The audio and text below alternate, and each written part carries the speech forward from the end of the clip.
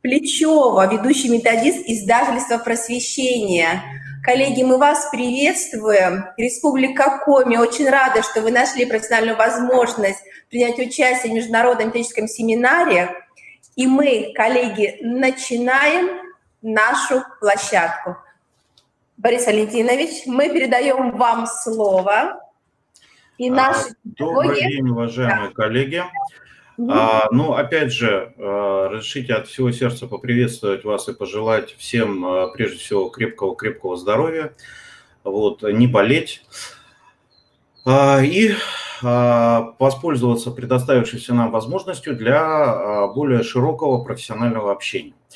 Что же касается темы сегодняшнего разговора, то, говоря о международных сравнительных исследованиях, наиболее часто сейчас из которых упоминаемое это международное исследование качества образования ПИЗа, надо сказать, что Россия, вообще говоря, идет в общем тренде подготовки ребят к тем навыкам и умениям, которые проверяются в том числе и в ходе этих исследований. А напомню, что там основной тренд сегодняшнего дня – это подготовка ребят не только к знанию каких-то теоретических вещей, но и к умению эти теоретические вещи применять и использовать на практике. Соответственно, если говорить об изменениях в контрольно-измерительных материалах государственной итоговой аттестации, то, наверное, конечно же, лучше об этом скажут специалисты Федерального института педагогических измерений. Но очень кратко можно сказать, что уже сейчас контрольно-измерительные материалы основного государственного экзамена, в принципе, практически проверяют почти те же самые умения и навыки, которые проверяются в ходе международных сравнительных исследований. Буквально в ближайшем будущем подобного рода изменения ждут и единый государственный экзамен.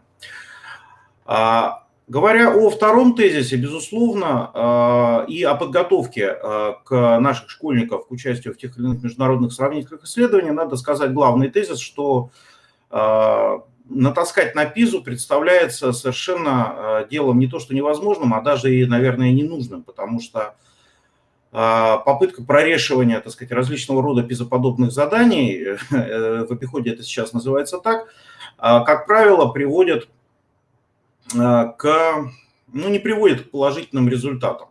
Говоря же о самих исследованиях международных, слайд, любезно предоставленный Сергеем Владимировичем Станченко, директором Федерального института оценки качества образования. И мы видим, что результаты ПИЗа 2018 Российской Федерации говорят о том, что наши дети очень разные. И школы показывают очень разные результаты. От 600 баллов, которые показывают средний результат, который показывают сильные школы, до примерно 350 и даже ниже, которые показывают не очень сильные школы. Со средним, и мы видим, что да, средняя, значит, здесь среднемировое 510, а среднероссийское мы видим, что от этого отстает. Но говоря об этом, здесь красненьким на этой картиночке подсвечены так называемые школы с углубленным изучением различных предметов, и которые носят титулы лицеев и гимназий. Но мы видим, что среди таких школ, красненьким подсвеченным, повторюсь, значительная часть этих школ находится, конечно же, в левой части этой картинки, но тем не менее есть школы, которые находятся справа и показывают не очень высокие результаты, и с точностью до наоборот. Мы видим, что есть обыкновенные школы линейные, которые показывают высокие результаты, и школы показывают, которые не очень высокие результаты. Вообще говоря, наиболее наглядно эту картинку иллюстрирует картинка исследования ПИЗа 2009 в Российской Федерации и сравнение с признанным лидером в этом исследовании Финляндии. Мы видим, что если по максимуму колоночка средняя, подсвеченная зеленым, Min Read – это читательская грамотность, Math, соответственно, математическая, и Science – это, естественно, научная. Мы видим, что если максимальные результаты наших школьников, нижние 3 строчки цифр, зачастую превышают признанных мировых лидеров, например, Финляндию, да, мы это видим, то по минимальным значениям Россия оказывается существенно ниже. И, наверное, один из основных трендов иллюстрированных на предыдущем слайде, это то, что надо прежде всего обращать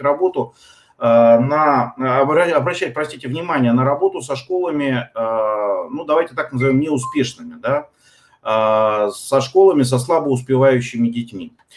Если говорить об итогах исследования этого года, то мы видим с вами, что вот по читательской грамотности последние две строчки, 15 год от 18 в Российской Федерации отличается тем, что значительно на 6% увеличилась доля детей, которые находятся на, ну, совсем на минимальном уровне, на первом уровне результатов читательской грамотности. При этом остальные результаты находятся примерно в той же паре, то есть, ну, естественно, если где-то что-то увеличилось, то уменьшилась доля детей, находящихся на самых высоких уровнях читательской грамотности. Ну и более, наверное, показательные картинки, здесь они, извините, перевернуты, ну как в аналитическом отчете, так здесь и находятся. Мы видим с вами, что верхние две строчки – это сравнение 2015 и 2018 года, я их даже стрелочками подсветил.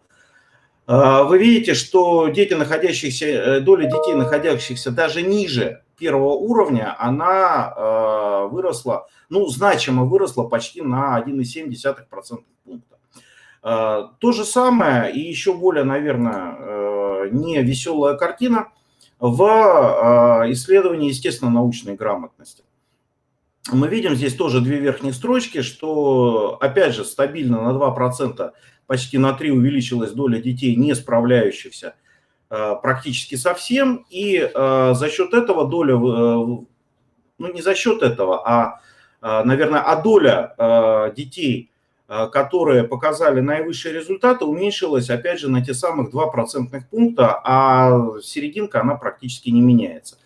Вот, поэтому, наверное, вот основной тренд ближайших 2 лет – это работа со школами, показывающими, ну, не очень, скажем так, высокие результаты. Вчера об этом коллеги Галина Владимировна говорила. Вот, наверное, вкратце, если говорить о результатах ПИЗа, все.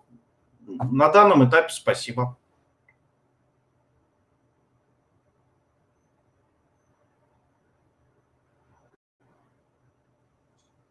Борис Валентинович, спасибо за введение нас в проблематику очень важных, наверное, не только проблем, а именно задач. То есть проблематика, она действительно для всех субъектов, скорее всего, единая. И наша республика включается в апробацию ПИЗы. В этом году мы понимаем, какие важные задачи стоят сегодня перед педагогами республики и перед управленцами.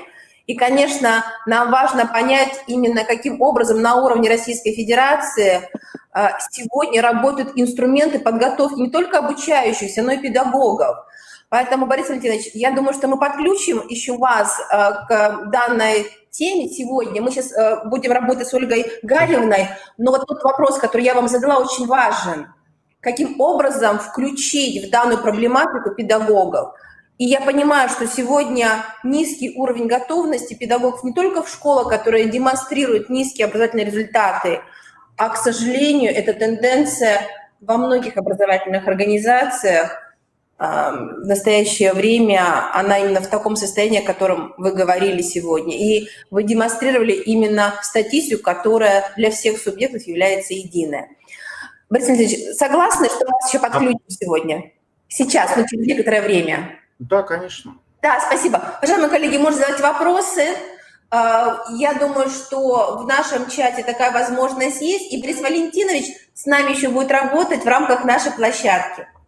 Да, конечно. Ольга Гарьевна, пожалуйста, подключайтесь. Мы знаем концепцию издательства «Просвещение». Действительно, и вы, как ведущий методист, известны на уровне нашей республики. И мы очень просим вас подключиться к нашей площадке. И сегодня в наш адрес, я думаю, какие-то практические решения будут озвучены. Пожалуйста, Ольга Гарьевна, вам слово.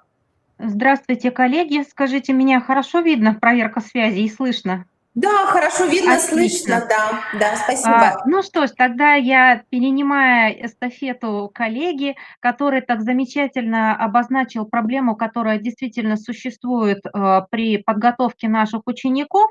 Ну, немножко, что называется, таких общих слов, да, про функциональную грамотность вообще, потому что вообще вот эти международные мониторинговые исследования, они ведь направлены действительно на определение, на каком уровне у наших учеников находится именно функциональная грамотность, то есть умение применять вот их знания э, для решения каких-то вопросов. И если уж говорить о том, что Российская Федерация участвует в международных исследованиях ПИЗа, и вот опять же Борис Валентинович затронул этот вопрос, у нас стала меняться внутренняя система оценки качества образования. Во-первых, вопросы, я не могу сказать, что они такого пизоподобного плана, но они практикоориентированные, стали появляться в итоговой аттестации. Это прежде всего касается экзаменов ОГЭ, ЕГЭ. Это всероссийские проверочные работы. Кроме того, вы знаете, что у нас есть национальное исследование качества образования, которое называется НИКО. Вообще, вот эта вот общероссийская оценка по модели ПИЗа, вы знаете, что она в Российской Федерации до 2024 года проводится практически во всех регионах. И насколько вот мне известно, в соответствии с этим планом, Республика Коми будет участвовать в этих исследованиях как раз в этом году. Но не знаю, насколько коронавирус внесет свои коррективы в этот график, но, по крайней мере, готовыми, конечно, быть необходимо. И хотя, я скажу откровенно, я полностью согласна с Борисом Валентиновичем в том, что натаскивать на исследование ПИЗа, так как это, например, приходится, ну, вынуждены иногда делать педагоги при подготовке к экзамену, в этом, конечно, смысла нет. Но понимать, каким образом построены эти задания, это уже большое дело. Потому что, коллеги, что греха таить, мы с вами прекрасно понимаем, как устроена детская психология. Они могут, в принципе, справляться с этим заданием, когда оно сформулировано по-другому. А сталкиваясь в условиях, когда проводится вот такое вот исследование, волнуюсь, конечно же, они могут показывать достаточно низкие результаты. Это помимо тех объективных проблем, которые существуют в системе, и, ну, с вашего позволения, я не буду их все-таки касаться. Значит, концептуальная рамка вот оценки функциональной грамотности в ПИЗа, да, то есть есть 3 модели, которые включены в блок заданий, и, соответственно, проверяются различные умения, да, работа с информацией, там, насколько дети умеют эту информацию переработать, сформулировать, объяснить и так далее и тому подобное. Значит, что делать простому педагогу? Потому что вроде бы мы все понимаем ориентиры, к которым мы должны с вами стремиться, но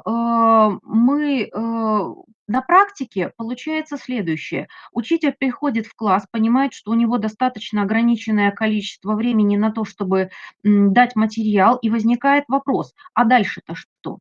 Если мы с вами посмотрим внимательно на федеральные стандарты, то мы увидим, что практически все вот эти вот параметры, которые у нас исследуются и проверяются в ходе международных мониторинговых исследованиях, они все прописаны во ВГОС, потому что по сути своей это те самые метапредметные и личностные образовательные результаты, про которые у нас написано столько красивых слов в федеральных государственных образовательных стандартах. И в этих условиях педагогу необходимо, ну, просто скорректировать, в общем-то, работу с ребятами на уроке, включить просто-напросто задание определенного плана. Ну, а мы, поскольку мы федеральное издательство, мы рады вам помочь. У нас есть отдельно сборники, которые, ну, помимо, скажем, нашей учебной литературы, да, у нас есть целые серии, которые, во-первых, в которых включены задания, в которых можно с их помощью можно проверить вот эти самые образовательные результаты. Прежде всего, это серия оценка образовательных достижений. Это не еще один контроль, это просто диагностика, скажем так. И задания вот из этих сборников вы можете использовать как, собственно говоря, с целью диагностики, например, 2 раза в год. можете использовать по четвертям, или же вы можете просто брать отсюда задания и использовать их в своей преподавательской практике. Для естественно-научной грамотности, для того, чтобы для формирования естественно-научной грамотности предлагается очень хорошая серия, которая называется вот «Функциональная грамотность. Тренажеры». Я очень рекомендую эти сборники коллегам, которые работают в области, как раз-таки учителя, в области естественно-научных дисциплин. Прежде всего, это физика, биология, химия, конечно же, география. В каждом из этих сборников, ну и математика, безусловно, в каждом из этих сборников есть задания, которые все они практически носят межпредметный характер, и что самое главное, в них очень четко прописана структура и критерии, по которым проводится оценивание. И, в общем-то, все, что нужно вам, это, во-первых, посмотреть эти сборники и выбрать, например, несколько заданий, которые вы можете дать детям, ну, в порядке, как это сейчас красиво принято говорить, формирования индивидуальной образовательной траектории, либо же просто разобрать в классе, как, например, итог вот по какой-либо изучаемой теме. И кроме того, уже понимая, по какому принципу здесь задания построены, вы можете, собственно, свои задания, которыми вы работаете, просто-напросто переформатировать. Финансовая грамотность, ну, про это сказано уже, собственно говоря, много, поэтому у нас есть отдельный курс, которые мы можем предложить для учеников 8-9 класса. Например, на внеурочной деятельности вы можете использовать эти пособия.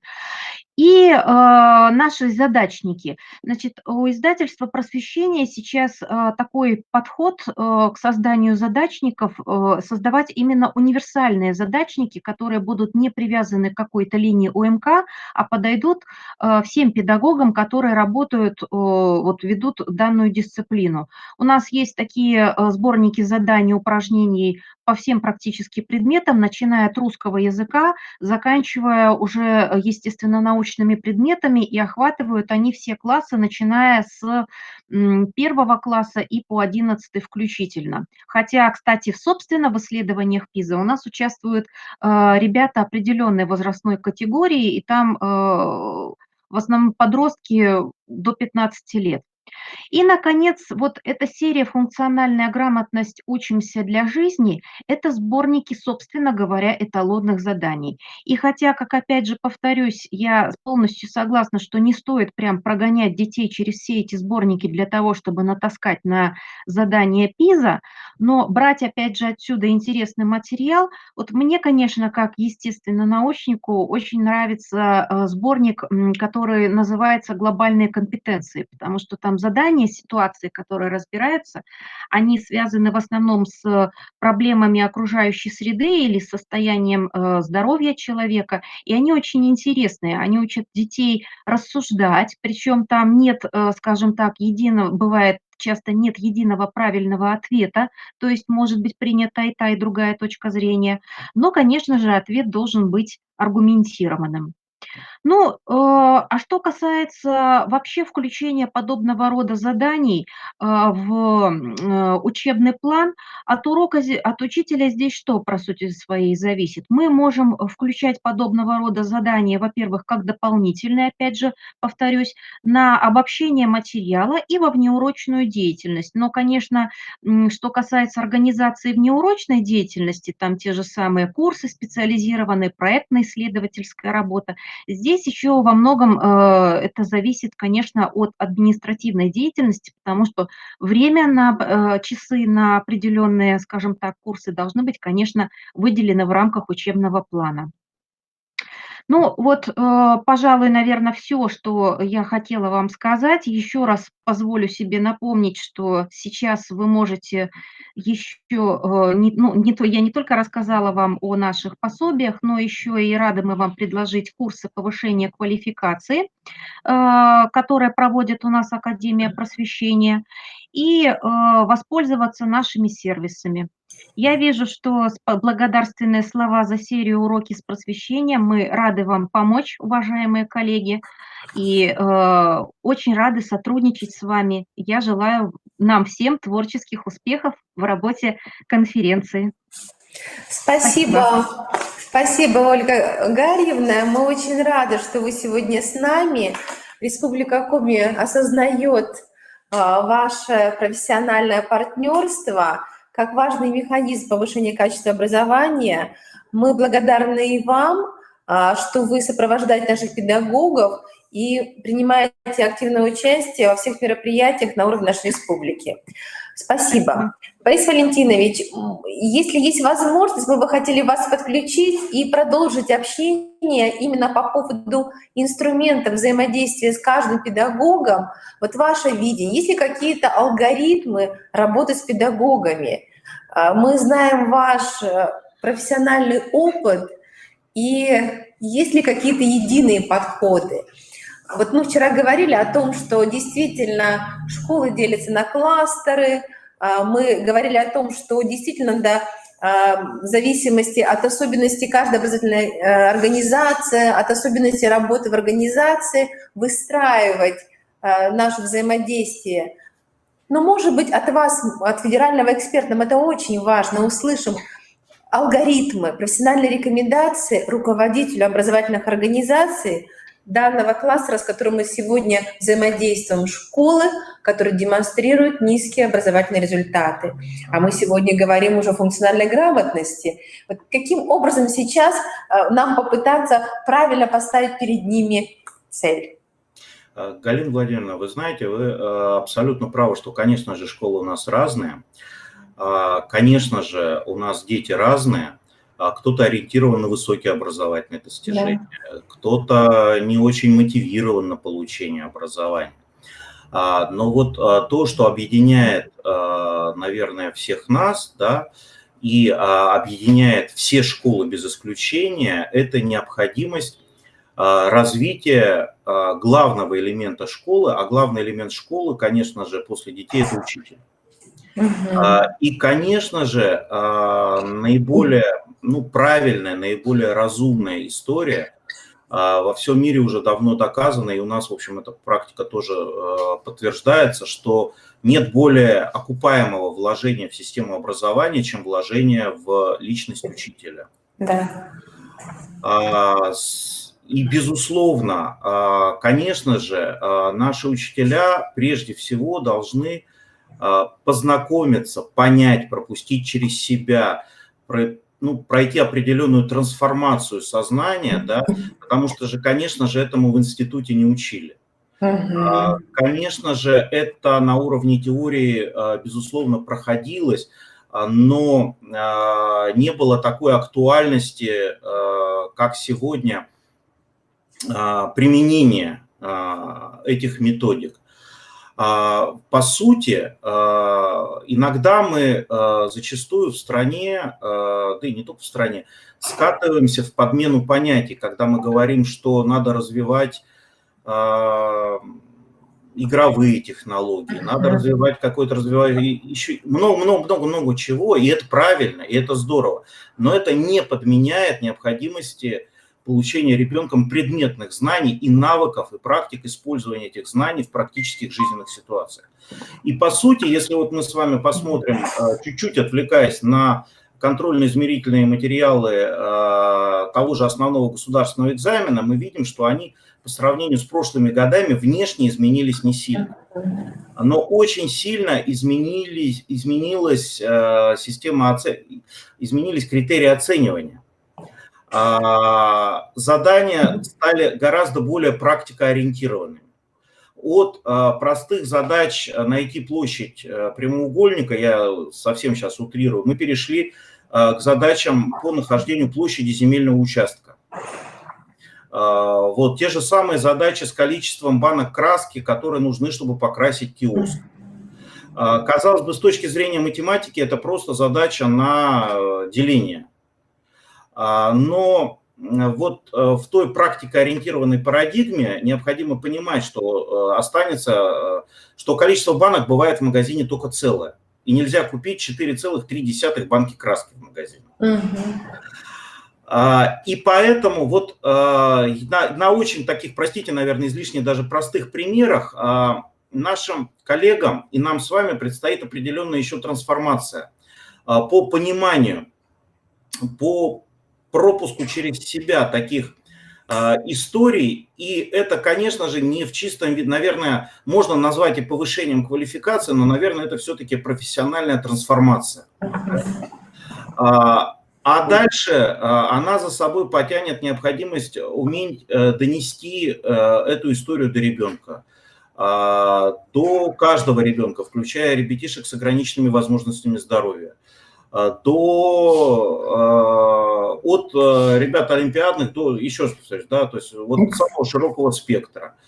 И много-много-много чего еще. Но то, что вот во всем в этом главнейшим элементом является профессионализм учителя и понимание учителем того, что практикоориентированность не подменяет собой знание предмета, да, и умение этого, и, наверное, вот главное качество исследования, того, что проверяет ПИЗа, это умение применять предметные знания, полученные в рамках одной предметной области, в других предметных областях. То есть умение, а мы, собственно, с вами этим и занимались, мы решали задачи на проценты по химии в школе, когда учились. Мы решали математические задачи на биологии в разделе генетика и много-много чего еще делали. Вот по сути это и есть ПИЗа. Умение принимать знания, полученные в одной предметной области, в другой предметной области. А называть это можно по-разному. Извините, наверное, выскочил из регламента, но вот вкратце так. Нет, спасибо, Борис Валентинович. Это очень важно, что мы действительно говорим сегодня о трансформации педагогической личности. И та модель, которую мы сегодня пытаемся донести до наших педагогов, это модель формального, неформального и информального образования. Да. Поэтому, конечно, мы осознаем, что через курс повышения квалификации 24 часа, даже в 72 часа мы не сможем выстроить систему сегодня качественной подготовки педагога, чтобы он дошел именно до применения всех инструментов. Все, коллеги, зависит именно от личности педагога, а от его готовности постоянно быть на пути совершенствования. Это действительно путь непрерывного профессионального образования, и мы сегодня живем в этом пространстве трансформации педагога, управленцев, всех нас, уважаемые коллеги, потому что это требует времени. Мы меняемся, меняются обстоятельства, условия, и мы должны быть к этому готовы. Борис Алексеевич, очень приятно, что Спасибо. Мы сегодня были с вами. Мы благодарны за возможность общения с вами, и, конечно, будем рады нашей очной встрече. Спасибо, Борис Валентинович. Спасибо. Уважаемые коллеги, мы продолжаем рассматривать информацию о трендах оценки качества образования и хотим представить вам кейс о трендах оценки качества образования в контексте республиканских инициатив. Уважаемые коллеги, я передаю слово Наталье Николаевне Исаевой, руководителю Центра общего образования, воспитания, социализации личности Коми Республиканского института развития образования. Наталья Николаевна, вам слово. Добрый день, коллеги. Очень приятно работать в таком профессиональном сообществе и федеральных экспертов, и я вижу представлено достаточно большое количество коллег с республики, и я позволю себе очень, наверное, кратко в режиме регламента остановиться на основных тенденциях развития системы оценки качества в целом Российской Федерации, конечно же, Республики Коми, и что делает Институт развития образования в рамках развития системы оценки качества. Коллеги, основное, вы все это прекрасно знаете, что ведущими принципами функционирования и развития системы оценки качества является в первую очередь, конечно же, принцип открытости, то, о чем вчера говорил и Борис Валентинович в своем выступлении, сегодня об этом же, в принципе, говорилось. Кроме того, мы прекрасно понимаем, что основополагающими принципами являются также принципы объективности, доступности информации, инструментальности и технологически используемых показателей. Кроме того, обязательно должна быть согласованность внешних инструментов и внутренней системы оценки качества образования, потому что те мониторинговые исследования, которые проходят и на уровне республики, и всероссийские исследования, показывают, что, к сожалению, на сегодняшний момент у нас вот эти показатели еще несколько западают. Поэтому мы позволю себе остановиться на, как я уже сказала, трендах оценки качества образования, которые на сегодняшний момент сложились, даже, наверное, не тренды, а тенденции, которые сложились на уровне Российской Федерации, и их можно выделить в 8 основных вот таких вот групп. Первая группа – это группа объективности. В данном случае мы говорим с вами про объективность как оценки образовательных результатов внутри образовательной организации, так и об объективности проведения оценочных процедур и олимпиадных движений школьников. Второе направление – это качество. И понятное дело, что в качество здесь включает целый блок проблематик. Это и качество массового образования и в разрезе учебных предметов, и в разрезе оценочных процедур, и качество общего образования на основе практики международных исследований качества подготовки обучающихся в образовательных организациях по модели ПИЗа, о чем сегодня уже говорилось неоднократно, не буду останавливаться. И это качество региональных управленческих механизмов, то, о чем вчера говорила Галина Владимировна. Третье направление – это достижения. И достижения мы, опять-таки же, разделим на 2 основных блока. Это достижение обязательного минимума базовой подготовки, опять-таки же, в разрезе учебных предметов и в разрезе оценочных процедур. Мы видим, что набирает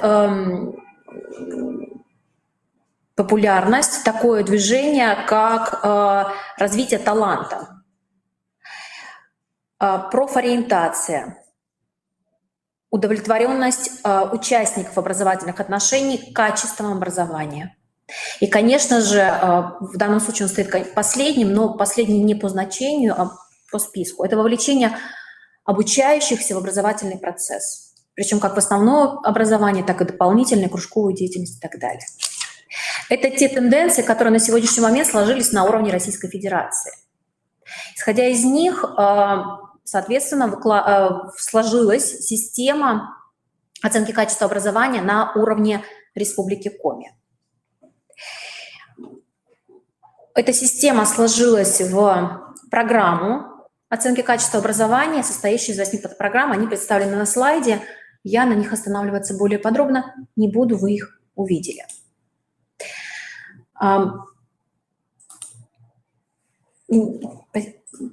Все правильно. Собственно говоря, да, следующий слайд. Еще в декабре 2019 года тогда министр образования Ольга Юрьевна обратила внимание, и это стало, собственно, лейтмотивом 4-й Всероссийской конференции региональных учебно-методических объединений по общему образованию, как раз-таки качество образования. И Ольга Юрьевна, ее команда выстраивали четкую линию.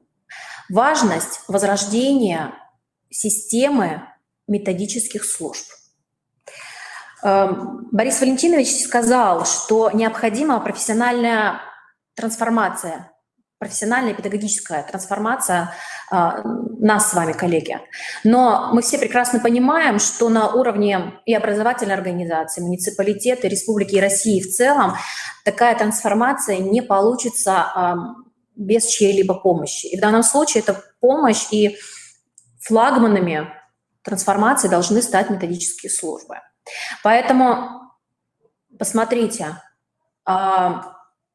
важность возрождения вот этой линии российская методическая служба, региональная, муниципальная и школьная методическая служба. Вот та вертикаль, которая должна выстроиться в результате нашей с вами совместной работы. И фактически на слайде мы уже говорили об этом, и вчера Галина Владимировна коснулась этой проблемы, тот функционал, который возлагается на учебно-методические объединения.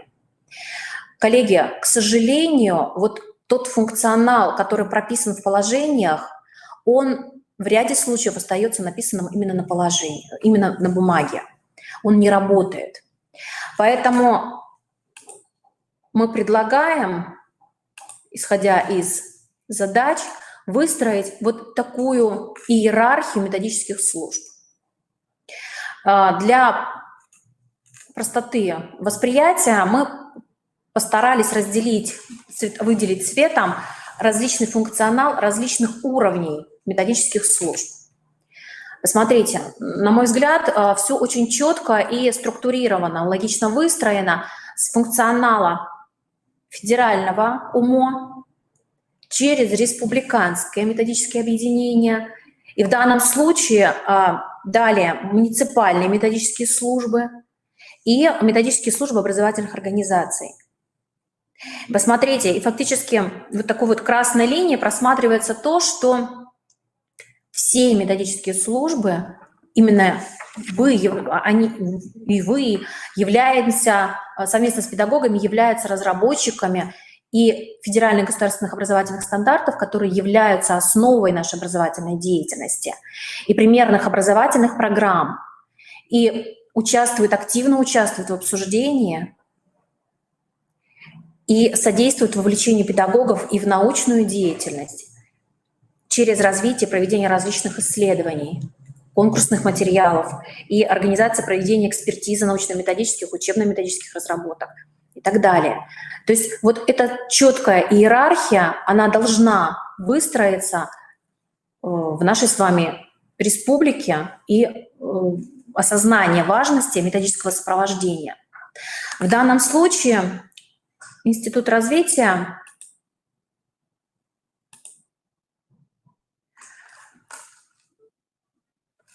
вот таким образом представляет уровни управления качеством образования. Они абсолютно коррелируются с той системой, которую мы представляли, методического сопровождения. И самое важное в этой системе – это позитивное отношение субъектов, всех субъектов оценочных процедур к этой процедуре.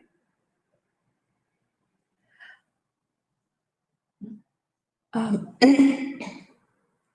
этой связи, коллеги, наша с вами педагогическая трансформация, профессиональная трансформация, я напомню то, с чего я начинала, возможно тогда и только тогда, когда мы с вами, во-первых, поймем важность и значимость и всех оценочных процедур, и цели этих оценочных процедур, и будем готовы к методическому и методологическому взаимодействию друг с другом, то, чем мы занимаемся в рамках этого семинара.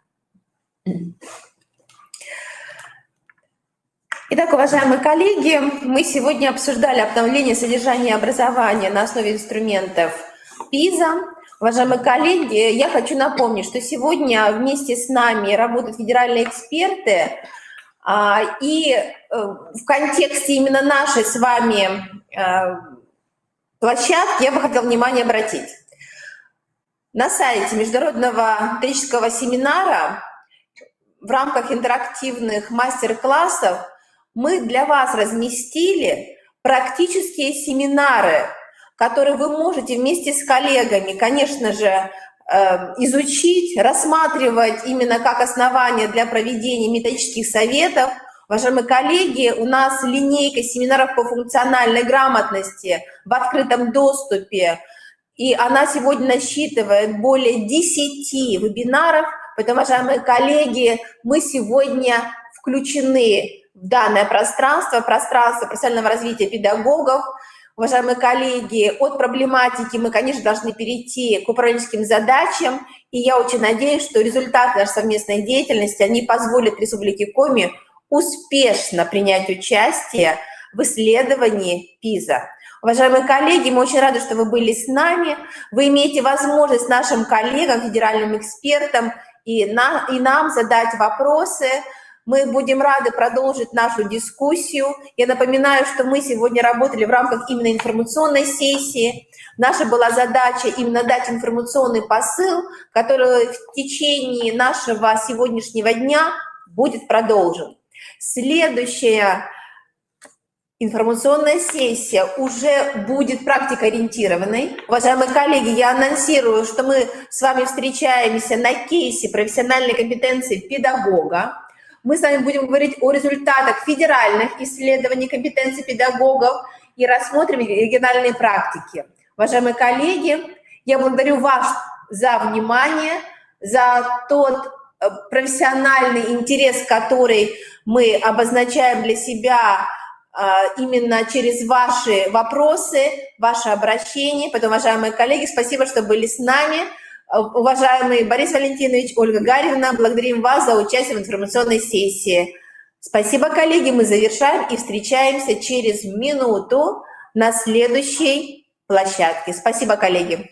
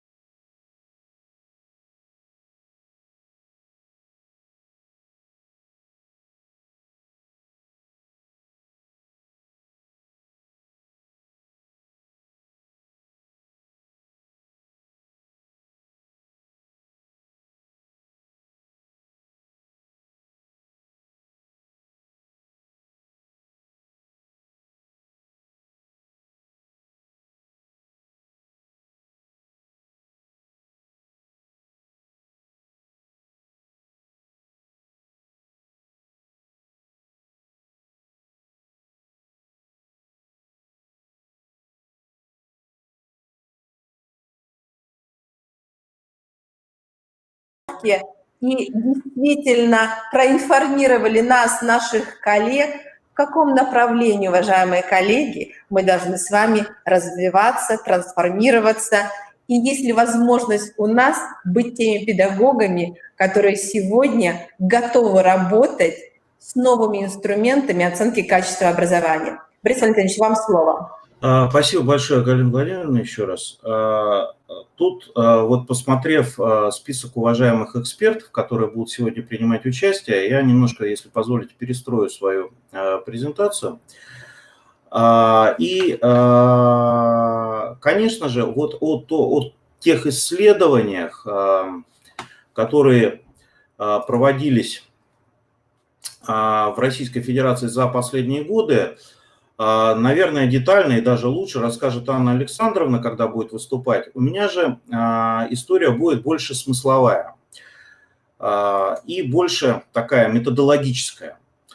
Если мы хотим что бы то ни было оценивать, то нам нужен совершенно конкретный, совершенно понятный механизм оценки. Вот могу только подписаться под словами Виктора Александровича Болотова, которые были им сказаны уже почти 10 лет назад, и, в общем-то, наверное, он и сам не претендует на новизну этих слов, но зачастую мы, когда начинаем что-то измерять, мы забываем о том, что для того, чтобы что-то померить, нужно это делать какой-то правильный, качественный и дающий правильный результат линейкой. Безусловно, для того, чтобы что-то получить качественное из того источника, который мы с вами являемся, то бишь из человека, а знания и навыки человека – это, напомню, латентная информация, то есть нельзя померить уровень моих знаний непосредственно, то есть нет, вернее, можно, но, наверное, одноразово. То есть если мне отпилить голову и туда подключить какие-то электроды, то однократно снять, сколько у меня там нервных клеток, можно, но при этом, наверное, больше я существовать перестану. Вот, поэтому мы меряем только оценку. Понятно, что эта оценка имеет какую-то ошибку. И эта ошибка зачастую случайная, определяется нашим психоэмоциональным состоянием, какими-то, ну, скажем, факторами здоровья. И, безусловно, вот понимая, что все равно будет какая-то ошибка, мы от нее избавиться совсем никогда не сможем, мы можем только ее минимизировать. А минимизировать ее мы можем только путем применения качественных измерительных материалов. Ну вот, возвращаясь, если мы говорим про итоговую государственную аттестацию, дай бог ей здоровья, то обратите, пожалуйста, внимание, что замечание к качеству контрольно-измерительных материалов, которые делает Федеральный институт педагогических измерений, на протяжении уже последних, наверное, 10 лет практически не встречается. А мы, если заглянем в аналы нашей с вами памяти, то вспомним вопросы по литературе про породу собачки Чичикова, вот, или про возраст Муму, и что-то там еще. В общем, какие-то ляпы, они на первых порах формирования измерительных материалов, естественно, были.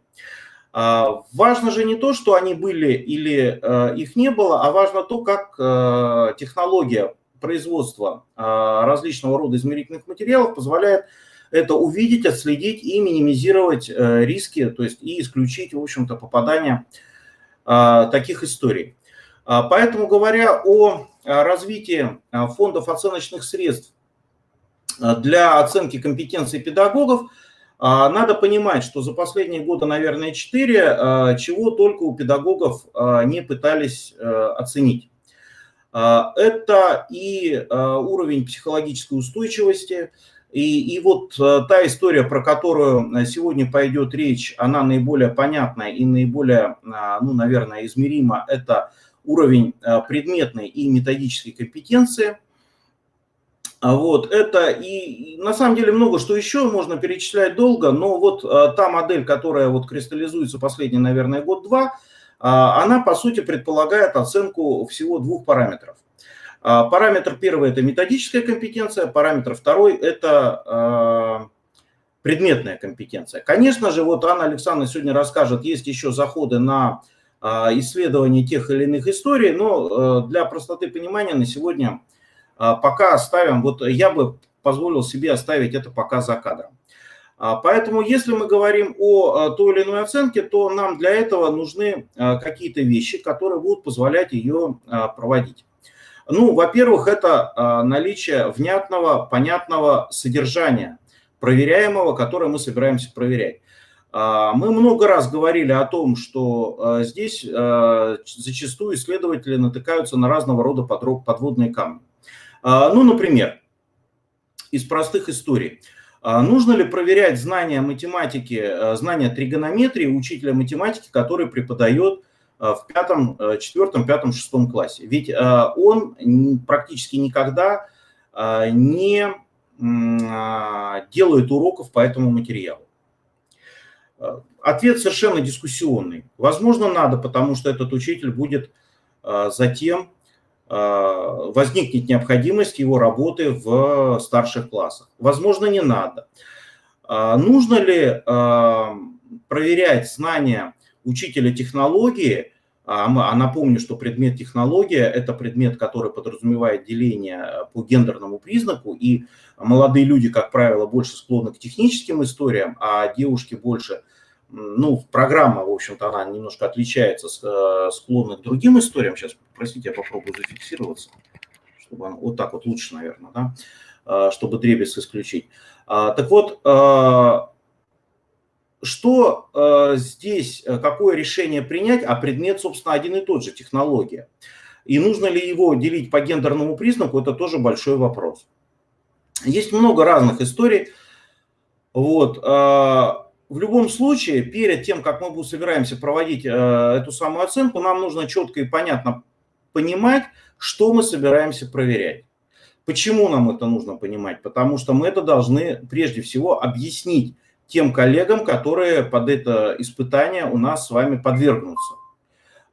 И право любого нормального человека получить в руки внятный и понятный материал. И если у него возникнут вопросы по тем или иным заданиям, чтобы ему на них ответили, а почему именно так, почему вы спрашиваете у меня вот это, почему вы не спрашиваете вот это.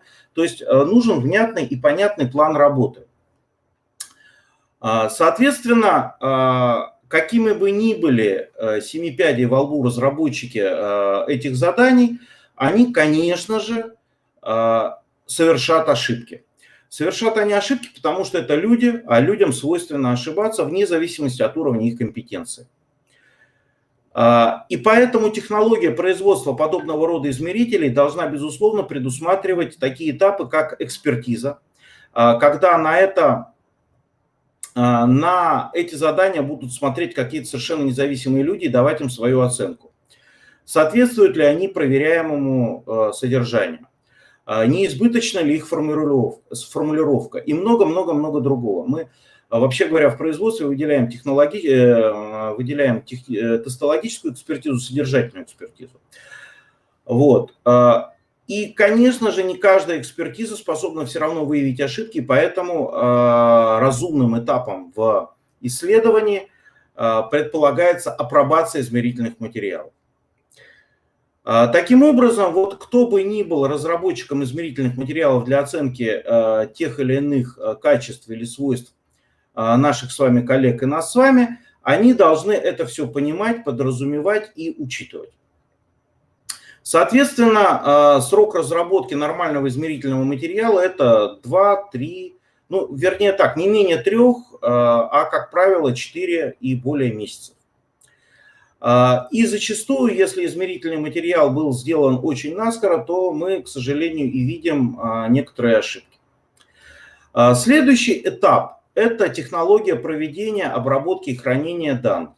Конечно же, разумно и нормально, чтобы результаты выдавались, во-первых, тем категориям, для которых они предназначены, во-вторых, в том виде, который позволяет на их основе принимать те или иные управленческие или иные какие-то решения, ну и в-третьих, в те сроки, когда это разумно. Приведу очень простой пример. Вот на заре моей туманной юности году в 2006 мы столкнулись с необходимостью модернизации системы мониторинга, подчеркиваю слово мониторинга, образовательных достижений школьников в Томской области. Мониторинг проводился в феврале, результаты выдавались в июне. И, честно говоря, не очень было понятно, что с этими результатами делать, потому что дети уже закончили учебный год. Заниматься с этими детьми, которые показали эти результаты в феврале, спустя полгода, в общем-то, уже не имеет никакого, наверное, смысла.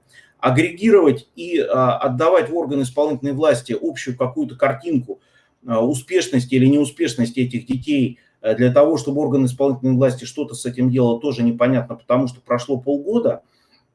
Вот, поэтому, когда результаты международных сравнительных исследований обрабатываются примерно год, и после этого выдаются рекомендации стране, эта ситуация понятна. Но ситуация, когда мы с вами делаем что-то для детей ли, для педагогов ли, понятно, что результаты должны выдаваться достаточно оперативно. И, соответственно, особенно если речь идет о детях, то есть, в том плане, что результаты могут использоваться для коррекции затруднений, о чем мы говорили с вами вчера буквально. Еще раз повторюсь, результаты ПИЗа не предполагают обратной связи к тем же детям, которые это исследование проходили. Такого рода, то есть то, что предполагает возвращение к этим результатам, это либо региональные диагностические работы, либо мониторинговые исследования уровня обученности. В крайнем случае, там уже в ряде случаев результаты государственной итоговой аттестации школьников 9 класса. Вот. Или нормальная ситуация, результаты всероссийских проверочных работ. Но вот если говорить о результатах компетенций, исследования компетенций педагогических работников, то если цель выявления профессионального дефицита, то человек должен узнать о том, что этот профессиональный дефицит у него выявлен, как можно быстрее, чтобы его компенсировать. И выдача результатов через значительные промежутки времени представляется, не очень хорошей практикой. И, конечно же, нужны механизмы обеспечения достоверности получаемых результатов, потому что любой нормальный человек скажет: ребят, как вы это получили?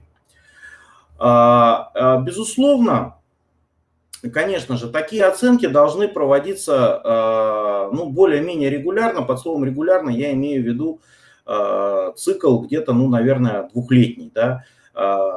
Ставя себя на место педагога, я добровольно прошел тестирование на предмет выявления, какие у меня есть затруднения. Мне рассказали, что со мной происходит и какие проблемные зоны у меня есть.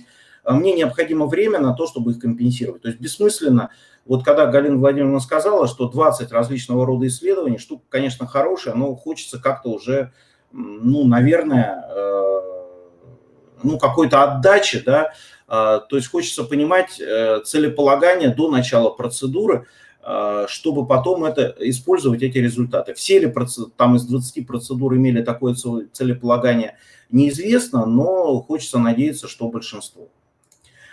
Соответственно, если мы что-то оцениваем, то мы должны задаться целеполаганием.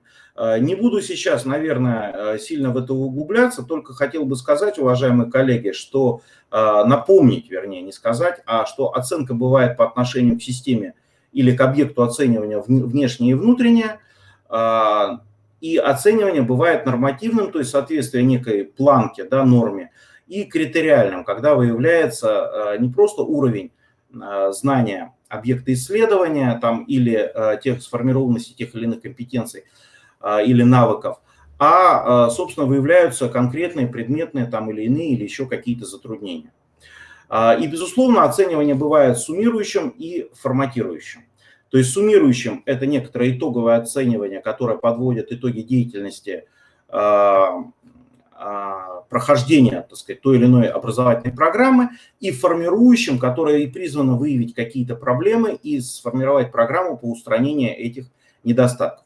Поэтому, уважаемые коллеги, очень часто мы пытаемся подменить в текущей действительности попытки оценки компетенций задачами проведения той или иной аттестации, в том числе аттестации на квалификационную категорию. Давайте, пожалуйста, четко для себя разделять эти понятия. Если мы говорим о оценке компетенций с целью выявления дефицитов и последующей их компенсации, то такое оценивание, вот исходя из содержания данного слайда, может быть только формирующим, уважаемые коллеги. Оно не может быть суммирующим. А если по результатам этого оценивания производятся какие-то управленческие действия, то такое оценивание называется суммирующим. Соответственно, может ли такого рода оценка, которая призвана выявить мои профессиональные дефициты, служить поводом для оценки моей квалификации? Ответ однозначный – нет, не может. Вот совершенно точно нет, не может. Если мы говорим о оценке моей добровольной как объекта,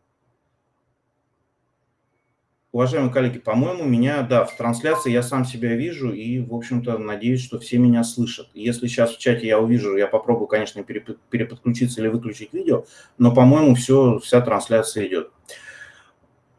Вот, спасибо огромное за обратную связь.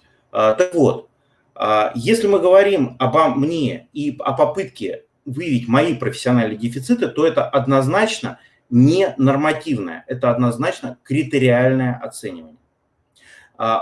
Может ли оно быть внешним? Наверное, может, потому что разработка измерительных материалов – дело сложное, неоднозначное, требующее высокой квалификации, и таких специалистов у нас не так много. Может ли муниципалитет это сделать? Наверное, нет, потому что там нет, при всем уважении к коллегам из муниципалитетов, там нет достаточного уровня квалификации специалистов. Не всегда они, вернее, есть. Мало муниципалитетов могут похвастаться тем, что они у них есть. А вот на уровне региона или страны, или такие специалисты, как правило, есть, и поэтому такая оценка, как правило, наверное, все-таки внешняя по отношению к объекту оценивания. Исходя из вышесказанного и определения качества образования, которое дано у нас в законе, значит, сейчас, извините, я пролистну вот этот слайд, да, мы понимаем, что, опять же, когда мы говорим о мониторинге с целью выявления предметных затруднений или методических затруднений педагогов с целью их дальнейшего устранения и формирования индивидуальной программы развития, то тогда мы можем это, конечно же, назвать мониторингом, но только в том случае, если это будет проводиться более-менее регулярно, еще раз повторюсь, с промежутком, ну, более-менее адекватным, не менее года, а желательно еще чуть побольше. И если это будет проводиться по сопоставимым измерительным материалам.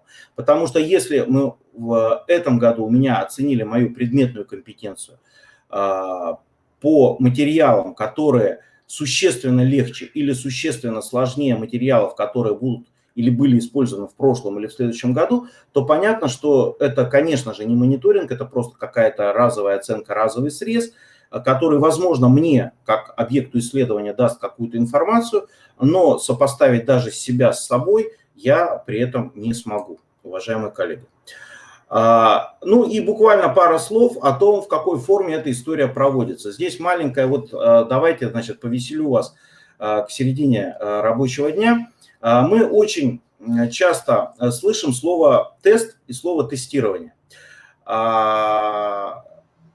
Коллеги, которые преподают английский язык, а может быть и не только они, если я их попрошу перевести с английского слова «тест», ответят мне наверняка с точностью до смысла следующим образом. Тест по-английски – это испытание, эксперимент или проверка. И заметьте, в этом определении, в этом термине нет ни слова, ни про проверка ли это с представлением мне ответов, либо с тем, что этот ответ я сформулирую как-то для себя сам. То есть, другими словами, с количеством ответов, без количества ответов. В этом определении это ничего не сказано. Если мы посмотрим на классическое определение из словаря педагогических измерений, то мы тоже не увидим там отсылок к этой истории. Поэтому слова некоторых руководителей, при всем нашем к ним безусловном уважении, о том, что мы исключили из ЕГЭ задания тестовой формы,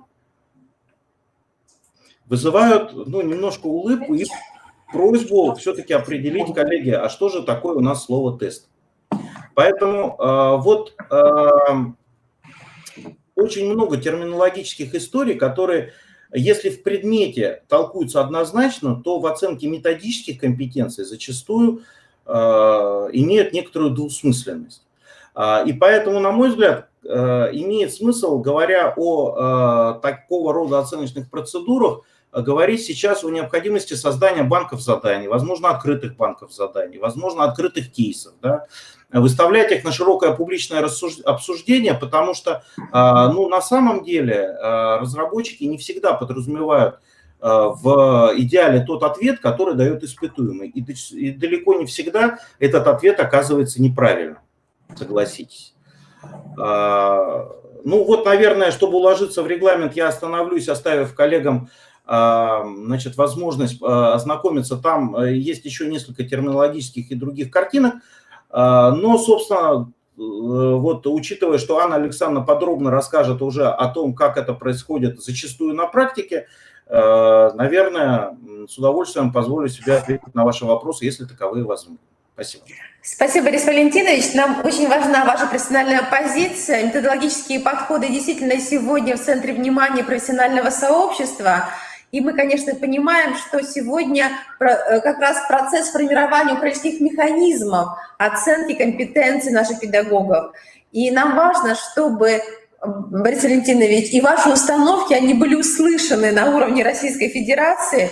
Мы их принимаем тоже как данность. Полностью с вами согласны, Борис Валентинович. Наши педагоги рады, что вы сегодня были с нами, обсуждали столь важную, злободневную тему формирования профессиональных компетенций педагогов.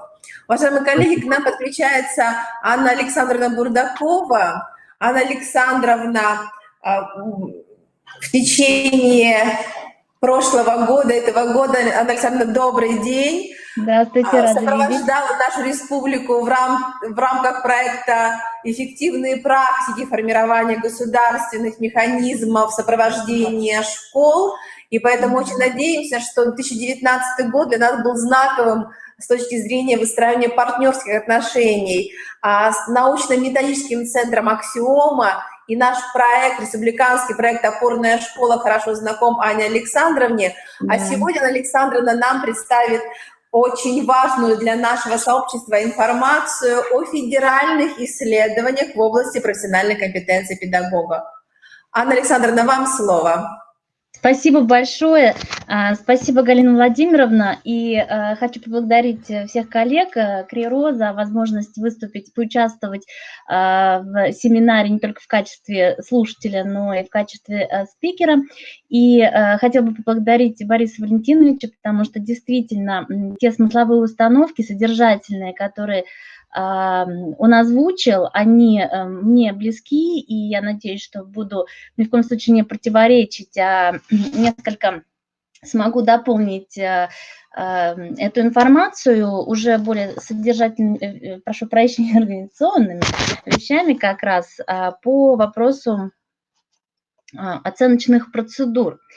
В своем выступлении на тему исследования компетенций работников образовательных организаций как часть системы оценки качества образования, мне бы хотелось рассмотреть как раз роль оценочных процедур и исследований, направленных на выявление уровня профессиональных компетенций работников образования и перспективы использования данных исследований, их результатов в системе ОКО.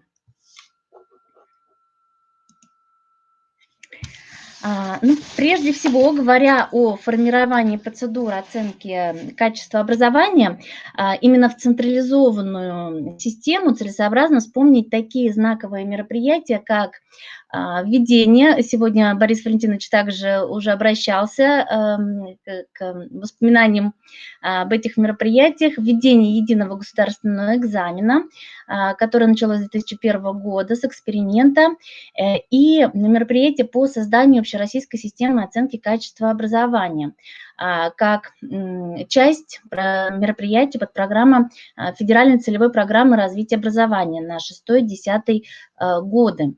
Именно на этом этапе были разработаны стандартизированные инструментарии, процедуры оценки, представительные выборки, конечно, были собраны, и применялось использование современных математических методов обработки данных и анализа результатов. Также данные мероприятия были вскоре дополнены экспериментом по введению уже государственной итоговой аттестации в 9 классах, ГИА-9. Пока с 2003 года это было 4 предмета. На этом этапе были заложены, собственно, тоже основы для построения общероссийской системы ОКО и определены основные направления. Вот здесь, уважаемые коллеги, мне бы хотелось обратить внимание, что четко была определена роль мониторинговых исследований, диагностических исследований, именно как инструмента системы оценки качества образования. Сегодня также обращусь, Борис Валентинович, к вашему выступлению. Опять действительно полностью разделяю эту позицию. Здесь нужно понимать разницу между видами оценки и, собственно, целями исследования и целями оценки. Чуть позже я еще вернусь к этому вопросу. Но в любом случае исследования ложатся в основу как инструментарий, как структура, как один из важнейших компонентов в систему оценки качества образования, будь то внутришкольная система или внешняя.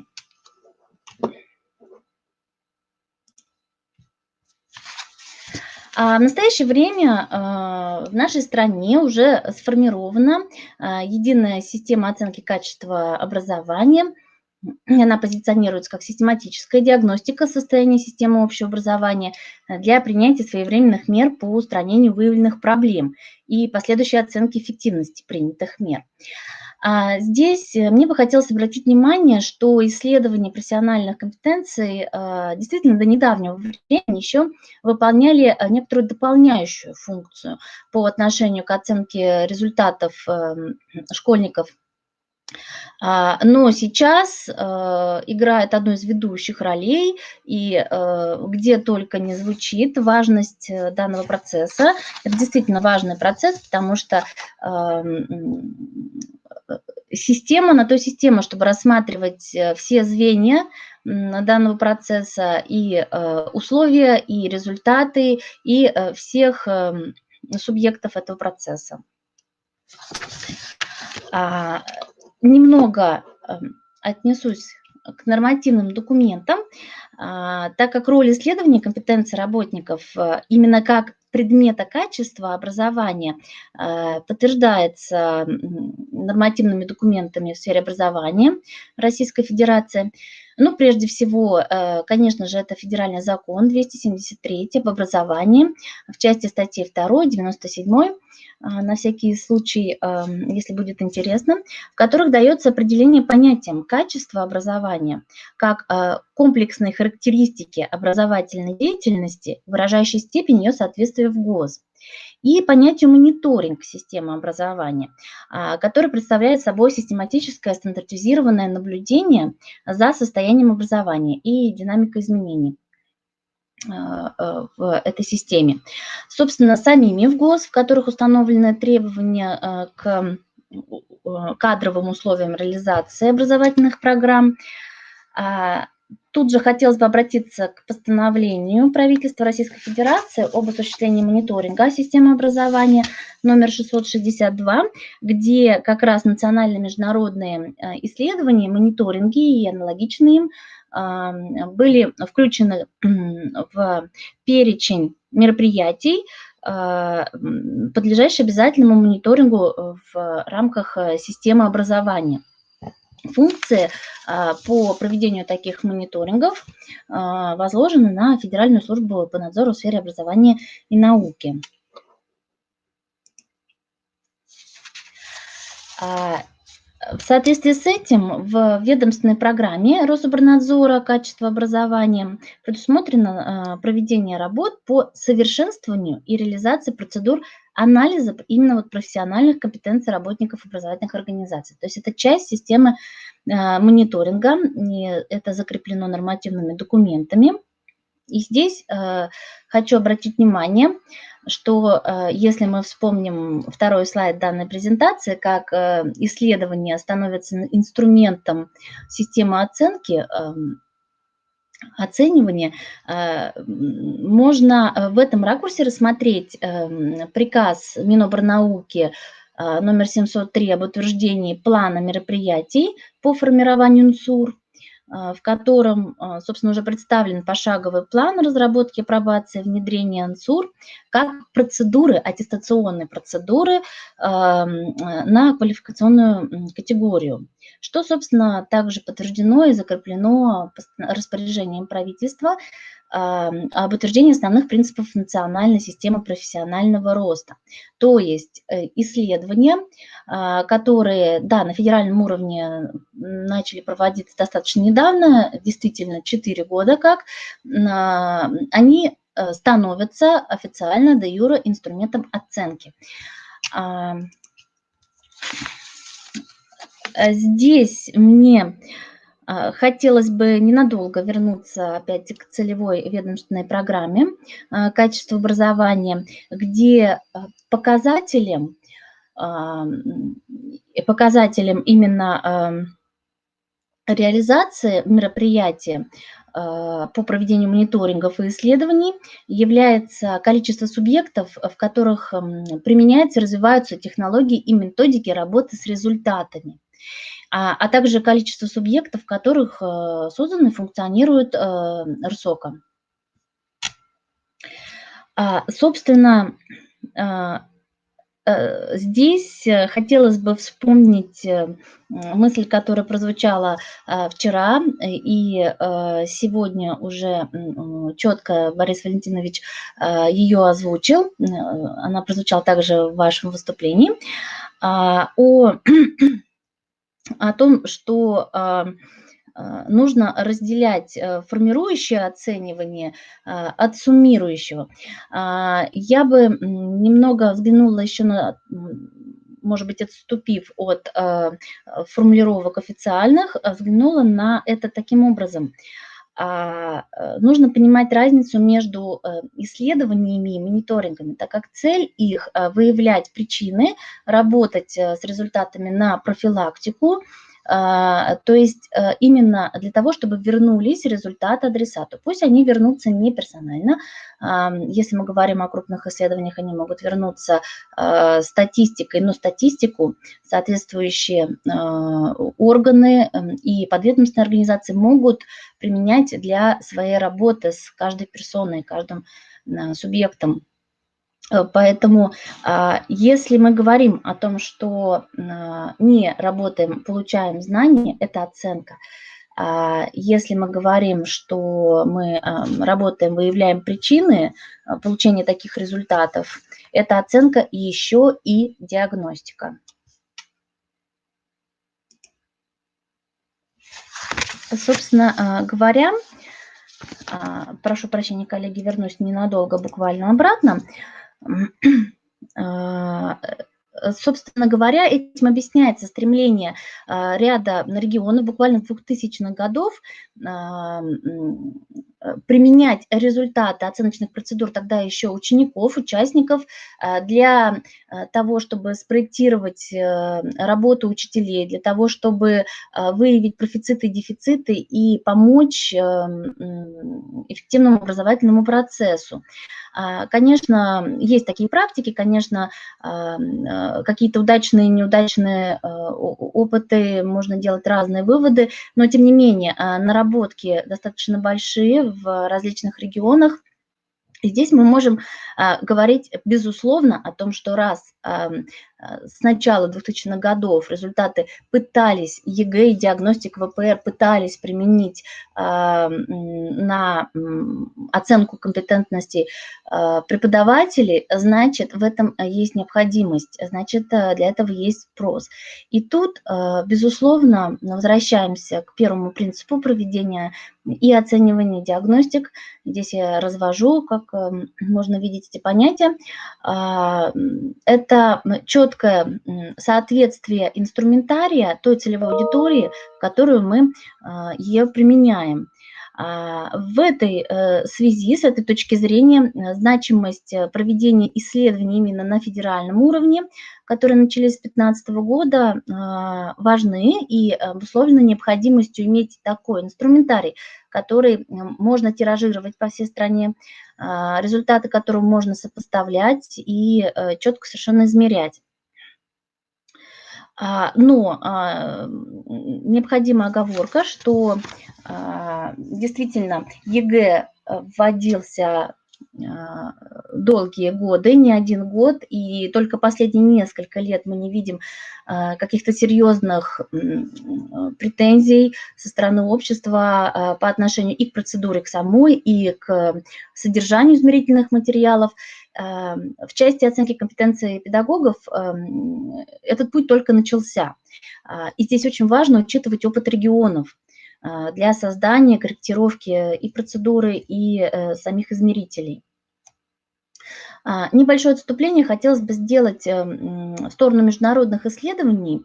Да, действительно, достаточно незначительная выборка пока российских педагогов и директоров школ в международных исследованиях, но важность ее сложно переоценить, так как 2008 года она проводилась, и здесь рассматривались не только и не столько компетенции профессиональные, сколько условия труда педагогов. На это обращали внимание.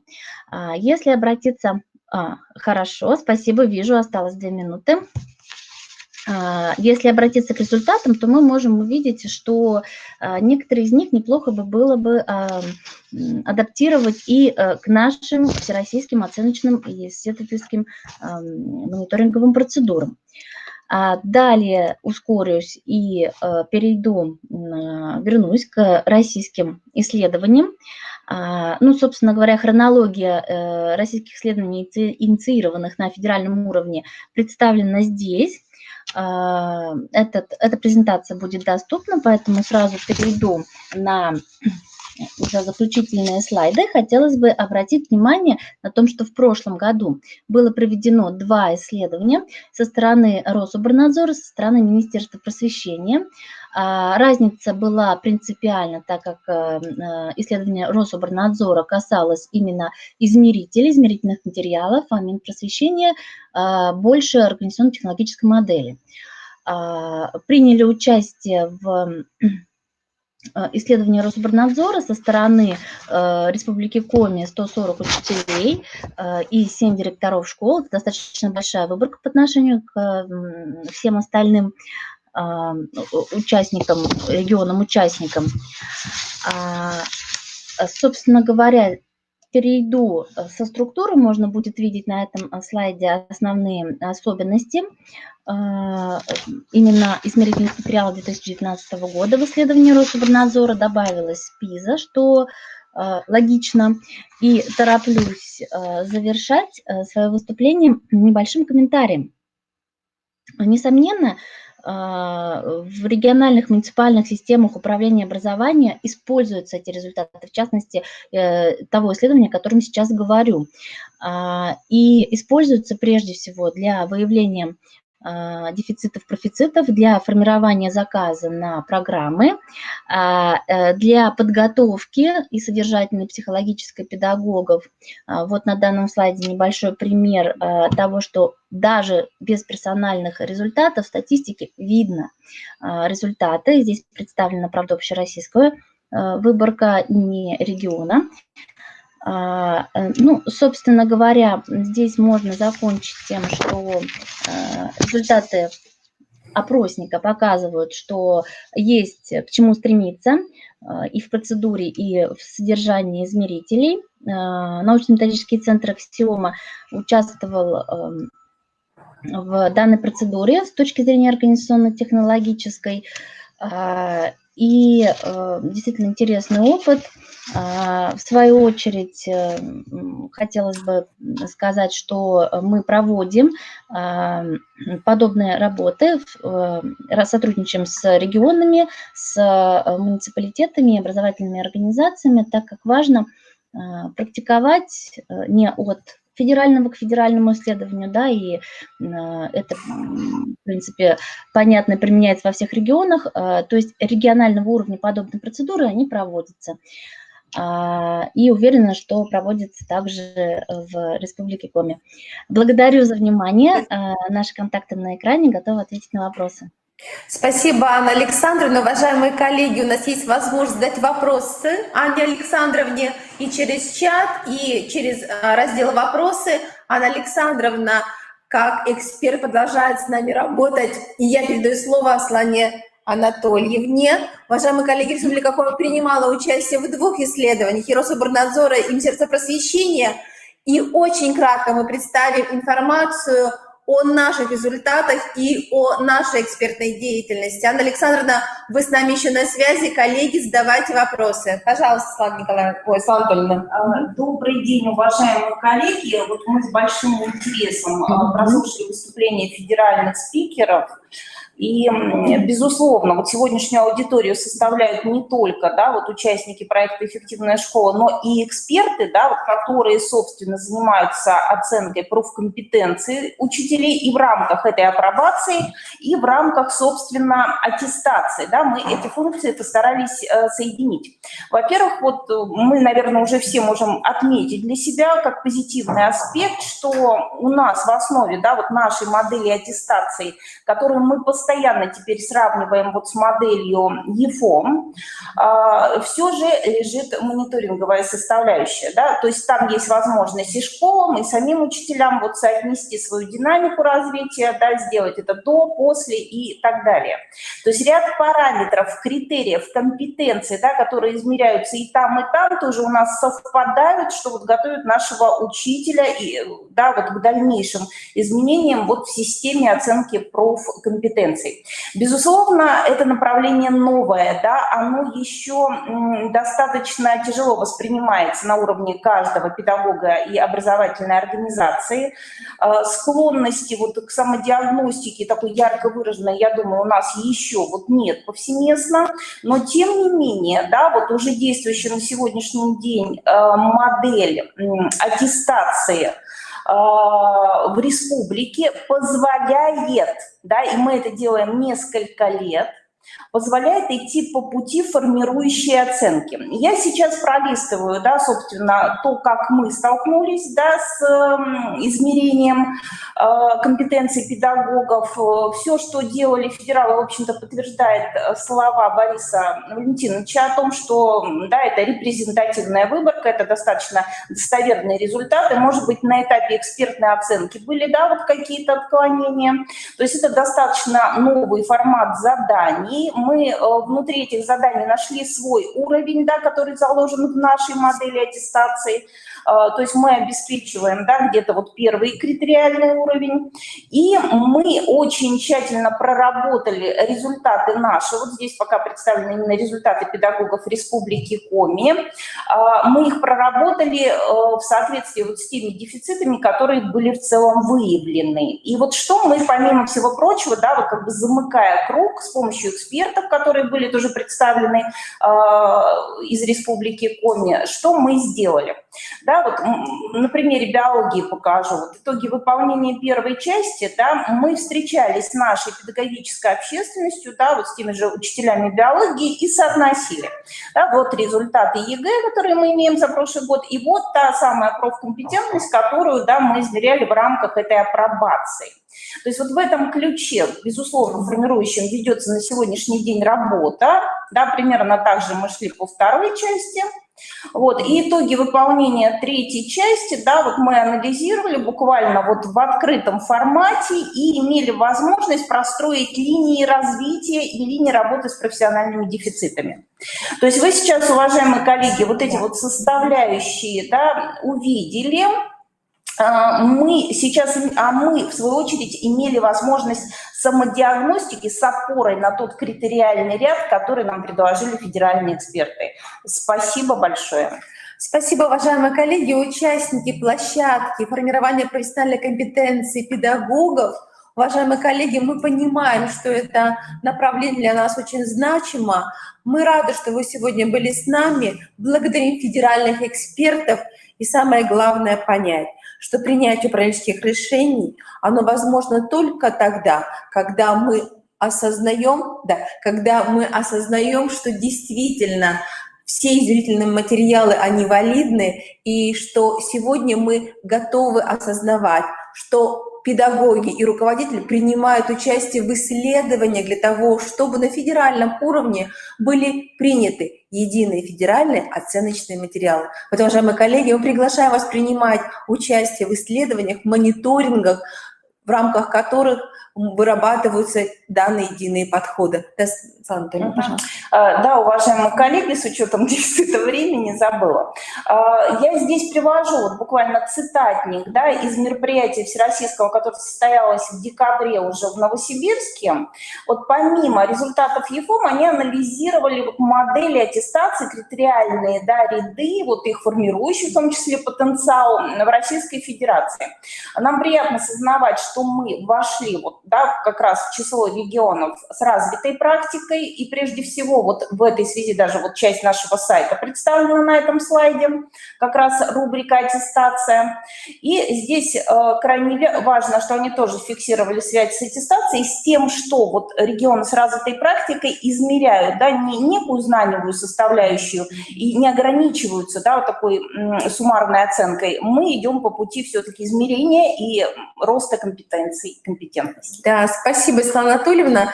Действительно, команда в республике сформирована, и нам очень важно проанонсировать, что наша республика будет принимать участие в исследовании профессиональных компетенций педагогов совместно с Федеральным институтом оценки качества образования. Наш институт будет являться оператором данного исследования. Уважаемые коллеги, мы будем в ваш адрес направлять информацию, и будем очень рады, что вы примете наше приглашение, и вместе мы будем выстраивать систему, которая будет сопровождать формирование, совершенствование профессиональных компетенций наших педагогов. Спасибо, уважаемые коллеги. До новых встреч.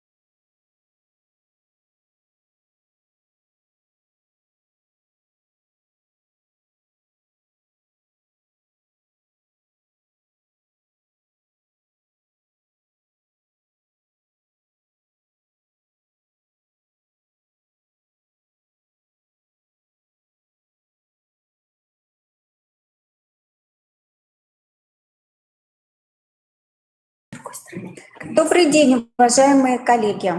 Мы начинаем наш кейс, посвященный внутренней системе оценки качества образования, технологиям ее разработки и реализации.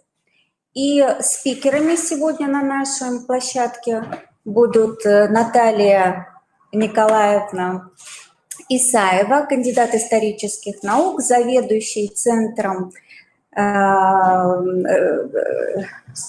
развития общего образования, социализации и воспитания личности, и Александр Викторович Аверин, заведующий Центром научно-методического сопровождения программ и проектов в области образования. Наталья Николаевна, вам слово. Добрый день, коллеги. Мы продолжаем с вами работать. Сегодня мы с Александром Викторовичем будем освещать кейс «Внутренняя система оценки качества образования». Мы попробуем вам предоставить какие-то уже практические рекомендации по конкретным документам. Итак, коллеги, ну, как и любое дело, внутренняя система оценки качества, конечно же, начинается с нормативно-правовой базы, и, собственно, она за последнее время у нас незначительно изменилась. Конечно же, мы говорим о системе оценки качества, начиная с Федерального закона об образовании в Российской Федерации 2012 года. Наш с вами знаменитый закон 273 ФЗ. Кроме того, в основу системы оценки качества положены требования федеральных государственных образовательных стандартов всех уровней образования. Ну и, конечно же, это региональный нормативно-правовой акт. Это приказ Министерства образования, науки и молодежной политики Республики Коми.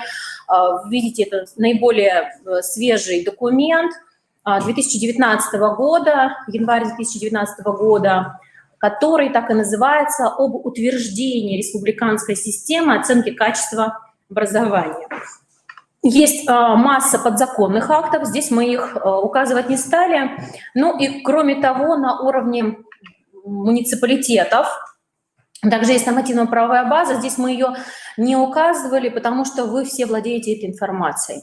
В целом мы говорим о том, что система оценки качества – это термин, который плотно вошел в нашу жизнь фактически с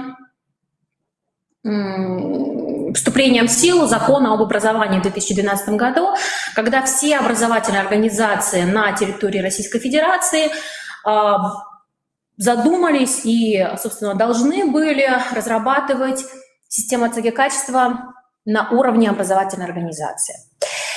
Здесь представлены уровни системы оценки качества, которые начинаются с внутренней системы оценки качества образования внутри образовательной организации, через региональную систему оценки качества образования, это как раз тот самый закон 2019 года, который предполагает разработку республиканской системы оценки качества образования, и через федеральные мониторинги, мы все их прекрасно с вами знаем, это всероссийские проверочные работы, это, собственно, НИКО, это ЕГЭ, ОГЭ, да, государственная итоговая аттестация, ну и международные исследования, которые прочно вливаются в нашу с вами жизнь, и то, о чем сегодня уже во время стратегической сессии говорил Борис Валентинович Илюхин, это, конечно же, и Галина Владимировна Китайгородская, это, конечно же, исследования ПИЗа и те исследования функциональной грамотности, которые предполагается прохождение Республики Коми в 2020 году. До ситуации с пандемией мы все с вами были ориентированы на прохождение этих международных исследований в апреле 2020 года. Сейчас пока неизвестно, но тем не менее сроки, сколько вы знаете, не планируется перенести. Насколько мы с вами к ним готовы и насколько соотносятся между собой оценочные процедуры, вот как раз сегодня мы с Александром Викторовичем будем об этом говорить. Я не буду останавливаться более подробно на принципах оценки, потому что фактически на протяжении почти 10 лет мы с вами работаем с системой оценки качества, и, соответственно, все уже прекрасно знаем, что любые оценочные процедуры тогда проходят успешно и достойно, когда они подчиняются принципу открытости. В данном случае мы должны прекрасно понимать, то есть все участники оценочных процедур должны понимать, что проверяется, даже не что проверяется, для чего проверяется, что проверяется и какими инструментами проверяется. Когда вот эти, так вот если по-простому говорить, когда вот эти три компоненты между собой взаимосвязаны, тогда мы говорим о том, что оценочные процедуры пройдут успешно и их результаты будут нам с вами полезны. И при этом второй принцип – это, конечно же, системность. Системность, планомерность оценки качества образования, которые должны выразиться как раз-таки во внутренней системе оценки качества образования, которую разрабатывает образовательная организация. Какие тенденции сложились на сегодняшний день в России, тенденции оценки качества образования в деятельности образовательных организаций в России, в Республике Коми, представлены на слайде. Я лишь обращу ваше внимание, что в графе, где представлена Республика Коми, собственно, эти 8 направлений, они взяты из республиканской программы оценки качества образования, которая буквально была принята в январе 2020 года. Вы видите, что эти направления между собой фактически коррелируются, собственно, никаких противоречий нет. На чем бы я хотела остановить и свое, и ваше внимание. Посмотрите, в Российской Федерации большое внимание уделяется объективности, причем объективности проведения оценочных процедур и олимпиад школьников. То есть не только ваши оценки образовательных результатов образовательной организации, но и объективность школьных олимпиад. Посмотрите, как интересно Российская Федерация предлагает рассматривать понятие качества образования. В данном случае, посмотрите, это массовое образование в разрезе учебных предметов и оценочных процедур. Это качество, причем отдельным пунктом выделено качество общего образования на основе практики международных исследований качества подготовки обучающихся по модели ПИЗа. И это мы говорим как раз в рамках подготовки к мониторингу функциональной грамотности и к тем международным исследованиям, которые уже на сегодняшний день проходят наши обучающиеся, особенно начальная школа, ну и ряд обучающихся по системе ПИЗа проходили мониторинг, это у нас с вами 9 и 10 классы. Далее, посмотрите, отдельно выделяется такое направление, как достижение. И опять-таки же достижение обязательного минимума базовой подготовки в разрезе учебных предметов и оценочных процедур. Особое внимание уделяется развитию таланта. И опять-таки же в разрезе учебных предметов и оценочных процедур. Коллеги, очень хорошо вот эта система прописана на уровне Российской Федерации, и я бы рекомендовала вам с ней ознакомиться для того, чтобы вы понимали, в каком направлении двигаться при разработке, даже не разработке, у нас документы эти разработаны в Республике Коми, у всех образовательных организаций уже, в принципе, с 2012 года. А при обновлении, при доработке внутренней системы оценки качества образования. Понятно, что она будет индивидуально ориентирована на вашу образовательную организацию, но без российских и республиканских тенденций она будет не актуальна. И, конечно же, не стоит забывать про такое понятие, как удовлетворенность участников образовательных отношений качеством общего образования. И в данном случае я напоминаю, что мы говорим не только про удовлетворенность обучающихся, но и родителей законных представителей и удовлетворенность педагогического сообщества в том числе. Исходя из тех трендов, которые были представлены на предыдущем слайде, мы можем выделить основные тенденции. Смотрите, начиная с 2019 года, ну, даже с 2018 года мы активно говорим с вами про объективность оценочных процедур, и много вебинаров и семинаров Институт развития образования провел по этой тематике, что для того, чтобы мы могли использовать в работе, в ликвидации дефицитов наших обучающихся и педагогических дефицитов, нам необходимы объективные результаты оценочных процедур.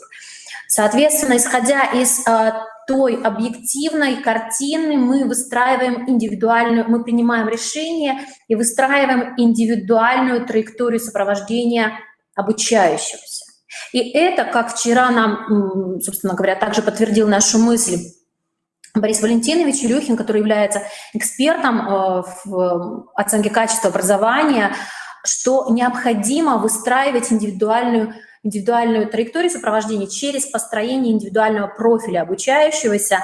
То, что, к сожалению, на сегодняшний момент, мониторя ситуацию в Республике Коми, мы понимаем, что в образовательных организациях, к сожалению, вот эта система выстроена только фрагментарно, только в некоторых образовательных организациях, я бы даже сказала, только у некоторых педагогов в образовательных организациях. Поэтому, коллеги, это те тенденции, это не просто тенденции, которые прописаны на бумаге, это те тенденции, которые помогают нам с вами работать и облегчают нашу с вами трудовую деятельность.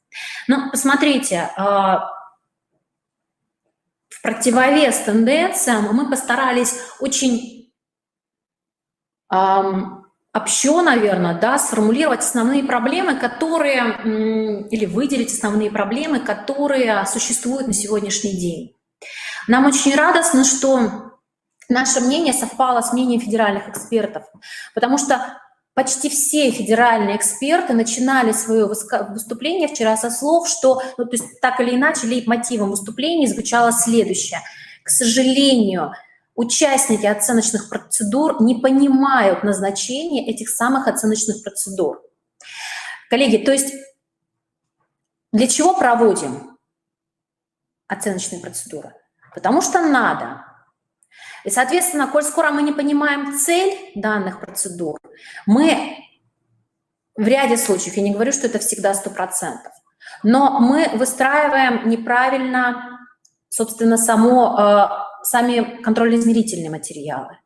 Мы даем неправильные установки детям. И, соответственно, мы получаем не те результаты. И вот опять-таки же, если тенденция объективность, то и проблема у нас с вами объективность. Если, вторя словам Бориса Валентиновича, если мы проводим исследования для оценки, то об уровне объективности мы здесь можем говорить очень так условно. Если мы проводим оценивание с точки зрения получения, выявления дефицитов у обучающихся, а опять-таки же выявляем дефициты для того, чтобы в дальнейшем прорабатывать эти дефициты, индивидуально сопровождать обучающегося, тогда мы говорим о достоверных результатах и можем говорить об объективности. Следующая проблема – это неумение применять результаты оценочных процедур. Да, мы провели контроль, да, у нас есть отметки. Мы заполнили даже в электронном журнале с вами форму, где выявили, какие знания, умения у нас у детей сформированы, какие не сформированы, и все, и мы забыли про это. К сожалению, мы не используем вот эти результаты для развития каждого конкретного ребенка, класса или так далее, или группы детей. Очень мало количества педагогов работают с ними напрямую. Ну и опять-таки же отсутствие индивидуальной образовательной траектории – это почти что, к сожалению, на сегодняшний момент основная тенденция в образовательных организациях. Вот так вот выглядит республиканская система оценки качества образования. Вы смотрите, она структурирована. Мы прекрасно понимаем, что если мы говорим про систему оценки качества на уровне республики, то, конечно же, главным идеологом этой работы является Министерство образования, науки и молодежной политики Республики Коми. При помощи РИЦОКа, которая помогает с технической точки зрения проведения большинства оценочных процедур. И, конечно же, Институт развития образования, который проводит анализы результатов оценочных процедур. И, соответственно, выстраивает уже индивидуальную траекторию сопровождения педагогов по выявлению дефицитов педагогических, да, и по их преодолению. Аналогичная ситуация, аналогичная схема должна появиться и в вашей образовательной организации, где будет четко и ясно прописано, какое структурное подразделение образовательной организации за что отвечает. И в этой связи тогда мы понимаем, что республиканская система оценки качества образования, посмотрите, она выстраивается следующим образом. Образовательная организация самостоятельно организует и проводит внутреннюю оценку качества образования на уровне образовательной организации и создает условия для проведения в образовательных организациях процедур внешней независимой оценки качества образования. У внутренней системы оценки качества, как и у любой системы, есть, конечно же, объекты, субъекты и оценочные процедуры и инструменты оценки. Это, как вы видите на слайде, и внутриучрежденческие процедуры, и внешние оценочные процедуры, и инструменты оценки в каждой оценочной процедуре. Ну и также есть, конечно же, механизм управленческого воздействия, то есть, которые направлены также на совершенствование этой системы работы. Итак, объекты оценки. При оценке качества вы видите, они представлены.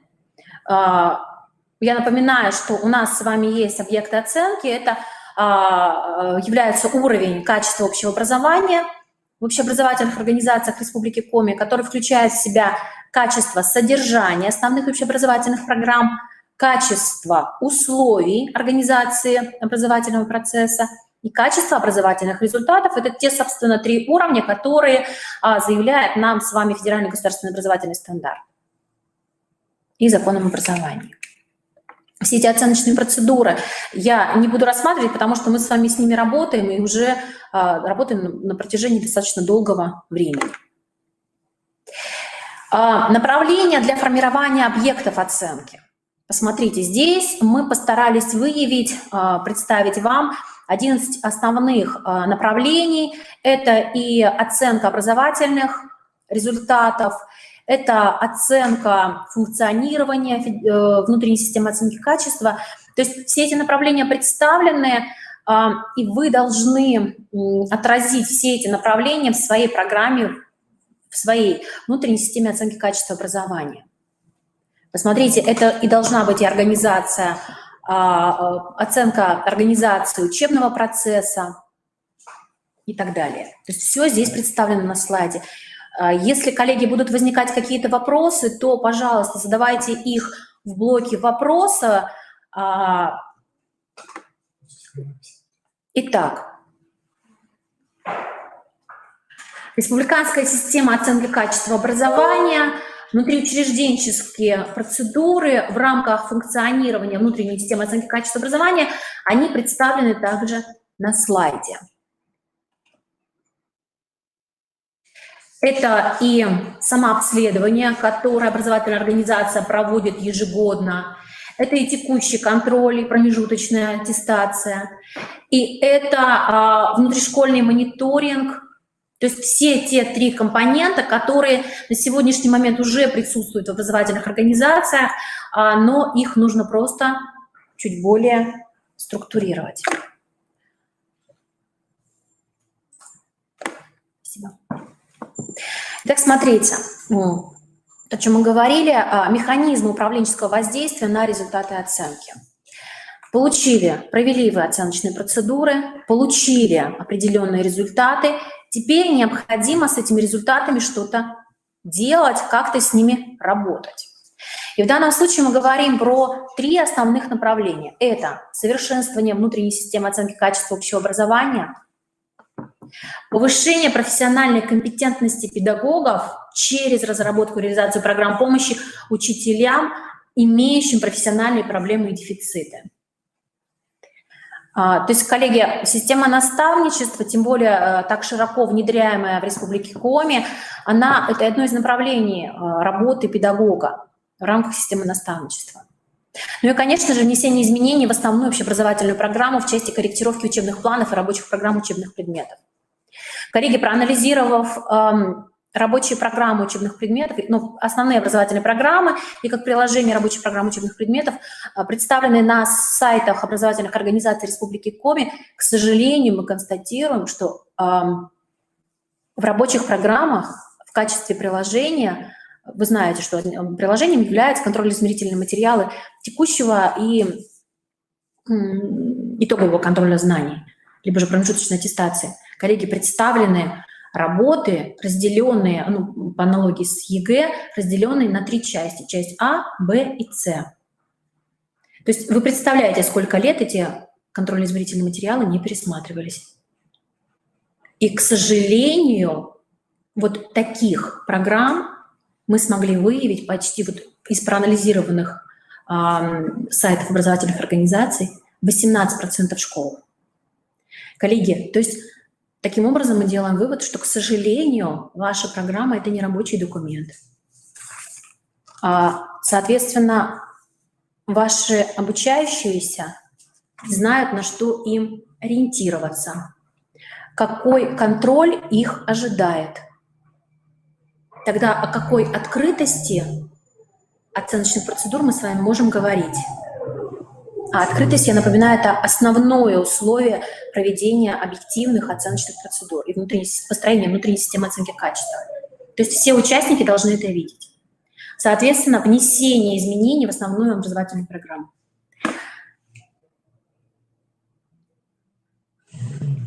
Посмотрите. Соответственно, каким образом действуем?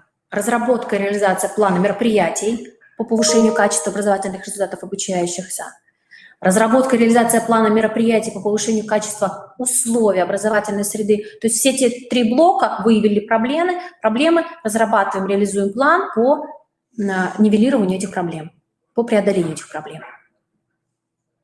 Ну и, конечно же, разработка и реализация плана мероприятий по выявлению, сопровождению и развитию обучающихся, проявляющих выдающиеся способности в освоении учебных предметов и обучающихся, у которых выявлены дефициты. То есть это должны быть 2 разные программы. К сожалению, в ряде образовательных организаций у нас такое не предусмотрено. Ну и технология разработки и реализации внутренней системы оценки качества представлена на слайде. 4 основных пункта. Локальные акты, регламентирующие внутреннюю систему оценки качества, то есть описание основных элементов СОКа, программы, регламент, трафик, процедуры проведения внутренней системы оценки качества образования на учебный год, аналитические материалы в соответствии с программой внутренней системы оценки качества и принятие управленческих решений. То есть вот такая технология разработки и реализации внутренней системы оценки качества. Сейчас я передаю слово. Коллеги, я благодарю вас за внимание. Если будут возникать вопросы, пожалуйста, обращайтесь, задавайте в графе вопросы. Да, печатайте в чате, и мы в течение работы семинара, а это еще сегодня и завтра, будем рады ответить на них. А сейчас я передаю слово своему коллеге Александру Викторовичу Аверину. Вам слово. Коллеги, добрый день. У нас остается не так много времени, и мне хотелось бы... Нет, мы вернемся на среднюю презентацию, вот эту. Следующий слайд.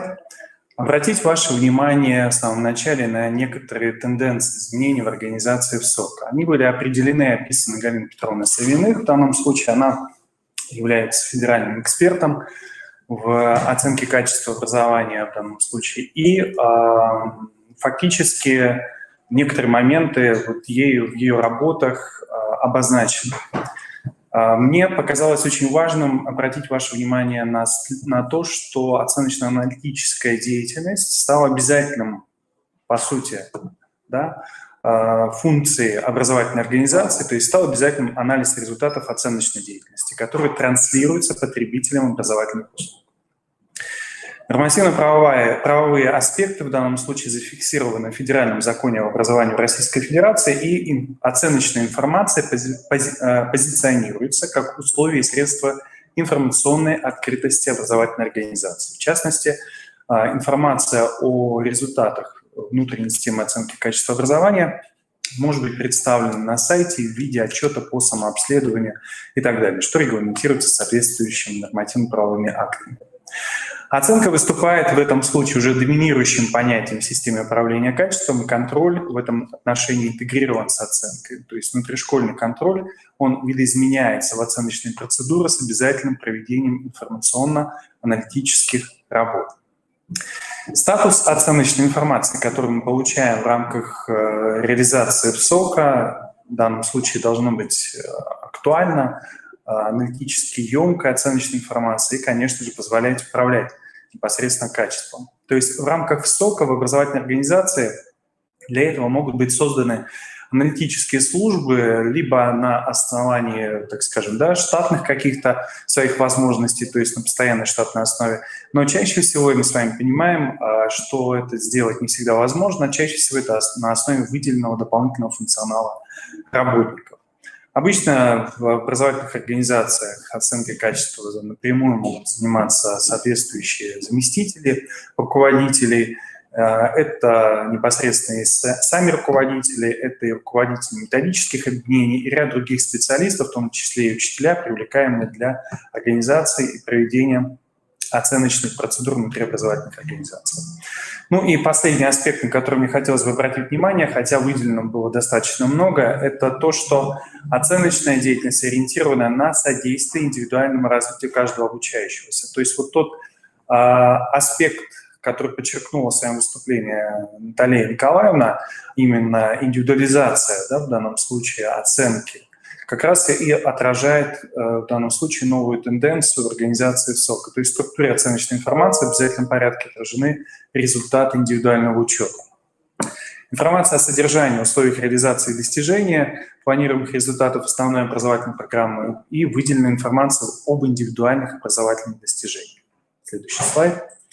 В настоящий момент в многочисленных выступлениях экспертов нашего международного семинара и не только мы знаем, что существуют разные подходы к организации внутренней системы оценки качества образования.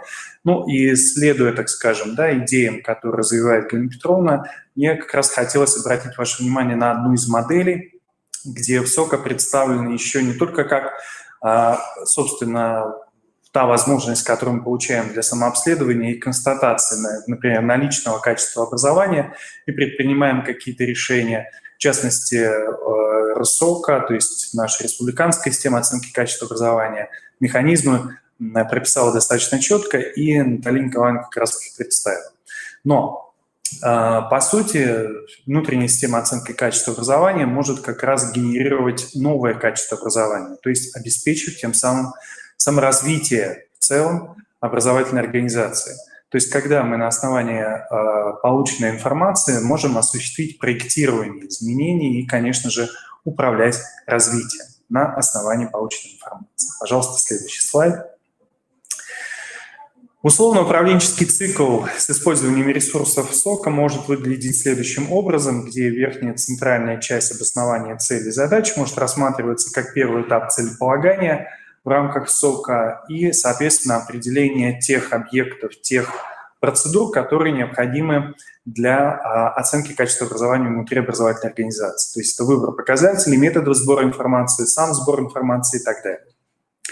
Излишняя фискализация, то есть когда мы получаем достаточно за большое количество процедур совершенно отдельные, может быть, не связанные между собой данные, информацию и так далее, не является перспективным, поэтому, так скажем, направлением, да, ВСОКа. Поэтому мы как раз говорим о выборе таких показателей, таких инструментов, которые позволили нам не только получить информацию, но и, используя ее, уже принимать какие-то определенные управленческие решения. В частности, процедуры, которые мы должны использовать с вами во ВСОКа, должны иметь комплексный характер. Об этом отражено непосредственно в нормативно-правовых актах, которые, так скажем, описывают и констатируют организацию оценки качества образования в школе. Можно следующий слайд. Я хотел бы в продолжении выступления Натальи Николаевны относительно тех, в данном случае, то есть как реализуется непосредственно ВСОКа, да, ее примерное содержание, представить как раз примерную структуру положения ВСОКа. И здесь, конечно же, мы видим с вами 3 основные части, которые у нас появляются в связи с реализацией ФГОС. Это оценка образовательных программ, то есть каким образом она осуществляется, оценка условий реализации программ и оценка образовательных результатов обучающихся. Хочу обратить ваше внимание, что с данной информацией вы можете ознакомиться самостоятельно, потому что она достаточно широко распространена в специализированной литературе по оценке качества образования, в том числе и в журналах для руководителей, для заместителей руководителей школ и так далее. На что мне хотелось бы обратить ваше внимание. Вот те объекты, о которых говорила непосредственно Наталья Николаевна, она выделила их и обозначила как некие тренды, как некие тенденции, которые могут быть дифференцированы по этим, условно говоря, 3 направлениям оценки образовательных программ. Я хотел бы вот в этом положении обратить ваше внимание на второй структурный элемент. Это организация ВСОКа, где обозначается, собственно, направление внутренней системы оценки качества образования, основные сроки проведения мероприятий, процедур, основные мероприятия, состав лиц и так далее. То есть все то, что может войти непосредственно в данное содержание. Основными направлениями ВСОКа могут быть, собственно, качество образовательных программ, качество условий реализации образовательных программ, качество образовательных результатов обучающихся.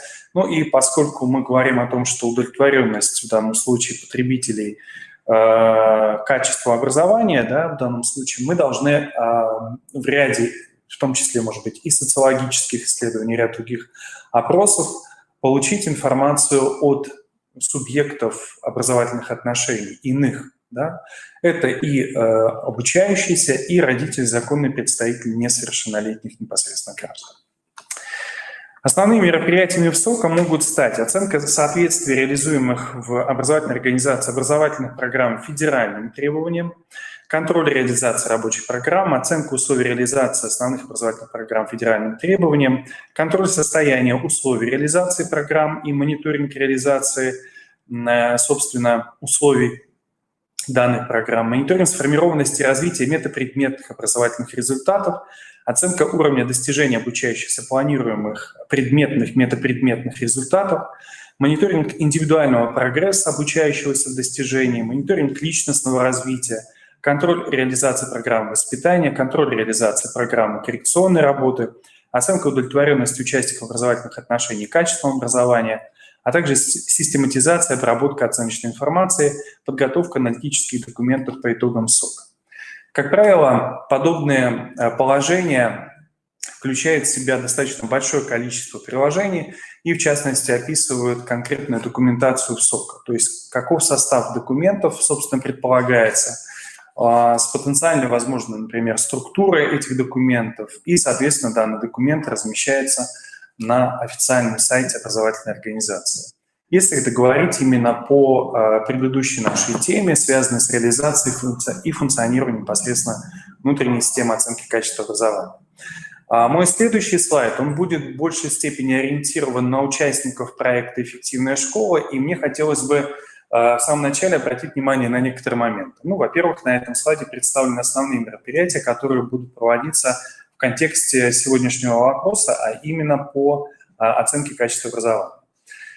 В соответствии с региональным проектом, с планом его реализации, у нас, обратите, пожалуйста, внимание, в первую очередь я обращаюсь к участникам проекта, в течение 3 месяцев, то есть май, июнь и июль 2020 года, запланировано такое мероприятие, как разработка в школах, участвующих в проекте, программ повышения качества образования. Каким образом это можно непосредственно сделать? Естественно, мы с вами получаем определенную информацию и о качестве образовательных результатов, и о качестве условий, и о качестве образовательных программ и так далее. Но также у нас будут непосредственно в рамках данного проекта доступны результаты мониторингов, которые проводятся и в рамках проекта, и в рамках иных непосредственно курируемых мероприятий, направлений деятельности Коми Республиканского института развития образования. Так вот, я возвращаюсь как раз к роли данных именно входного мониторинга.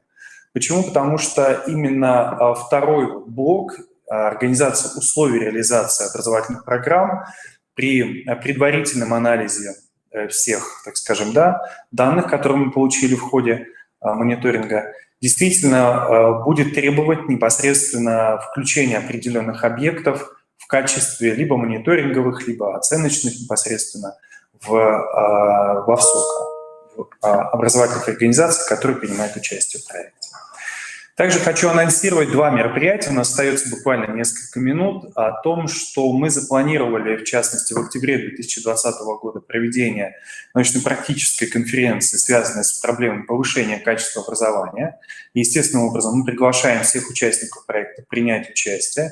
Ну а в декабре это мероприятие, которое выходит за рамки в целом проекта, и мы планируем провести республиканскую научно-методическую конференцию, которая будет посвящена как раз основным системам оценки качества образования, в частности, таким аспектам, как механизмы, проблемы и управленческие решения. Я думаю, что это будет такой площадкой, где мы можем как раз актуализировать основные проблемы, с которыми мы сталкиваемся в данном случае на местах, и, соответственно, можем предпринять какие-то определенные управленческие иные решения, дабы минимизировать риски реализации, собственно, программ по повышению качества образования и не только. Уважаемые коллеги, наше время буквально истекает. Если останутся вопросы относительно сегодняшней тематики, хочу сразу сообщить, что все материалы будут доступны, поэтому обращайтесь затем уже на сайт международного семинара. Я благодарю вас за работу. Всего доброго. Будьте здоровы.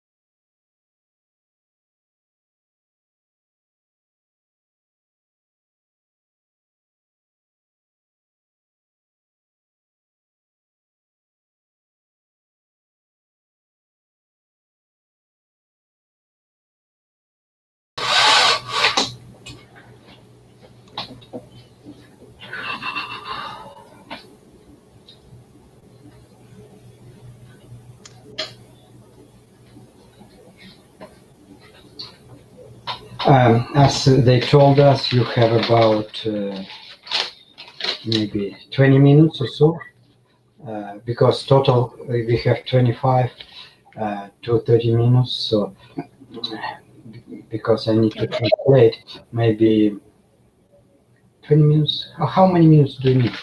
How much time do you need?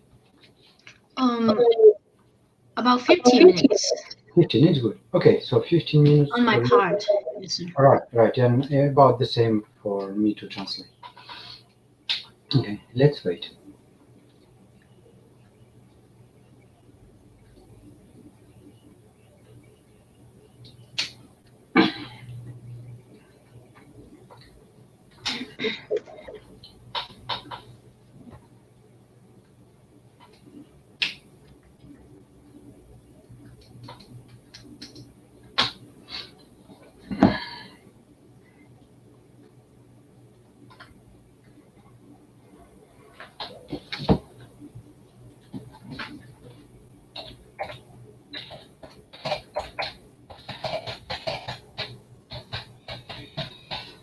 Мы сейчас ждем, когда организаторы семинара включат презентацию, вот, поэтому представитель из университета из Техаса пока еще не начала говорить.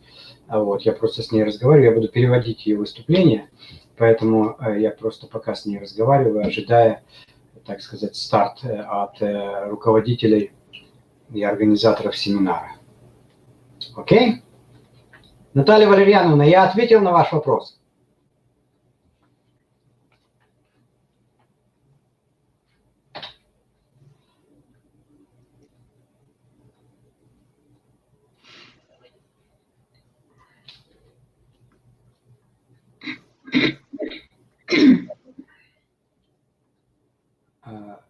Kemuk, if in about 2 minutes, oh, they're coming.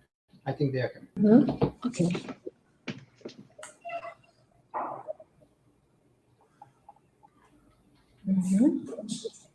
Добрый день, уважаемые коллеги, участники информационной сессии кейса «Смысловое чтение. Основ функциональной грамотности». Уважаемые коллеги, мы приветствуем вас.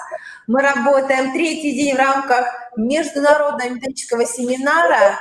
И данная площадка, она, конечно, практикоориентированная.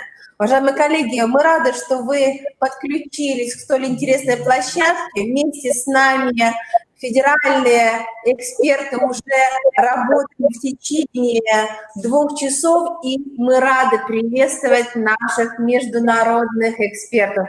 Андрей Витальевич, мы рады, что вы с нами. Университет имени Сэма Хьюстона работает совместно с педагогами Республики Коми уже на протяжении 3 дней. Я, Андрей Витальевич, прошу вас представить коллегу, которая подключается. Good morning. И, Good morning. да, Андрей Витальевич, я прошу представить, с нами работает доцент университета. Сокращенно ТИБРАВИ. Факультет английского языка. Hello, my name is Вячеслав. Коллеги, да. Коллеги, я очень прошу вас подключить. Андрей Витальевич, пожалуйста, вам слово. Спасибо, добрый Мы день. говорим о интересных международных практиках в рамках системы оценки качества и функциональной грамотности. Пожалуйста, коллеги. Здравствуйте, добрый день, и очень приятно вновь увидеться с вами и, так сказать, принять участие еще раз в этом семинаре. Но сейчас я буду в качестве переводчика, а презентация будет дана одной из нашей докторантки. Значит, это молодая ученая из Таиланда. Она работала в Таиланде в качестве ассистента профессора в университете в Таиландском, недалеко от Бангкока, и преподавала английский язык.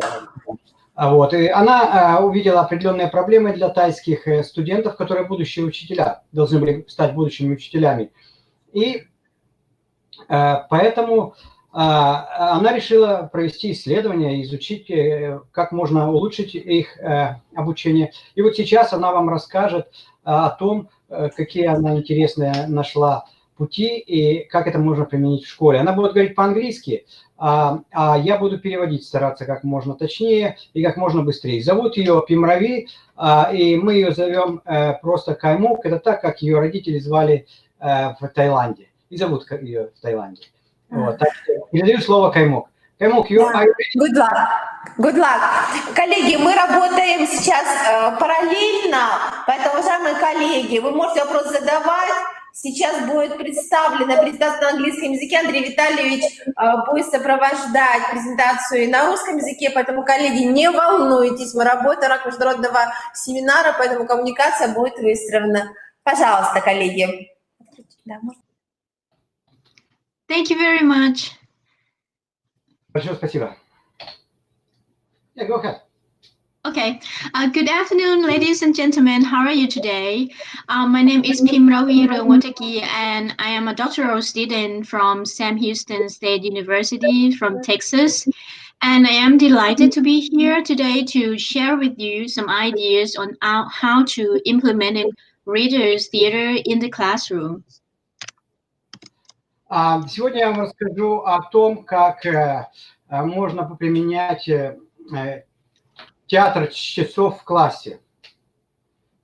So here's the overview of my presentation. I will talk about, I will mention introduction a little bit, and then we will move to how to use readers theater in the classroom, and then I will give you some useful resources for readers theater, and then summary. Ну вот сейчас это небольшой, так сказать, обзор моей презентации. После этого мы рассмотрим это более подробно, и я также дам вам определенные полезные ресурсы, которые вы могли бы применить у себя в классе. First and foremost, I cannot move on without addressing one of my professors, Dr. Ches Young. He's the head of Department of Literacy, and he's the first one who introduced me Readers Theater when I was in the first year of doctoral degree. And here's my motivation, and here's one of his quotes. He said, "Kids don't care what you know until they know you care." Do you agree with this? Я хотела бы начать с того, чтобы привести высказывание одного из наших профессоров. Он как раз руководит нашим департаментом грамотности, и он является моим мотиватором. Вот что он сказал. Он сказал, что дети не заботятся о том, что вы знаете, до тех пор, пока они не знают, что вы заботитесь. Last past decade, he has published a lot of papers or articles on readers' theaters. Basically, he's an expert in readers' theater. Последние десятилетия он опубликовал очень много работ как раз по вопросу театра чтецов, и он является экспертом в этом направлении. So now, what is readers' theater? I am sure that some of you or many of you are familiar with these reading strategies, but if you are not, that's fine. That's why I'm here to share with you some ideas about this strategy. А сейчас я поделюсь уже с вами конкретными идеями относительно вот этой методики. Okay, basically, readers' theater is a group storytelling activity that was created based on repeated reading method and automatic city theory. Эта методика создана на постоянно повторяющихся таких действиях и автоматизированной теории. Also, readers' theater can be described as reading strategy that allows students to read the same text multiple times. Для этого требуется, чтобы учащиеся читали какой-то материал несколько раз. Okay, and now I'll show you a short video clip on YouTube what readers' theater looks like in the actual classroom. Would you please repeat it one more time? I'm going to show you the video clip what readers' theater looks like in the classroom. Сейчас я вам покажу небольшое видео, что из себя представляет этот вот театр чтецов в реальном классе.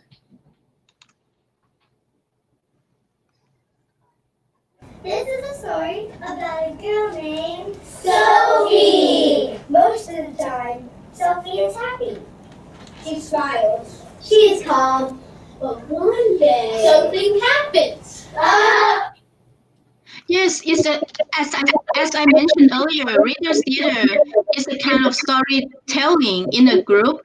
But can you notice one thing that is different from any other kind of storytelling activity is that all students are allowed to hold the scripts all the time.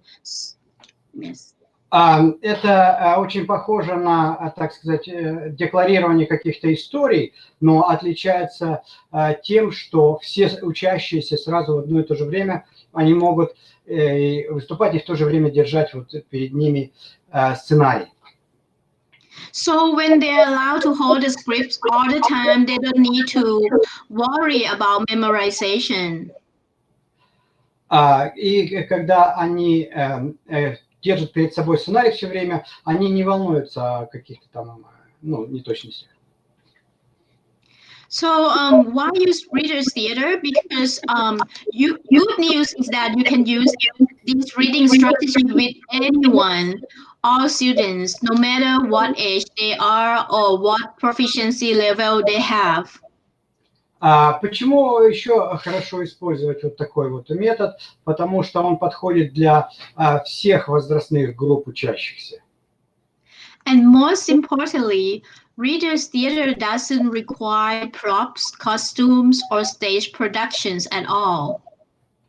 И также он не требует особенных каких-то костюмов или же подготовку сцены или еще какие-либо дополнительные атрибуты. Okay, so when students using readers' theater, they will become active learners Why? Because they have to work collaboratively with their peers when they practice reading the scripts.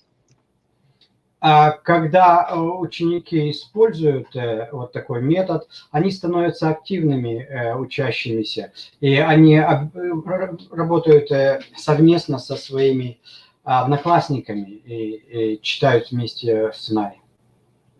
Also, by this way, students will feel safe and fun when they practice the script. So, according to research, Readers Theatre can help them reduce anxiety and increase or gain their confidence too.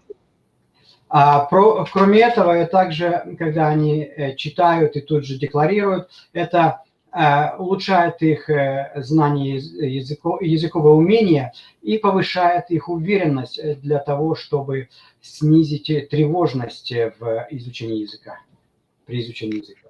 Okay, so now let's move on to how to implement Readers Theatre in your classroom. I will tell you step by step. А сейчас я вам расскажу прямо шаг за шагом, каким образом можно применить вот этот метод в вашем классе. The very first step is text selection. Okay, in this stage, what kind of text do you need for Readers Theatre? It can be any kinds of text. And for example, it can be Aesop's fables, it can be classic children books like Little Red Riding Hood, or it can be like classic movies that you can adapt the script and make Readers Theatre script for your students. Первый шаг – это выбрать текст, который подойдет для учащихся. Это может быть обычный текст из какой-то классической детской литературы, может быть, это даже сценарий какого-то детского фильма, ну и тому подобное. То есть для того, чтобы это подходило именно вот для конкретного класса, конкретных студентов, учащихся. Not only children books or fables that you can use, also poems or songs are appropriate to use as a script too. But most importantly, you need to provide your students various kind of text for students to use based on their interest. И это даже не обязательно должны быть какие-то книги, это могут быть или стихи, или песенки, но наиболее важно в отборе текста это то, чтобы он был интересен для учащихся. The next step is modeling and discussion. Now you and your students will have discussion together in a round table, and then you will discuss about, you have to make sure that your students understand the plot and characters in the script very well. Следующий шаг – это моделирование, так сказать, и дискутирование относительно текста. Важно, чтобы учащиеся поняли содержание, важно то, что поняли сам текст. You need to make sure that if they don't understand some words or sentences, you should let them ask you and you should clarify to them. Вы должны убедиться, что они поняли слова, поняли предложения, и также разъяснить, может быть, какие-то отдельные части текста для них. All right, the third step is assign roles. So after your students make decision on which script they want to play on or work on, now they need to choose the role. Третий шаг – это распределение ролей. Каждому учащемуся можно дать возможность выбрать роль в этом театре. Let me add something. Usually, in one script, they can be from 2 characters up to more than 10 characters. 10 characters, what do you mean by 10 characters? Characters mean the roles, the people who play in one script. Up to 10 characters, okay. Обычно рекомендовано, чтобы было где-то примерно до 10 исполнителей в соответствии с конкретным текстом. You can ask your student to use highlighters to highlight their own role so that it will be easy for them when they read the script. Вы можете попросить своих учеников использовать цветные карандаши для того, чтобы они каким-то образом выделили те части текста, где будет их роль, где они будут читать, которые части текста будут они читать в этом представлении. Now the next step is practice. So according to the research, Reader's Theatre will be more effective if you let your student practice their script at least 15 minutes per day in the classroom. 15? Yes, sir. Okay. Четвертый шаг – это практика. То есть учащиеся должны практиковаться как минимум 15 минут в день перед классом, до класса, для того, чтобы они уже могли в классе более, так сказать, уверенно себя чувствовать. So the more practice, better. Practice makes perfect. So you should let them practice every day for the whole semester if possible.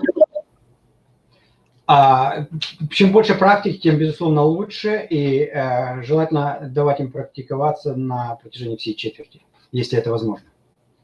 Surprisingly, if you do that, you might see change from your students because some of students who don't like reading might become a big reader. They may want to practice even outside the classroom and in their home. Очень удивительно, но иногда вы можете увидеть даже то, что те ученики, которые не любили вообще читать, они вдруг стали интересоваться чтением и практикуются вот в своих ролях даже вне класса, например, дома пытаются что-то, так сказать, попробовать. Now, evaluation. So after practicing, you should let them have self-evaluation or peer evaluation or teacher evaluation or three of them, because with evaluation, you know, it can help your students improve. Оценивание – это следующий шаг. Это значит или же самостоятельное оценивание, то есть ученики сами себя оценивают каким-либо образом. Оценка со стороны учеников из класса, так сказать, друзей своих, и, кроме этого, оценивание учителем. And you can find a Reader's Theatre evaluation on Google. Вы даже можете на Google, если вы посмотрите на Google, там есть определенная информация о том, как оценивается театр чтецов. And now this is the last step, which is perform, and is the most exciting moment for students and teachers. So as you can see in the pictures, you can have them perform in front of the classroom or on the stage. Ну и, наконец, последний шаг – это представление. Это наиболее волнительный, наиболее интересный момент. Вы можете вот видеть сейчас, что учащиеся могут представлять вот это, так сказать, театральное такое представление делать как в классе непосредственно, так и на сцене. One more time, I would like to address that Reader's Theatre doesn't require props or stage productions at all. Но еще раз хочу повториться, что театр чтецов не требует никакой подготовки сцены совершенно. Because the main aim of Reader's Theatre is to have fun and improve their reading skills. Потому что самая главная задача для этого театра чтецов – это получать удовольствие, радоваться и при этом еще и улучшить свои умения по чтению. In this step, you can invite your students from other classrooms or your colleagues or even students' parents to come and give them support. На этом этапе вы можете пригласить студентов из своих других классов, вернее, учащихся из своих других классов, ваших коллег, других учителей, и даже родителей для того, чтобы поддержать ваших учащихся, которые представляют. There's one more thing I would like to address is gesture and facial expression. When you use Reader's Theatre in your classroom, you may encounter that some students may speak English in monotone, and that will make the script or the play dry or not interesting, and that because the lack of gesture and facial expression. Важный фактор учитывать необходимо, который это энергия жестов и экспрессия лица, значит, мимика, так скажем. Потому что вы увидите, что некоторые учащиеся, которые будут это делать, они просто с таким обычным монотонным видом, с обычным монотонным лицом это делают. Вот на это нужно обратить внимание для того, чтобы, так сказать, тут внести энергию жестов и мимику. So one solution is that in your class you may have mini lesson on how to use gestures and facial expression for your students. Одно из решений, это можно даже такой небольшой урок провести в вашем классе о том, как использовать жесты и мимику, как они, так сказать, могут влиять и показать им это. As Rosinski talks in Young Address about this, that readers theater requires readers to read with expression and fluency in order to convey meaning to an audience. Ну, в соответствии с исследованием доктора Янга, значит, вот этот вот театр чтецов, он позволяет учащимся осознавать то, что они прочитывают, и показать это классу. Okay, here are 3 websites that I would like to recommend you to go over because they give you scripts, a lot of scripts, readers theaters that you can use, especially the first one, thebestclass.org. It was developed by Dr. Young. Ну вот здесь я привожу веб-сайты, которые я советую вам посмотреть, если у вас будет время. Там находится множество различных сценариев и для вот этой методики. И особенно мне нравится самый первый веб-сайт, там как раз вот то, о чем я Yes, and for those of you who are interested to write your own script, you can look at this, you can search for this book, Texas History, and you might get some new ideas or guidelines on how to write your own script. You may be in the future become a book writer. А для тех из вас, кто, например, заинтересован в том, чтобы написать свой собственный сценарий, вы можете посмотреть, вот, найти такую книжку «История Техаса» и попробовать написать свой сценарий. Также, может быть, вы в будущем автором каким-то знаменитым станете. One more person I would like to address on the right-hand side is Dr. Rosinski. He is an expert in reading education as well as readers theater. So if you're interested in these reading strategies, you can go and find articles or books that are written by him. Еще один человек, еще один ученый, которого я хотел упомянуть, это доктор Тимоти Росинский. Он является профессором по чтению, и если вам эта методика будет интересна, вы можете найти материалы, которые существуют вот под его работы, и узнать больше. So in summary, so readers theater is a kind of alternative teaching tool to improve your students' reading fluency and comprehension. But when you use readers theater in your own classroom, you will see that actually it can help improve students' speaking skill, listening to, and even writing skill. You ask your student to write the script on their own. Несмотря на то, что эта методика направлена в основном на улучшение способности читать, и вы также можете обнаружить, что при ее применении улучшается речь учащихся, улучшается их способность слушать, и даже, возможно, и улучшить навыки письма. Readers theater is appropriate for all students in all ages and levels, and it's a fun activity. As I mentioned earlier, they can hold the script all the time in their hands, and that makes them feel safe and they feel confidence. Эта методика театр чтецов, она подходит для учащихся любого возраста и любой школы. Они просто держат перед собой сценарий и, так сказать, декларируют. So it's a kind of reading activity that can motivate your student to engage in reading and to work collaboratively with your peers very well in the classroom. Также это мотивирует учащихся работать совместно в команде со своими одноклассниками. So you should give it a try. Вы должны попробовать. Yes. And last but not least, as a teacher is the most important person who can make readers theater effectively. You know, as Dr. Yang, Dr. Rasinski, and Stokes mentioned that the classroom teacher must take a proactive role in helping readers theater achieve its full benefit for all students.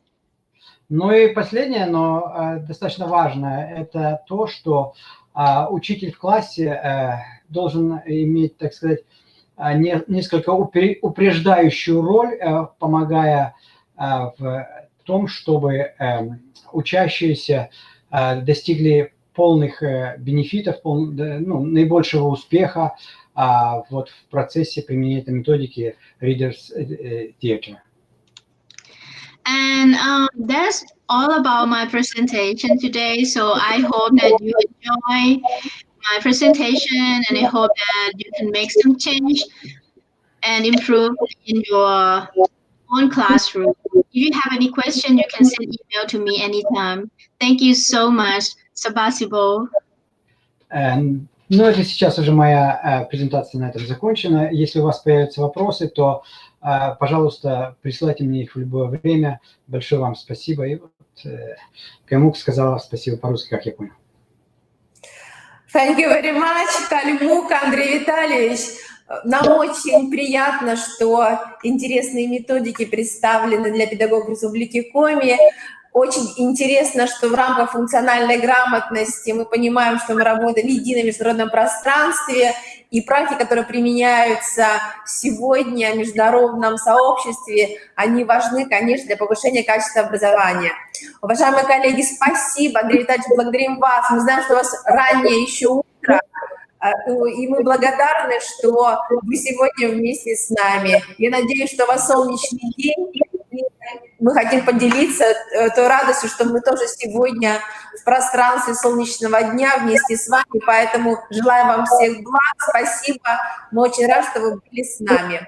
Коллеги, у вас есть возможность задавать вопросы нашим международным экспертам, поэтому, коллеги, мы сейчас будем продолжать наш кейс.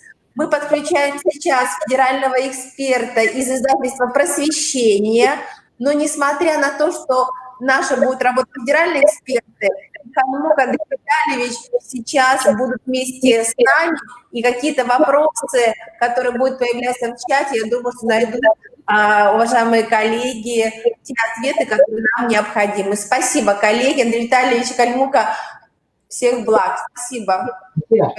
Thank you so much. Спасибо. Thank you. Спасибо. Thank you.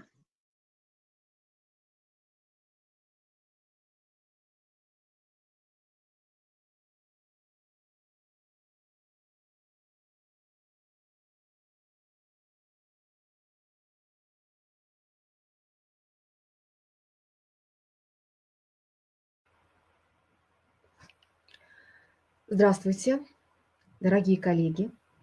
Я рада вас приветствовать от имени издательства «Просвещение». Поговорим о смысловом чтении как основе функциональной грамотности. Разумеется, теории достаточно, поэтому предлагаю вам на практике, а именно опытным путем, определить, почему сейчас это актуально, для чего это нужно и как об этом говорить с вашими замечательными учениками. Итак, смысловое чтение. Мы знаем, что у процесса чтения две стороны. Первая техническая, о ней мы сегодня говорить не будем. И вторая сторона смысловая. Понимание, значение и смысл отдельных слов, высказываний, предложений. Другими словами, нужно перевести авторский код на свой код понимания. Что это значит? Предлагаю отправиться на поиски смысла. Перед вами выражение, крылатое выражение из словаря Даля. Ошибся, что ушибся, заживет.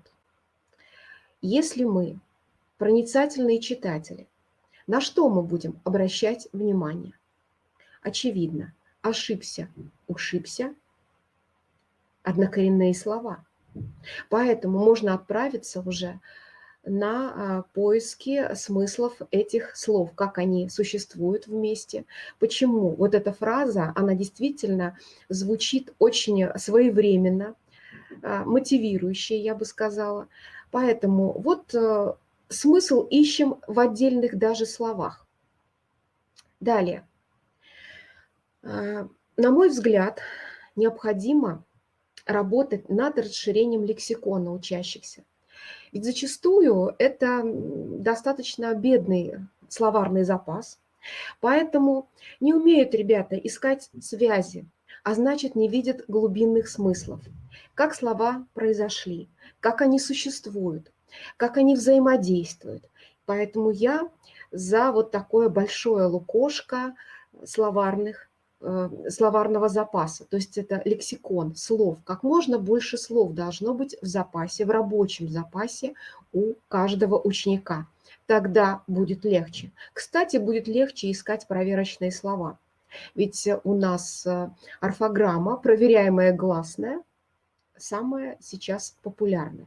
Но не будем отвлекаться от смыслов. Кстати, в слове лексикон тоже можно поискать смысл. Теперь, когда мы говорим о смысловом чтении, мы имеем в виду осмысление цели, выбор вида чтения в зависимости от коммуникативной задачи. О видах чтения это отдельный разговор, и вы знаете об этом. Действительно, нужно каждой работе подобрать свой вид чтения. Далее, определение основной и второстепенной информации, формулирование проблемы и главной идеи текста. Вот такие 3 дороги. А теперь эксперимент. Тексты бывают разные. Пожалуйста, опыт читательской грамотности. Я не комментирую задание, оно написано, потому что каждый должен найти и в инструкции тоже смысл, чтобы правильно выполнить задание. Сначала не комментирую, посмотрите, а теперь давайте обратим внимание. Есть вещи, на которые обязательно нужно обратить внимание. Но не вы обращаете внимание учеников, они должны привыкнуть к тому, что правильно прочитанная инструкция ведет к правильному выполнению задания. Итак, речь идет, обратите внимание, о примерах 2 городов. И больший процент, и названа определенная область. Вернее, город конкретный, да? Далее. Посмотрите, я взяла эти образцы из наших замечательных сборников. Есть такая серия «Функциональная грамотность». Вот из этого сборника я и взяла. Посмотрите, когда задание выполнено, предлагается задание. Как вы думаете, изменился бы порядок городов в списке, если бы список составлялся с учетом процента жителей, которые сортируют мусор и активно пользуются пунктами раздельного сбора мусора? Объясните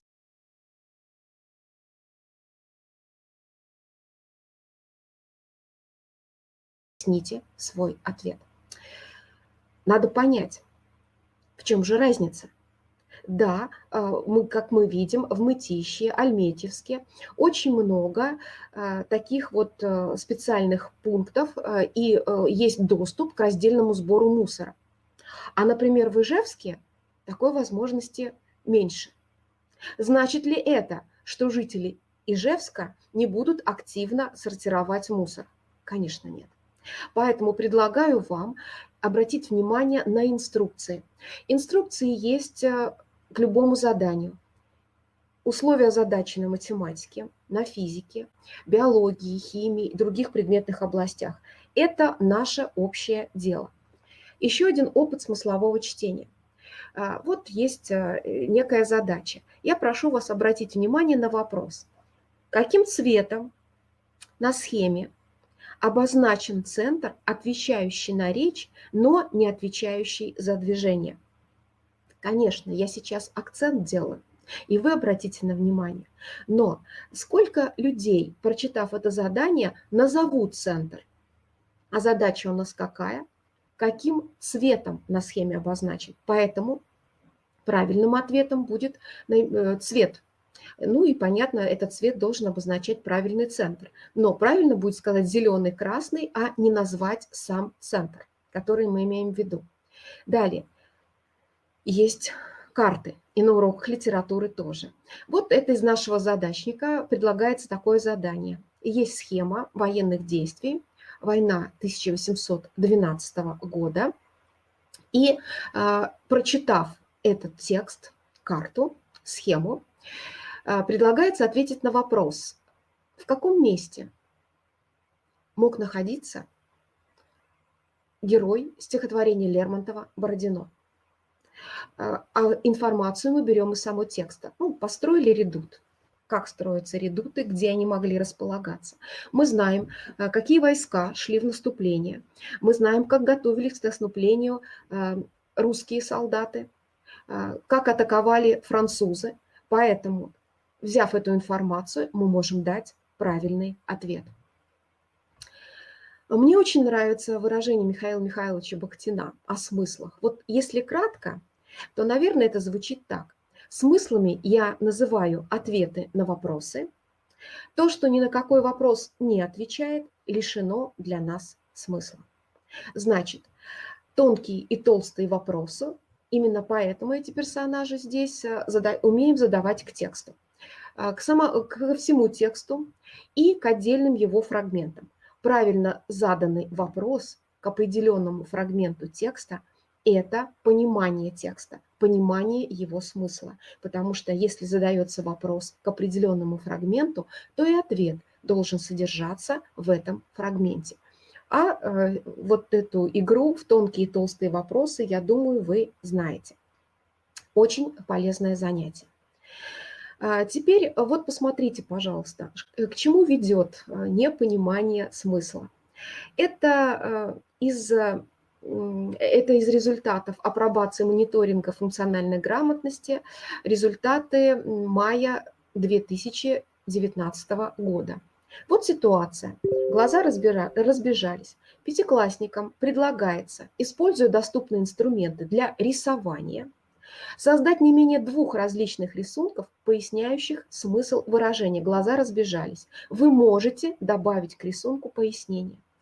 Вот в самой инструкции уже есть вещи, на которые нужно прореагировать. Во-первых, обратите внимание, не менее 2 различных поясняющих смысл, и вы можете добавить к рисунку пояснение. Значит, можно добавлять, а можно не добавлять. От этого зависит количество баллов, которые получит ученик, разумеется, и правильно выполненное задание. Но рассказано не менее 2, значит, должно быть 2 и больше. Что получилось? Результат такой. Около 70% детей не могут проиллюстрировать или не понимают значение фразеологизма. Видите? Один ребенок считает, что это глаза скошены, другой считает, что когда ты сходишь с ума. Вот выражение «с ума сшедший» воспринимается сейчас уже по-другому. Поэтому на самом деле вот кто-то считает, что это от страха может произойти, а о том, что это выбор, который трудно сделать, слишком много всего, трудно выбрать, поэтому и глаза разбегаются, знают не так много ребят, пятиклассников.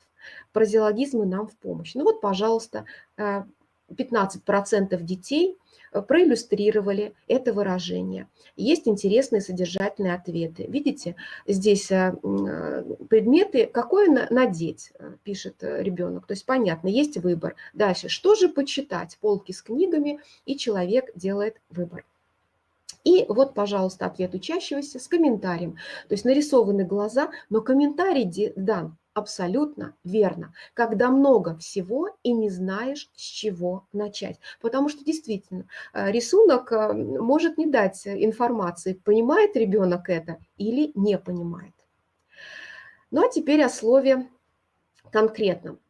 Я была сама изумлена, а точнее удивлена, диво для меня это было, когда я узнала истоки слова «изумленный». Хочу поделиться с вами. Для чего? Ну, во-первых, теперь, читая произведения XIX века, я делаю вывод, что писатели того времени могли знать и об этом смысле. Поэтому слово «изумление» в их текстах и слово «изумление» в современных текстах разные. Вот, пожалуйста, вот такая информация. Посмотрите, от чего допрашиваемый весьма изумленный бывает. Вот такая вот история у этого слова. И таких слов очень много. В современном языке они приобрели другой смысл, но если мы читаем произведения писателей XIX века, начала XX века, даже середины XX века, не забываем о том, что, какой смысл они вкладывали в то или иное слово. Еще для меня большое удивление, смысловое удивление, вот оно меня, так скажем, настигло, чувство удивления на выставке, где рассказывалась история племени майя. Я узнала об индейских словах, которые вошли в русский язык, и узнала, что есть слова в индейском языке, которые на русский переводятся только целыми фразами. Ну, например, подчеркнутое слово, одно слово означает, если перевод, сидеть вместе в темноте, одним словом. Таких уникальных слов достаточно много. И поэтому, если вы привьете ученикам вкус любования словом, вкус чтения, вникание в смысл каждого слова, они будут действительно вам очень благодарны, потому что тогда и сухие инструкции будут выглядеть по-другому. Они сделают все точно. Вот, пожалуйста, еще один пример. Как можно сделать ошибку на уроке математики, если не понять содержание задачи? Вот посмотрите, пожалуйста, да? Школьники начинают решать задачу, и получается 100 тысяч рублей. Понятно, взрослый человек, который вот платит за электроэнергию, сразу возмутится, как так много, быть не может. Но если цифры не пляшут, как говорят вот в бухгалтерии, например, да, сотрудники бухгалтерии, цифры не пляшут, значит, нужно пересчитать задание. Значит, в тексте, в условии задачи есть подвох или ошибка. Итак, конечно, вот есть такое понятие чувства числа, но и чувство текста, как там стыкуются разные понятия, должно быть. К этому приводит тоже как раз смысловое чтение. Читаем со смыслом, быть не может. Ну и я хочу сделать обзор наших пособий, которые помогут вашим ученикам и вам разбираться в этом. Вот эта серия, в которой входит читательская грамотность, глобальные компетенции, креативное мышление, естественно, научная грамотность, математическая грамотность, содержит не только сами задачи, но и путь к пониманию, по каким критериям оцениваются именно эти задания. Ведь предметные задачи – это зачастую один ответ правильный. В таких задачах может быть 2 ответа, 3 ответа, а может быть масса ответов, вернее, варианты ответов разные могут быть, все зависит от комментария и от пояснения. Есть у нас еще задачники по формированию читательской грамотности. Вы можете воспользоваться материалом презентации. И в заключение хочу сказать, мы перешли в режим онлайн. И здесь я тоже начала искать смысл. Посмотрите, онлайн может быть наречием, а может быть прилагательным. Вот эту вставочку сделала и я. Комментарием, что вот есть такой ресурс «Моя школа онлайн», материалы 4-й четверти, конспекты уроков по всем предметам есть. Но есть еще ведь и дословный перевод слова «онлайн». С этим тоже можно поработать, потому что сейчас действительно, видите, онлайн – это может быть прилагательно, тогда это интерактивный онлайновый сетевой, и онлайн-наречие в интернете, в онлайне. Именно так употребляется это слово. И есть еще один ресурс называется Sky Smart. Посмотрите, пожалуйста. Онлайн-школа для детей, тоже очень много материалов. Я открыла перед вами русский язык. И еще предлагаю книги для тех ребят, которые будут сдавать экзамены. Мы вернемся к очному обучению, мы вернемся в эту систему, и понадобятся им знания. Поэтому есть вещи, над которыми ваши замечательные ребята могут поработать самостоятельно. Внимательно, со смыслом читаем инструкции и выполняем правильно задания. Я благодарю вас за внимание, желаю вам плодотворной работы. Если у вас есть вопросы, пишите, пожалуйста, с удовольствием на них отвечу. Искренне ваша, ведущий методист издательства «Просвещение» Галина Васильевна Крюкова.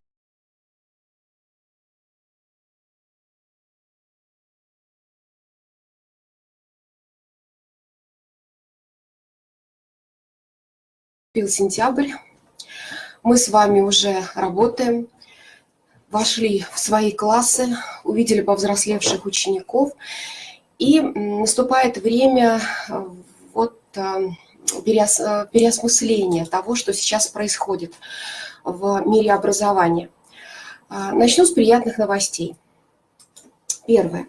Относительно предметной области родной язык и родная литература.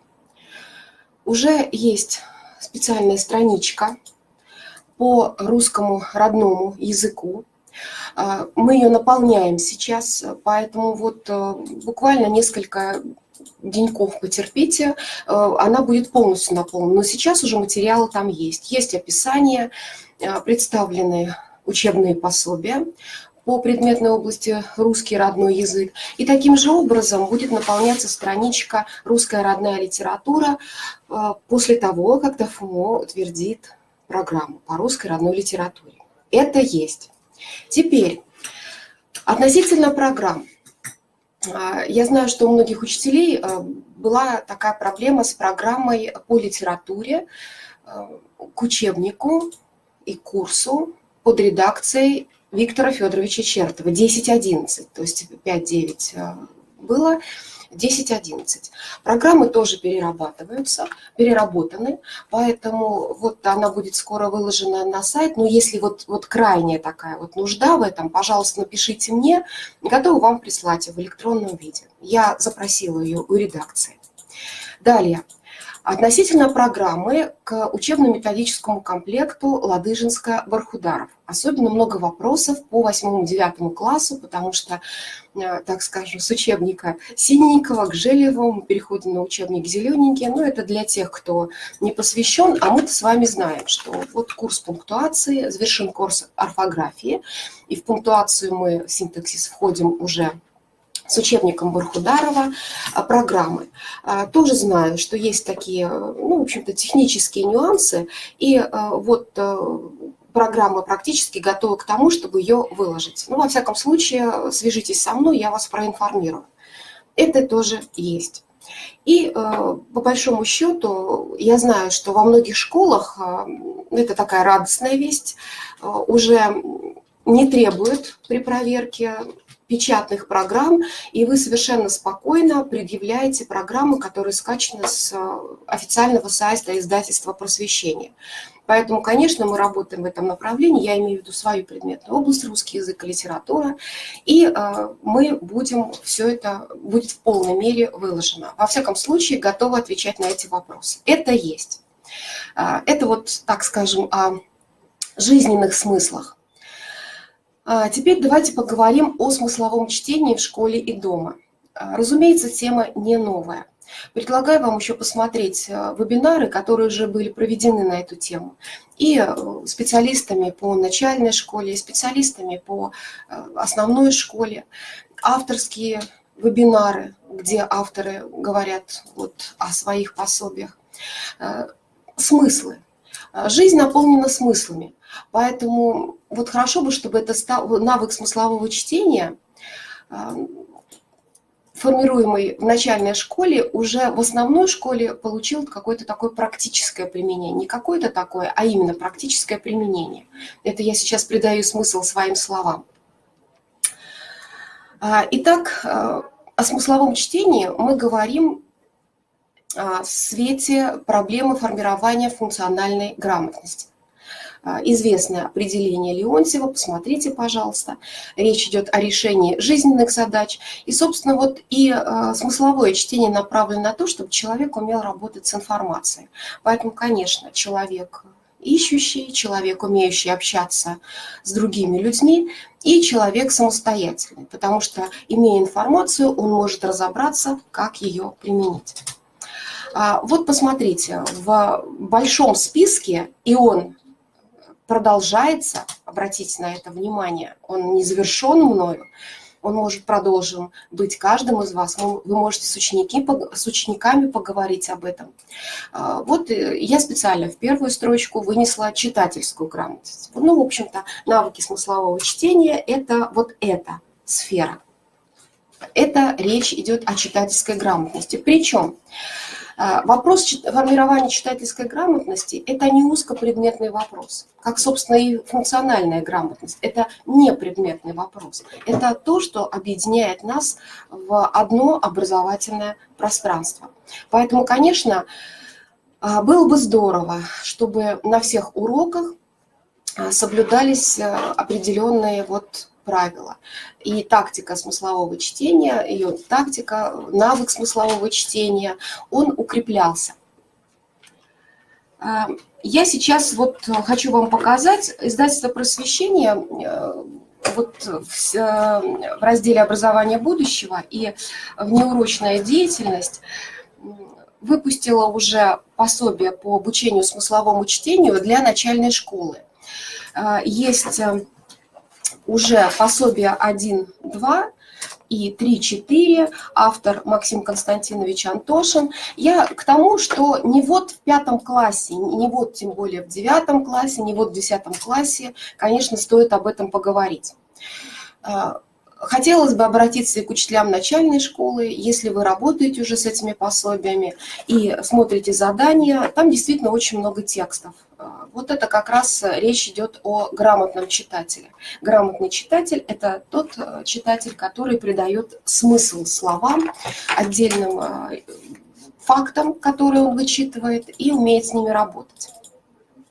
Я уже приводила цитату Татьяны Черниговской о важности умения читать сложную литературу, в отличие от умения читать, такого простого умения читать просто вывески.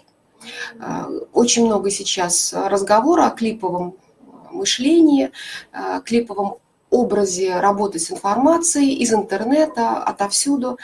Но, знаете, если честно, я, выезжая в регионы, вижу, что не особенно это пока нам грозит. Пока в школе надежная такая, не хочется говорить слово армия, команда, дружная команда учителей, которые держат, вот так скажем, свою линию и работают на ниве просвещения, конечно, пока это нам не грозит.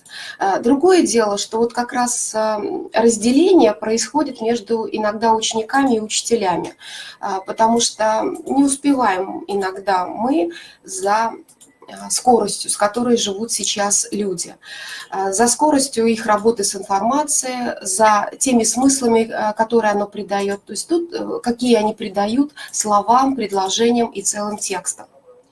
Итак, вот вопрос дня. Предлагаю вам поразмыслить, может быть, на метод объединения, что такое высококлассное образование сегодня, где мы говорим уже о формате международных исследований.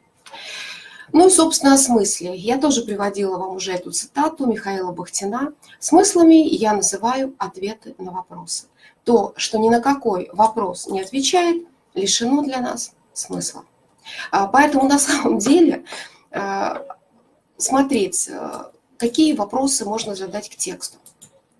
Это правильный будет подход такой, самое первое, что можно сделать. И вот мне очень еще, я специально выделила одну такую регалию Михаила Михайловича, интеллектуальный лидер научно-философского круга, который известен как круг Бахтина. Вот об этом тоже я сейчас много читаю. Понятно, что есть информация, заложенная еще на филологическом факультете педагогического университета, но вот мне сейчас этого не хватает. То есть это к тому, что проблема-то не новая.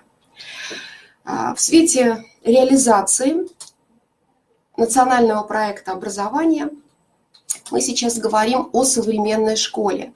Мне нравится выражение «школа будущего», но всегда хочется привязать к нему слово «сегодня». Так вот, что сегодня мы делаем для того, чтобы улучшить образование, качество образования, вот российского образования. Известная схема, и вот обратите внимание, так как мы говорим о смысловом чтении, то вот посмотрите, какова позиция 15-летних школьников Российской Федерации относительно позиции их сверстников из стран Организации экономического сотрудничества и развития. Видите, да? То есть вот позиция красным обозначена, это как раз страны Организации экономического сотрудничества и развития. И синим обозначена позиция российских 15-летних школьников. Вот именно как раз здесь самая большая, самая значительная точка развития. Осмыслить и оценить информацию. Осмыслить. Опять же, вопрос о смыслах. Наверное, есть среди вас участники, которым известен этот слайд. Я не могу без этого обойтись, потому что я говорю уже о том, о чем мы с вами говорили и очно во многих регионах, и заочно в формате семинара. Итак, посмотрите, есть урочная деятельность, и здесь представлены учебно-методические комплекты издательства «Просвещение», то есть это школа, правильно, да? То есть мы говорим в школе и дома. И внеурочная деятельность, все, что создано для того, чтобы ученик в том числе работал и самостоятельно. Дома, в школе. Посмотрите, это пособие, рабочие тетради, задачники, словари. Да, у нас по русскому языку есть задачники. Задачник формирования функциональной грамотности, известная вам книга. И задачник читательская грамотности. По формированию, сборник задач по формированию читательской грамотности. То, что нам сейчас актуально и интересно. Далее, словари.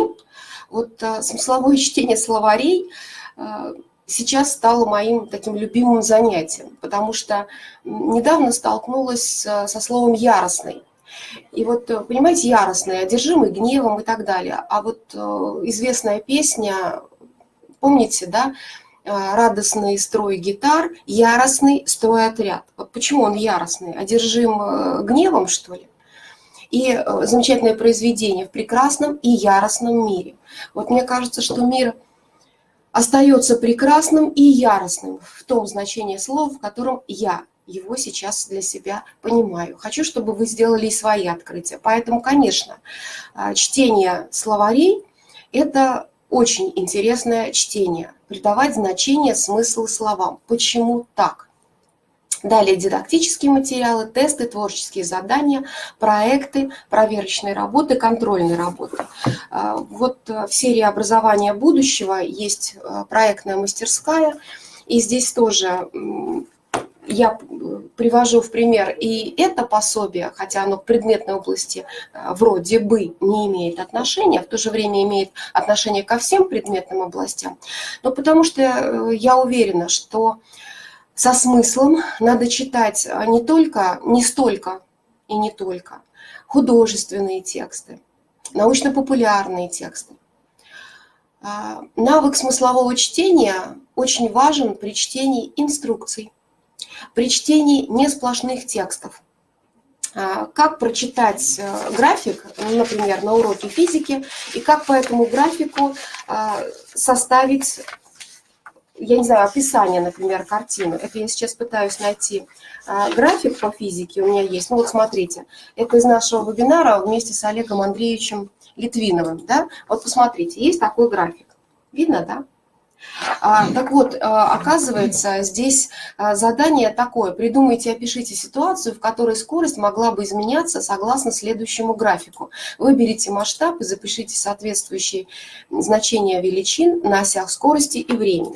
Так вот такой график. Оказывается, здесь можно составить целый рассказ. И надо просто придавать смыслы тем точкам, через которые эта линия прошла. Это еще раз я хочу подчеркнуть, что не только наша предметная область.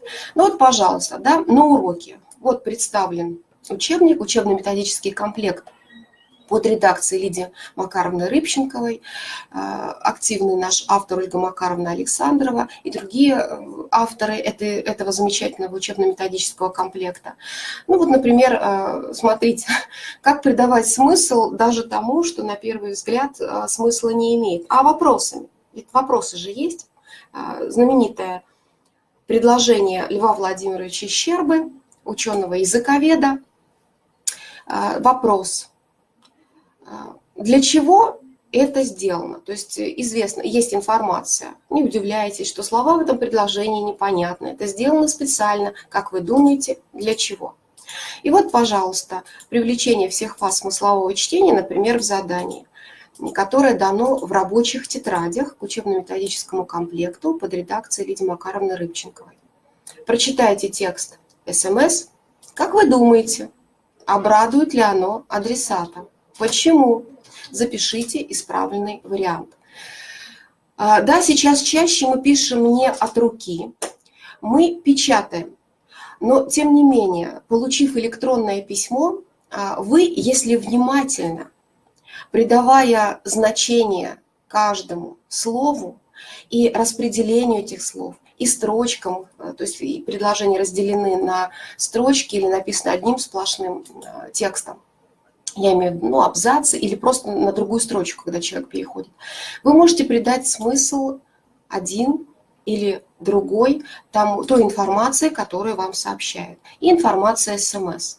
Ну, во всяком случае, нужно смыслово читать не только буквы, которые складываются в слова, я имею в виду слова, да, конечно, смысл в буквах, но, во всяком случае, в больших и маленьких точно есть. Вот. Но и, например, смайликом, который используется. Является то, что все равно кто-то на чем-то специализируется. Есть дети, школьники, которые выбирают и, соответственно, ищут такой правовой аспект. То есть они специалисты где-нибудь по праву.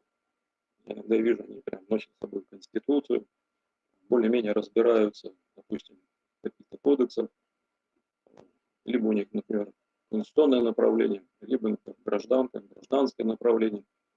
Это один путь. Есть экономический путь, то есть они больше изучают экономические и финансовые аспекты. Кто-то силен с точки зрения социологии и политологии, читает первоисточника, Екатерины Сорокина и других, соответственно, наших классических авторов.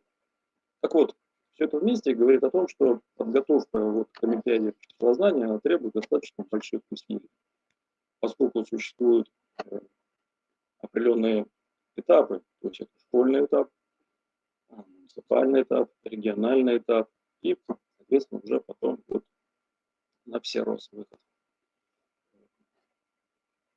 Мы практикуем следующие, так скажем, подходы, и я вижу определенные есть дефициты в этом. Таким образом, мы пытаемся разрешить такие дефициты. Ну, во-первых, есть разные форматы проведения олимпиад. Проводятся олимпиады отдельно для кадетов, для кадетских школ. И, соответственно, задания не меньшего уровня качества, не меньшего уровня сложности, но кадеты соревнуются отдельно. И на этом тоже можно отдельно остановиться, если будет немного времени. Так вот, проведение учебно-тематических сборов как возможность, да, возможность подачи материала, особенно от разработчиков заданий, как мы видим, и это приносит определенную большую пользу. Почему? Потому что мы, как члены жюри, видим те типовые ошибки, какие совершили предыдущие поколения, а некоторых случаях мы видим и тех же детей, которые участвовали. То есть, если школьник начинает свое восхождение, так скажем, если сказать таким низким термином воспользоваться, олимпиадное движение, то есть 8 класса решает задачи, потом он последовательно идет в 9, мы с ним встречаемся и каждый год обсуждаем вопросы, связанные, вот, соответственно, с олимпиадным движением, я имею в виду по задачам общества знаний. Всегда достаточно сложно решаются задачи юридического и экономического плана. Несмотря на то, что школы эти вопросы изучают, в некоторых случаях дополнительно готовятся к олимпиадным заданиям, здесь возникает множество таких достаточно сложных подводных камней. Почему? Потому что задания, они не повторяются, поэтому те задачи, которые возникают, они иногда отражают и в том числе современные тенденции в современной жизни экономической, и это может вызывать определенные трудности. Мы пытаемся на учебно-тематических сборах фактически решать задачи, которые были на предыдущем году, позапрошлом году, посмотреть типовые ошибки, и в рамках этого, соответственно, у них появляется определенная компетенция, или, по крайней мере, навык, как решать эти задачи. При формировании команды педагогов, которые у нас выступают на тематические сборы, мы используем несколько подходов. Мы пробовали и универсализм с точки зрения того, что, и, так скажем, эксперт рассказывает при решении задач разного уровня. Но в последнее время мы пришли к специализации, и, соответственно, вот последний раз мы привлекали специалистов по логике, и школьники были очень довольны, поскольку вот вузовский преподаватель по логике им раскрыл такие возможности, и, собственно говоря, то, что, возможно, и не дают в школе по логике, но дают возможность более, я бы сказал, технологично решать задачи логического плана. Не могу сказать, что они являются очень сложными, но, с другой стороны, они не являются сложными для нас. А для обучающихся они вызывают определенные проблемы, и поэтому вот в данном случае логические задачи являются частью задания по обществознанию. Но, к сожалению, учебно-тематические сборы не могут принять всех желающих. То есть формат этих встреч, конечно, ограничен. Поэтому мы также практикуем и возможные выезды, так скажем, по определенным районам, в рамках которого районное управление образованием определенной, так скажем, последовательностью собирают как учителей, так и школьников. И мы, соответственно, в том числе вот я, мы доносим ту информацию, которая, на наш взгляд, является актуальной. Актуальной при подготовке вот к олимпиадам, в данном случае вот по обществознанию. Также был опыт проведения, ну, это была единственная, пока первая, скажем, всероссийская олимпиада по избирательному праву, которая проводилась в нашем регионе, и вроде бы учредители говорят о том, что она будет уже и в будущем дальше происходить. То есть она была в таком дистанционном формате, а сейчас она станет в очном формате. Что касается вот избирательного права, здесь можно сказать, возможно, у нас был определенный опыт, я имею в виду положительный опыт в плане проведения деловых игр. Мы это первый раз проводили. Ну вот живое общение со школьниками показало, что этот формат он был интересен. То есть не простое чтение такого, скажем, урочного формата или лекций, посвященных вопросам избирательного права, но на уровне деловых игр мы давали задания, связанные с, скажем, по плоскости избирательного права предвыборных программ, каким образом это можно донести или разработать. И вот это получилось достаточно живое общение, и школьникам это понравилось. И, собственно говоря, потом это мы проводили предварительные учебно-тематические сборы при подготовке к Олимпиаде по избирательному праву. И потом по результатам было видно, что они уже достаточно спокойно, по крайней мере, понимали, о чем идет речь. Некоторые задания и в области избирательного права, и в области обществознания, они несут в себе задачи творческого характера. То есть у них нет однозначного ответа. Это подготовка таких работ в формате эссе. А на заключительном этапе это эссе нужно проговорить, то есть выступить, соответственно, с определенным своим посылом, пониманием, как решить ту или иную социальную или политическую задачу, актуальную. В рамках этого возникают, конечно, вот определенные трудности. Мы столкнулись с этим, и поэтому у нас есть определенный цикл занятий, посвященный тому, как сформировать собственное выступление, как расставить акценты, привлечь в том числе вот слушателей, а в будущем, если он выходит на уровень СИРОСа, соответственно, у него нужно привлечь экспертов. В рамках этого, конечно, вот развитие компетенции коммуникации, таких вот риторики, оно вызывало у нас достаточно серьезную дискуссию. Мы пришли к пониманию, что это тоже важно. И с позиции это было и избирательного права, и, соответственно, вот с позиции обществознания. В целом могу сказать, что есть, конечно, определенные такие особенности. Не знаю, подтвердите, коллеги, или нет. Иногда бывает в образовательных организациях такой небольшой актив, так скажем, учеников, активно в том плане, что они участвуют не только в одной Олимпиаде, но и во многих других. То есть они такие универсальные, дают возможность в школе получать определенные бонусы от участия школьников, учащихся школы в различных Олимпиадах. Конечно, есть специализированные Олимпиады, в которых, скажем, если математик или, допустим, или физик, конечно, он маловероятно, что будет участвовать во многих других. Но все-таки вот мы столкнулись с тем, что в какой-то момент эта команда активных активистов олимпиадного движения заканчивает школу, они уходят, и, соответственно, происходит определенный временной провал с точки зрения участия школы вот в Олимпиадах.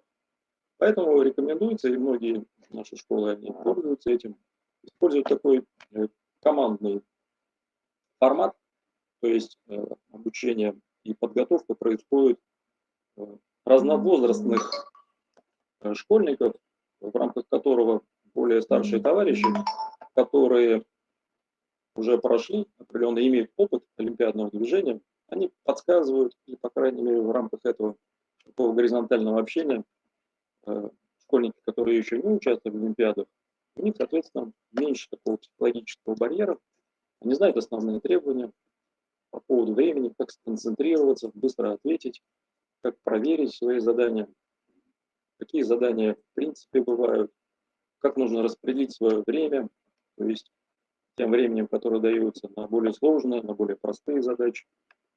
И вот это имеет определенный, так скажем, положительный результат. Я постарался достаточно в короткий промежуток времени изложить некоторые такие свои соображения. Если будут вопросы, я готов ответить. Да, спасибо большое, Раил Римович. У меня к вам есть вопрос, так как мы с вами коллеги, можно сказать, Центр сопровождения олимпиадного движения. Вот смотрите, задача вообще Олимпиады, да, именно на школьном уровне, это большой охват детей, да, большое количество детей, чтобы участвовать именно на школьном уровне. Вот скажите мне, вот мне вот тоже интересно, вот как можно замотивировать, мне тоже вот надо, детей именно с низкими показателями для участия в Олимпиаде. Вот как их можно вот к этому привести? Можете что-то, как вот член регионального этапа? Спасибо. Угу. Могу сказать, что, конечно, наша задача является несколько иного формата, да, то есть мы как разработчики заданий и, соответственно, уже потом организаторы регионального проведения этапа Олимпиады. Но эти вопросы нас тоже волнуют, поскольку мы тесно сотрудничаем с Республиканским олимпиадным центром. Так вот, есть сейчас современные формы, которые нравятся молодежи, нашим школьникам. Это так называемые разные формы есть, например, квиз. Да, я думаю, слышали. Квиз – это особая такая викторина, которая дает возможность, да, ну, в данном случае относительно Татарстана скажу. В этом году мы празднуем столетие Татарской автономной социалистической республики. У нас есть такая, как бы, девиз этого года «100 лет ТАССР».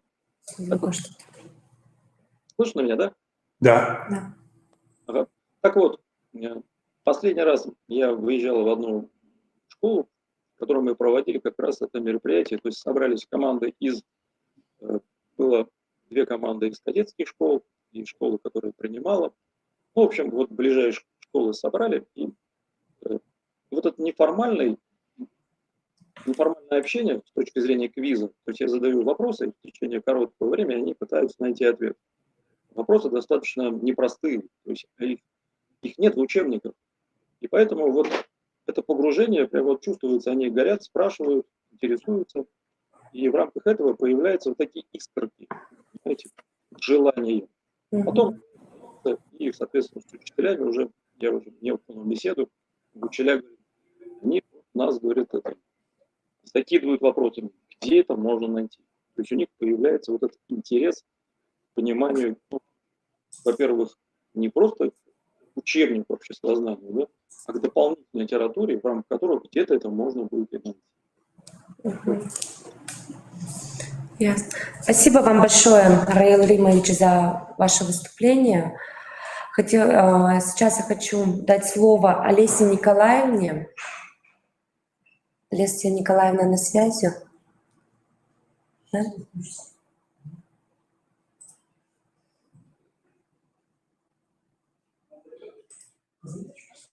Олеся Николаевна, вы на связи? Добрый вечер. У вас уже вечер. Здравствуйте. Мы рады вас приветствовать, Олеся Николаевна. Мы вам предоставляем слово с вашим выступлением. Спасибо. Здравствуйте еще раз.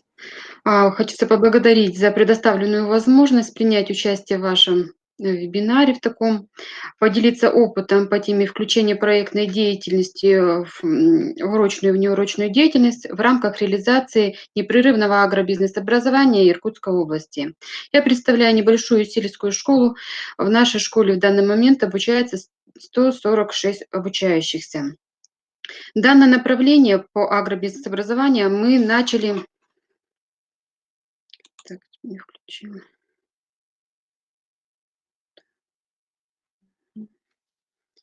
Мы начали с разработки модели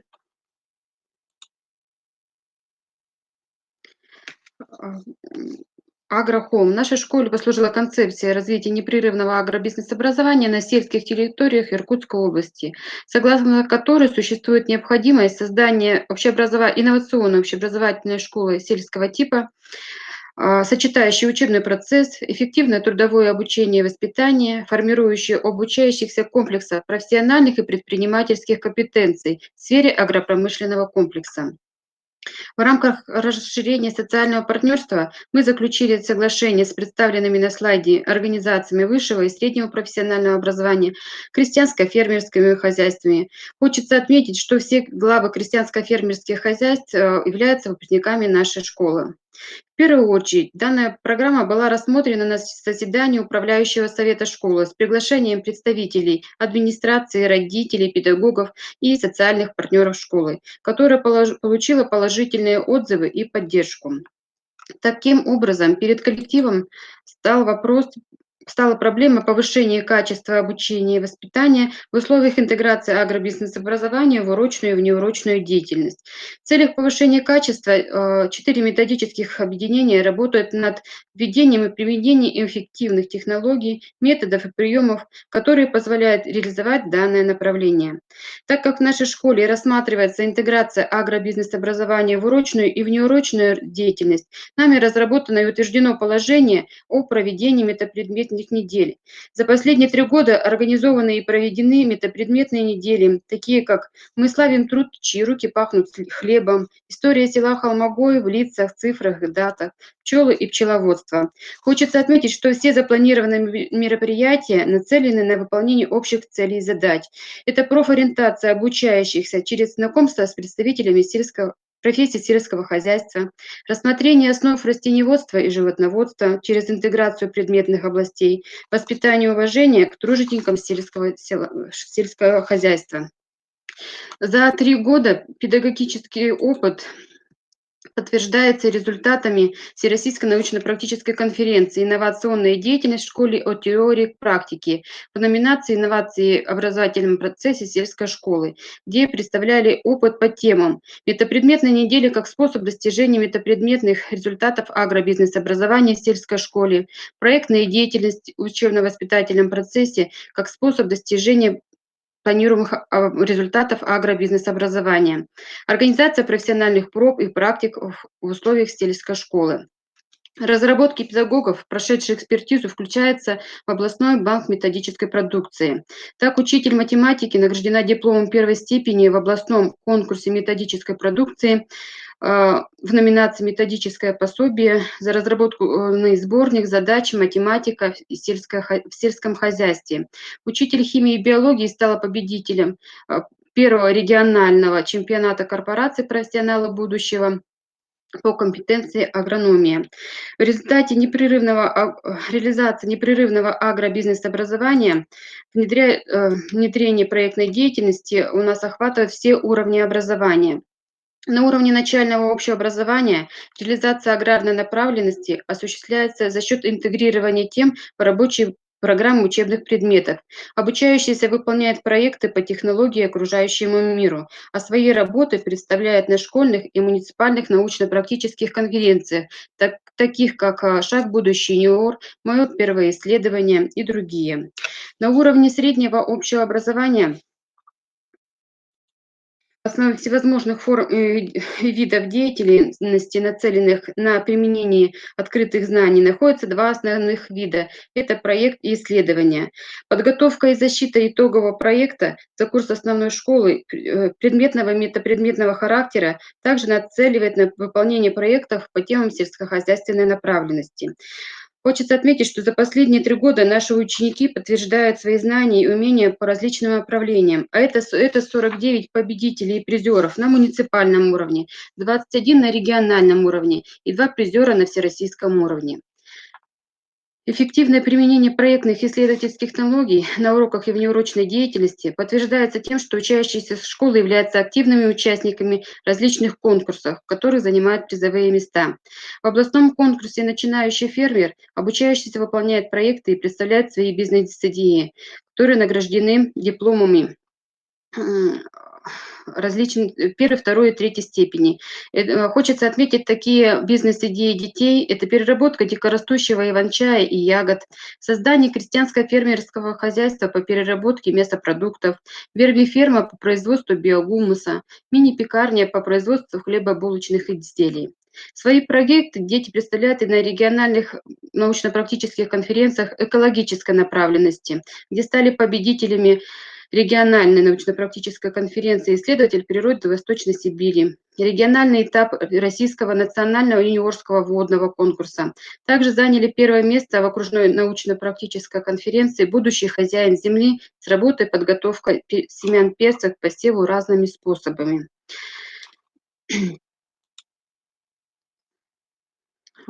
Также в рамках разрабатывают проекты по патриотическому воспитанию. В прошлом году обучающийся 9 класса в региональном историко-краеведческом конкурсе «Горжусь тобой, мое отечество» награжден дипломом победителя и поездкой в город Брест в Республику Белоруссию. на уровне среднего общего образования. Обучающиеся знакомятся с профессиями сферы агропромышленного комплекса, с формированием спроса и предложений на сельском рынке труда, с конкуренцией. На данном уровне происходит подготовка обучающихся по экономике и бизнес-планированию через изучение факультативных и элективных курсов, основы предпринимательской деятельности, экономика и бизнес-планирование, введение в социологию и другие. В рамках социального взаимодействия с Заларинским агропромышленным техникумом выпускники 11 класса получают профессиональное образование водитель категории БЦ. Ученическое самоуправление также активно включилось в проектную деятельность и самостоятельно уже их сами разрабатывают. Одним из первых был проект «Школа «Мой второй дом», на реализацию которого получили 50 тысяч рублей. А выиграв грант на проект «Уголок моей мечты», облагородили школьную территорию резным палисадником. Хочется отметить, что благоустройством территории занимались ученики во время летней трудовой практики, а достигшие 14-летнего возраста трудоустраивались через Центр занятости населения. Педагогический коллектив также активно включился в проектную деятельность по реализации социально значимых проектов. Первый проект школы «Территория труда и добра» по реализации агробизнес-образования получил поддержку благотворительного фонда имени Юрия Тена. В результате построена была теплица из поликарбоната, приобретен необходимый сельскохозяйственный инвентарь. Пришкольный участок также является базой для организации практической исследовательской деятельности, а выращенный урожай используется для удешевления школьного питания. В целях улучшения материально-технической базы за последние 3 года принимаем участие в грантовой поддержке мэра нашего района. И за последние 2 года нам получилось привлечь более 500 тысяч рублей. Некоторые проекты сейчас я вам представлю. Реализация проекта «Полив обильный, урожай стабильный» позволила на пришкольном участке установить поливочную систему, которая позволяет облегчить труд детей и осуществлять полив из теплой воды из емкости. Реализацией проекта «Социальный огород» занималась волонтерская организация «Беспокойное сердце». Они осуществляли посадку различных сортов картофеля, проводили исследовательскую работу по определению наилучшего сорта, от вырученных денег приобрели рабочий инвентарь.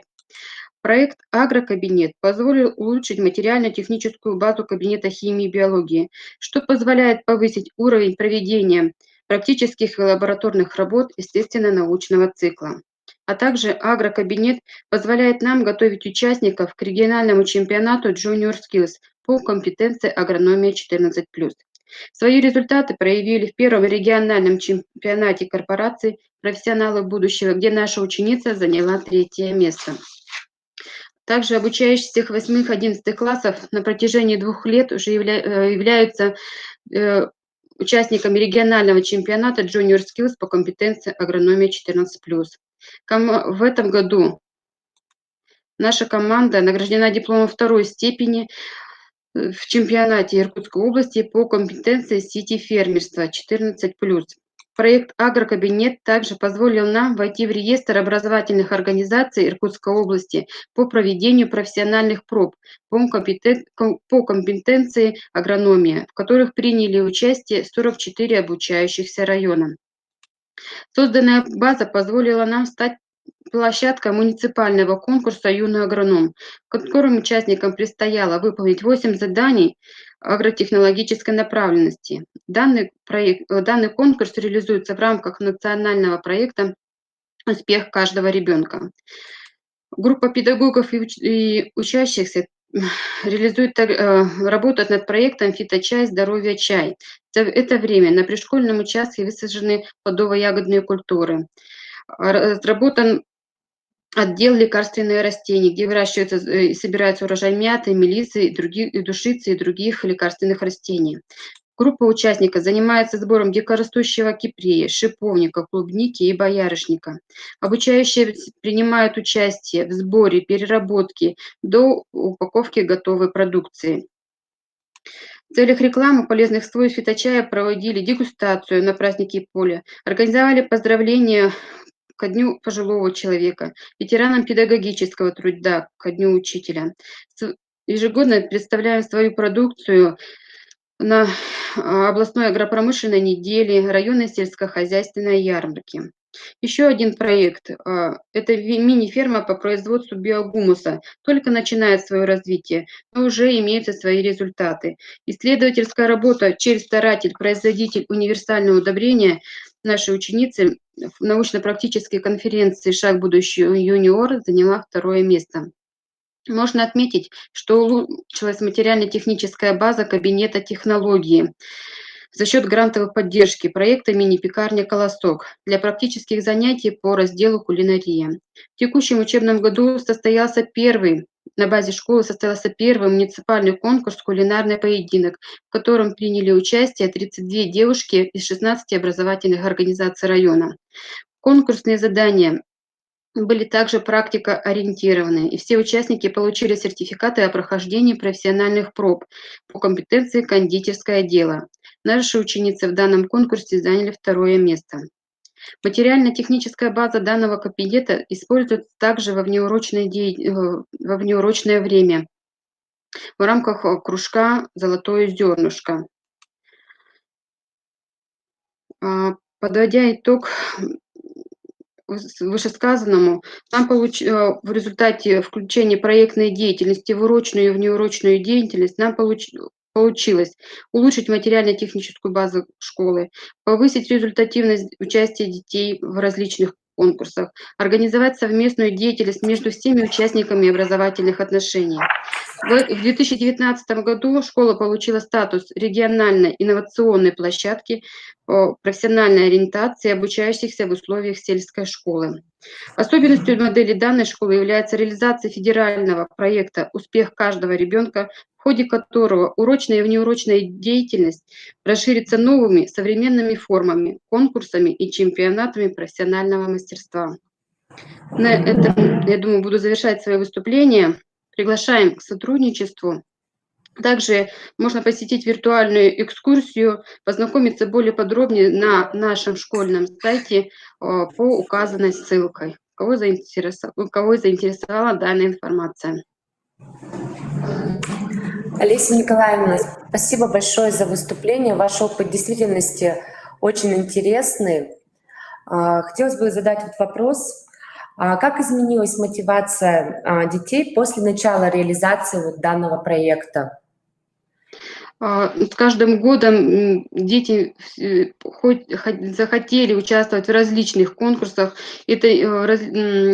чемпионатах. То есть дети сельской школы посмотрели, что они ничем не хуже городских и могут принимать участие не только в конкурсах школьного уровня, муниципального уровня, но и в конкурсах регионального и всероссийского уровня. Сами стали инициаторами различных конкурсов. Я же сказала, что и школьное самоуправление тоже включилось в эту деятельность. Еще один вопрос. Много ли детей пошли именно в стезю агро? Сельскохозяйственно. Ну, на протяжении, наверное, 5 лет отмечается, что практически 50% детей поступает в местный Заларинский агропромышленный техникум, Иркутский аграрный техникум. Есть несколько детей, которые поступили в Иркутскую аграрную академию. То есть рост у нас наблюдается, рост детей, выпускников, которые поступают выбирают это сельскохозяйственное направление. Спасибо вам большое, Олеся Николаевна. Это в действительности был очень интересный опыт. Нам очень приятно, что вы с нами с ним поделились.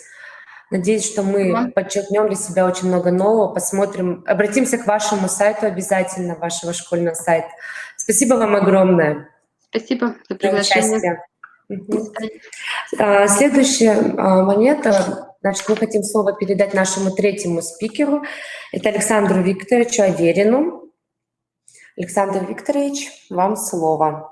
Коллеги, добрый день. У нас остается не так много времени. Действительно, после такого прекрасного опыта, представленного нашими коллегами, этот опыт действительно практический. мне хотелось бы от межличностного положения, допустим, в классе конкретно обучающегося, то есть учитывать непосредственно данные моменты, ну и ряд иных условий. Следующий слайд, пожалуйста. Данный тезис, он достаточно четко, так скажем, прослеживается и подчеркивается в работах разных ученых. И в данном случае это Аэлита Капитоновна Маркова. Какой общий путь формирования мотивации? Да? Дабы, завершив, так скажем, выступление наших спикеров, мне хотелось бы обратить ваше внимание. То есть у начинающего учиться школьника широкие побуждения, которые действительно сопровождают его активность, нам необходимо создать такие условия, чтобы была создана, собственно, или сформировалась зрелая мотивационная сфера.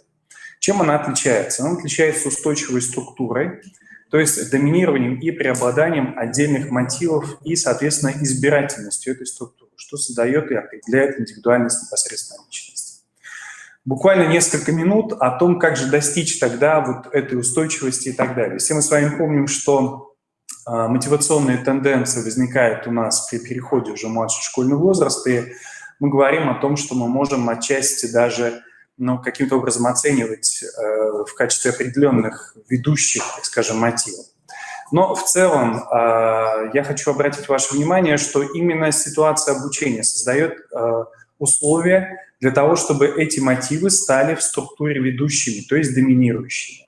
А в конечном итоге, если вспомнить развитие личности, именно доминирующие мотивы могут как раз образовать вот тот сплав, который в конечном итоге будет определять уже в целом направленность личности как таковой. А это уже свойство личности более уже зрелого, так скажем, взрослого непосредственно ученика.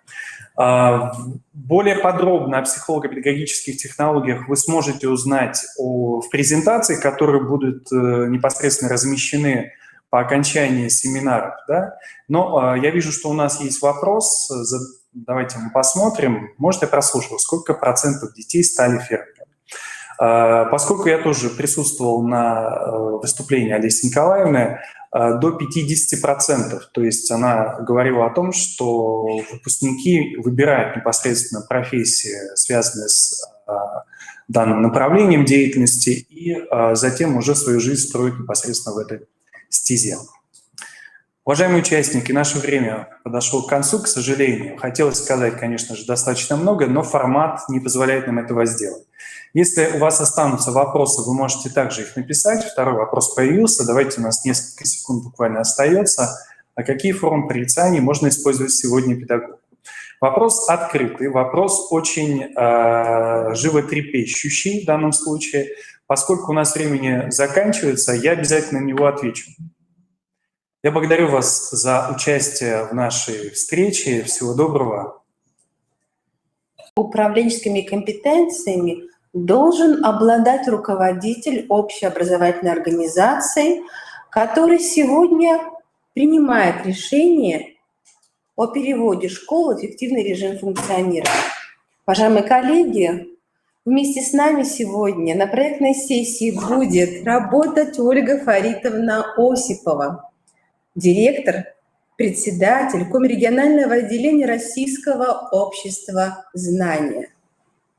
Данная сессия будет практикоориентированная. Мы с вами можем задавать вопросы, работать в чате, быть активными и, конечно же, уже заявлять о себе как о лидерах профессионального сообщества. Коллеги, я передаю слово Ольге Фаритовне. Ольга Фаритовна, ваша аудитория вместе с вами. Очень рада поприветствовать вас, дорогие коллеги. И давайте потихоньку приступать. Эффективная управленческая команда. Что это такое и вообще с чем это едят, да? И каким образом вообще ее выстраивать? Так, чтобы мне ее крутануть. Вот сюда вот, да? Ага, все. Куда?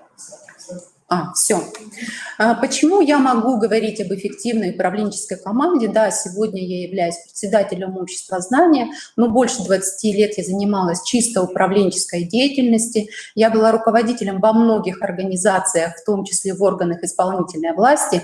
Поэтому вот то, что испытывает управленец на каждой ступени своей вообще трудовой деятельности и что творится вообще в коллективах, я знаю просто не понаслышке.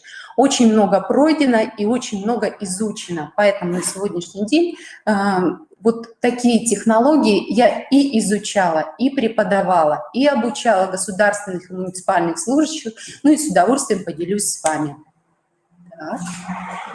В январе, в марте проводилась на сайте ХХХ.ру, это самый большой, самый известный сайт по работодателям, те, которые изучают проблемы трудоустройства. Как раз они определили топ-3 управленческих навыков. И, безусловно, в первую очередь, это администрирование процессов. Второй навык, очень важный, стратегическое мышление. И третий навык – это формирование команд. Это то, о чем мы говорим сегодня. Формирование команд. Смотрите, управленческие навыки сегодня набирают наибольший вес. Они нужны сегодня, по мнению работодателей, они наиболее востребованы, наиболее важны и требуют развития. Стратегическое мышление, безусловно, нужно и необходимо, но все-таки управленческие навыки, они сегодня занимают очень важное место. Еще раз, да? Ага. У вас сегодня уже идет не первый день семинара. И что вы изучали в процессе этого семинара?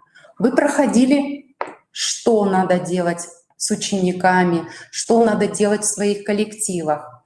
Вы разговаривали о кадровых потенциалах, вы разговаривали о том, как выстраивать на сегодняшний день надо кадровую политику в школах. Вы говорили, когда.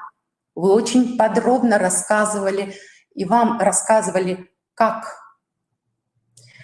Технологии, алгоритмы, методики.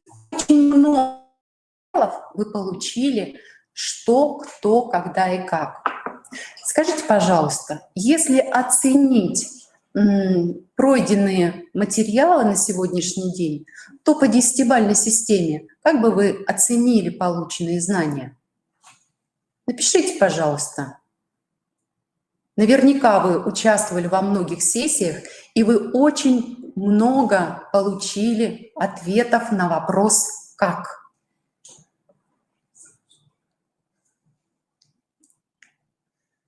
Коллеги, да. Коллеги, да. Коллеги, да, если в чат вы напишите, да, мы просто увидим. Шестерочка. Угу. Ну, у вас еще завтрашний день впереди, поэтому еще много материалов получите. И вот посмотрите, вы как управленцы, как педагоги, как директора, вы получаете очень много информации на этом семинаре, на предыдущих семинарах. Они у вас бесконечные. В вашем профессиональном сообществе очень часто отвечают на вопрос «как?». 6, 8, 5. Отлично. Уважаемые коллеги, а зачем это вам надо? Семинар был обозначен, и тема была в семинаре обозначена моя, как управленческая команда для реализации национального проекта образования. Коллеги, а зачем сегодня есть такой национальный проект? Я вам сейчас задам очень такой провокационный вопрос. Оцените, пожалуйста, насколько вы понимаете, зачем. Я училась в школе, вы учились в школе. У нас замечательная была советская система образования. Мы все понимали, к чему мы придем. Мы отлично сдавали экзамен. У нас была отличная система образования, о которой сейчас вспоминаю. Что нового будет в новой системе образования, И зачем нужны эти бесконечные как, эти новые методологии, эти новые принципы? Что идет нового в этом процессе образования и в этом национальном проекте образования? Оцените, пожалуйста, насколько вы понимаете вот это зачем и насколько вы принимаете это зачем. Оцените, пожалуйста, по 10-бальной системе.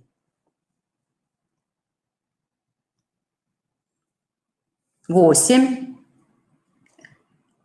Давайте подождем. Все задумались. Вообще, на самом деле, пока вы думаете, оцениваете по 10-бальной системе, вот вопросы «что», «кто», «когда», «как» и «зачем» — это такая вот основная пятерка вопросов, на которые каждый день отвечает любой управленец. Так, ну что, немножко подождали, да, 7, 7, 7, последние 8, ну, примерно такие же оценки. Но вот смотрите, какая небольшая, во-первых, появилась заминка в оценке вопроса «зачем?», а во-вторых, я вас специально спровоцировала, да, система советская была замечательная, сегодня мы ее перестраиваем все совместными усилиями, и на вопрос «зачем?», а это вопрос о цели, ответить мы не всегда можем. И вот представьте, сегодня вот все присутствующие директора, все присутствующие на этом семинаре учителя — это одна большая управленческая и педагогическая команда, которая реализует программу «Национальный проект образования». И если сегодня вы для себя не можете ответить «зачем?», на провокационный вопрос «зачем?», то завтра, приезжая в свои школы, завтра что вы будете говорить педагогам? А вы им скажете примерно такие слова. Если вы себе не ответили на вопрос «зачем?», вы себе скажете: ну что, жить по-старому нам уже не дадут, поэтому придется перестраиваться. И мотивация ваших сотрудников, и мотивация ваших коллег, она тоже будет сильно-сильно снижаться. И пока руководитель не ответит себе на ключевой вопрос «зачем?», перестройки не будет. Почему мы говорим о вопросе «зачем?» и как это связано с лидерством? В нашей советской системе управления очень развито командное управление, авторитарное управление. Это привычная для нас система управления. Мы к ней привыкли, мы ее понимаем, но время изменяется, и сегодня требуется, и от нас требуют и педагоги, и родители, и сами школьники другого подхода. Они требуют уже более демократических механизмов. И для любого директора всегда весы. Или это управленческие навыки с директивными, с такими с указательными технологиями, или демократические, да, приемы. Так, не получается у меня. Угу. И каждый руководитель сталкивается с проблемами решения любой задачи. Неважно в какой сфере, да, неважно в каком контексте, да, но каждый руководитель вынужден решать проблему или авторитарно, или демократически. Притом сегодня вот авторитарный стиль потихоньку он выжимается из школы. Я вам хочу дать алгоритм решения внутрикомандных проблем, потому что формирование команды — это прежде всего работа с людьми, это прежде всего найти взаимопонимание с каждым из коллег. Кстати, обратите внимание, я очень часто общаюсь с руководителями, и очень часто руководитель говорит «подчиненные», и реже говорит «сотрудники», а совсем редко говорят «коллеги». И вот в этом, казалось бы, небольшом таком принципе ведь тоже скрыто большое взаимоотношение с людьми и с коллегами. Я обратила внимание, Галина Владимировна все время говорит «коллеги, коллеги». Вот это уважение к людям, которые стоят напротив тебя. Это большой шаг, большое управленческое искусство видеть в мелочах уважение к людям, которые работают бок о бок с тобой и выполняют определенные функции. И вот из мелочей строится очень много. Это вот, знаете, как пример, когда надо решить большой-большой пример по математике, то он складывается из маленьких техник. 2 × 2 = 4. Последовательность действий такая. Так и в управленческом искусстве есть много технологий, которые надо изучать. И они на первый взгляд небольшие, но только с помощью того, что они доводятся до автоматизма, они как раз и позволяют быть управленцем высшего звена и высшего уровня. Алгоритм решения внутрикомандных проблем. Первое – это подготовка. Второе – это выявление проблемы. Третье – это решение. И четвертое – это контроль. 4-тактный алгоритм решения внутрикомандных проблем. Причем, когда приходим на любое совещание, как правило, мы видим, что ставится проблема, и очень быстро переходят к решению проблемы, упуская 2 очень важных момента – подготовку и последующий контроль.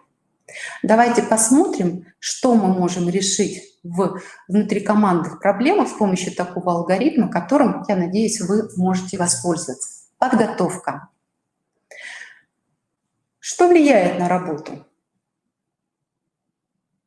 Вообще на сегодняшний день, если вы спросите себя, если вы спросите своих коллег, то проблема далеко не всегда является той проблемой, которую нужно решать. Парадокс. Но, как правило, есть много надуманных проблем. Как правило, есть проблемы, которые не решают сегодняшний день. Я приведу вот такой простой пример. Руководитель, будь то директор или в другой организации, идет по коридору, на самом бытовом уровне, идет по коридору, и он видит, что преподаватели, педагоги обсуждают проблему, обсуждают какую-то, идет обсуждение. И вот в мозгу часто у руководителей сразу щелкает. Им нечем заняться, нет дисциплины, нет, не заняты вообще производственным процессом. Хотя проблемы здесь может и не существовать. Задайте себе 2 вопроса. Влияет ли это на работу? И ответьте «да» или «нет». И второй вопрос. Если эту проблему не решить, что пойдет не так? И очень многие проблемы через эти 2 простых вопроса приобретут совершенно другую окраску. В нашем элементарном примере, влияет ли это на работу, если люди разговаривают в коридоре? Скорее всего, нет. И если не решить эту проблему, естественно, тоже нет. Если не решать эту проблему, то, собственно говоря, ничего и не произойдет. И если это не станет повальным вообще времяпровождением сотрудников на работе. Через эти простые вопросы вы можете оценить, стоит или не стоит уделять этому внимание или не уделять. Задайте себе следующий вопрос. Раньше было по-другому, что-то изменилось или все осталось по-прежнему? Ну и, естественно, цель. А зачем? Вот это вот любимый вопрос. А зачем вообще надо обсуждать или поднимать ту или иную проблему. Какая цель, какую цель вы преследуете, какую цель вы решаете, что будет в конечном итоге для вашей организации, для вашего коллектива. Решит что-то или не решит. Следующий слайд. Когда мы рассматриваем проблему, важно выяснить точку зрения коллег. И вот здесь вот тоже далеко не всегда мы понимаем своих коллег. И, собственно говоря, бывают 4 причины, почему коллеги делают не так, как нам хочется. Люди понимают по-своему, люди не умеют, люди не могут или коллеги просто не хотят. Других вариантов не существует. И узнать вы можете точку зрения, только спросив. Очень часто мы не умеем слушать друг друга, и мы не задумываемся о том, что бывает другая точка зрения у наших коллег. И мы их не спрашиваем. И зачастую коллеги просто не понимают, что они работают не так быстро, не с той интенсивностью, не используют те механизмы, которые нужны. И когда задаешь руководителям, вы недовольны коллегой? Да, недоволен. А вы ему напрямую это сказали? Нет. Но ведь это же и так понятно. Он что, не видит, что он работает хуже, чем вот этот коллега? Друзья, ничего подобного. Вот тот коллега, как правило, считает, что он делает пусть немного, но очень качественно, что он отдает всю душу детям, что он сидит на работе с утра до ночи. И вообще вот все должны работать именно как этот коллега. А вот Марья Ивановна-то как раз работает не так.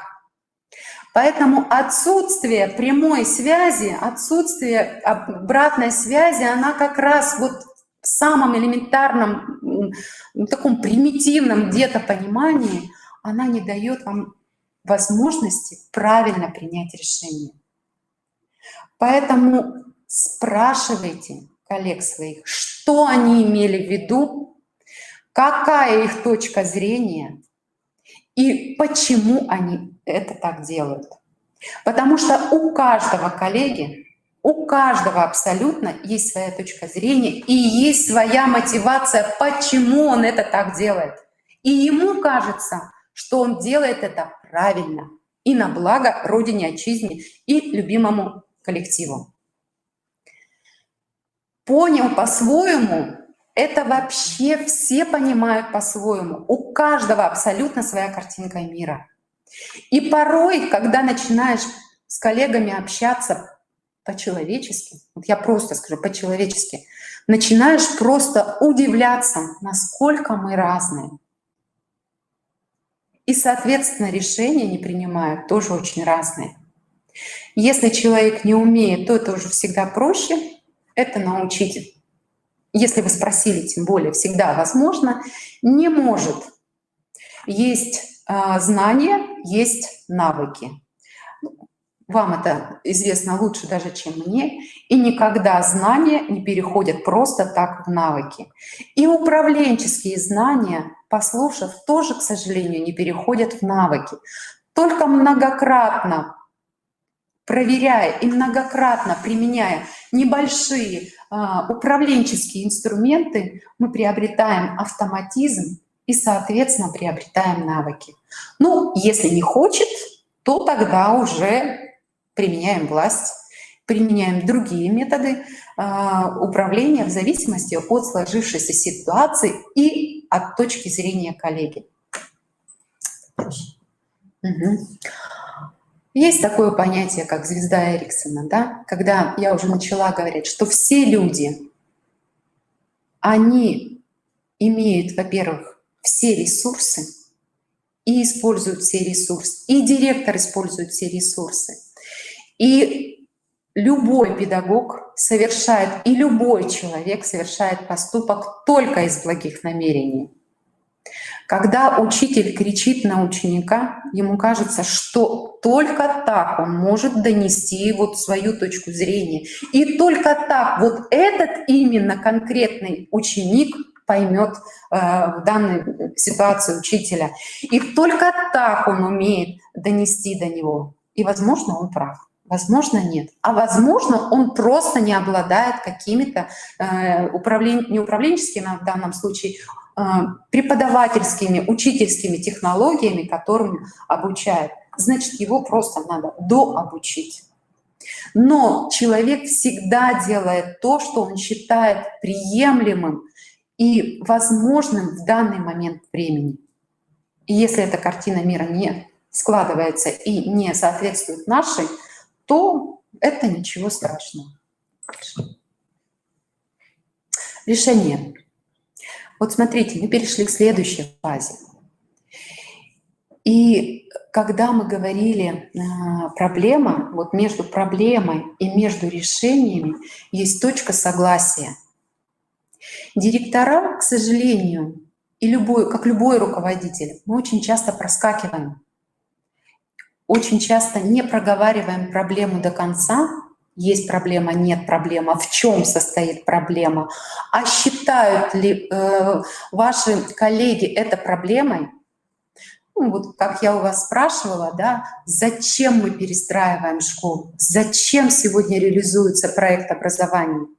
И если сегодня ваши педагоги не понимают и не видят проблемы «зачем?», то, собственно говоря, какое решение они могут принимать и какое решение ваше они могут поддерживать, если они не видят необходимости в этом изменении.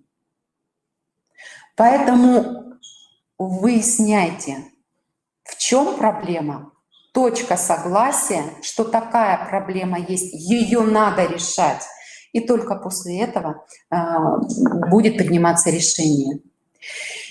Если вы не прошли точку согласия, какие варианты возможны? Вы его продавите своим силовым давлением директора. Второй момент. Ну ладно, я соглашусь, чтобы не связываться. Ну и третье – это итальянская забастовка. Я уже так делаю. Скажет вам ваш сотрудник, ваш коллега, и я так делаю, уже вчера не получилось. Поэтому завтра мы тоже делать так не будем. Уже снова не получится.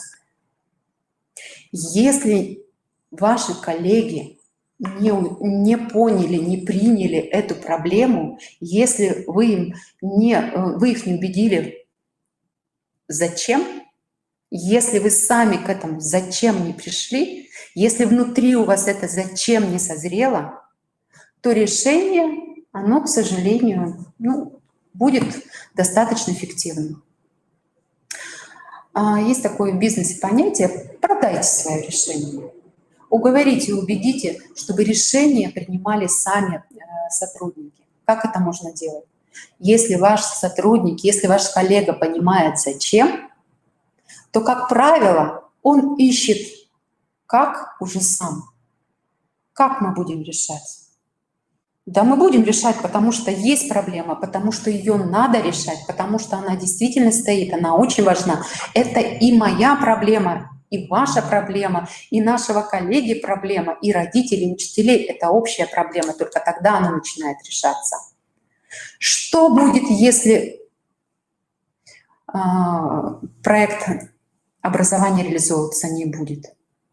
Что нам тогда не изменить? Если в голове у сотрудников, у наших коллег не созреет, то и решения приходить не будут, и решения останутся на бумаге.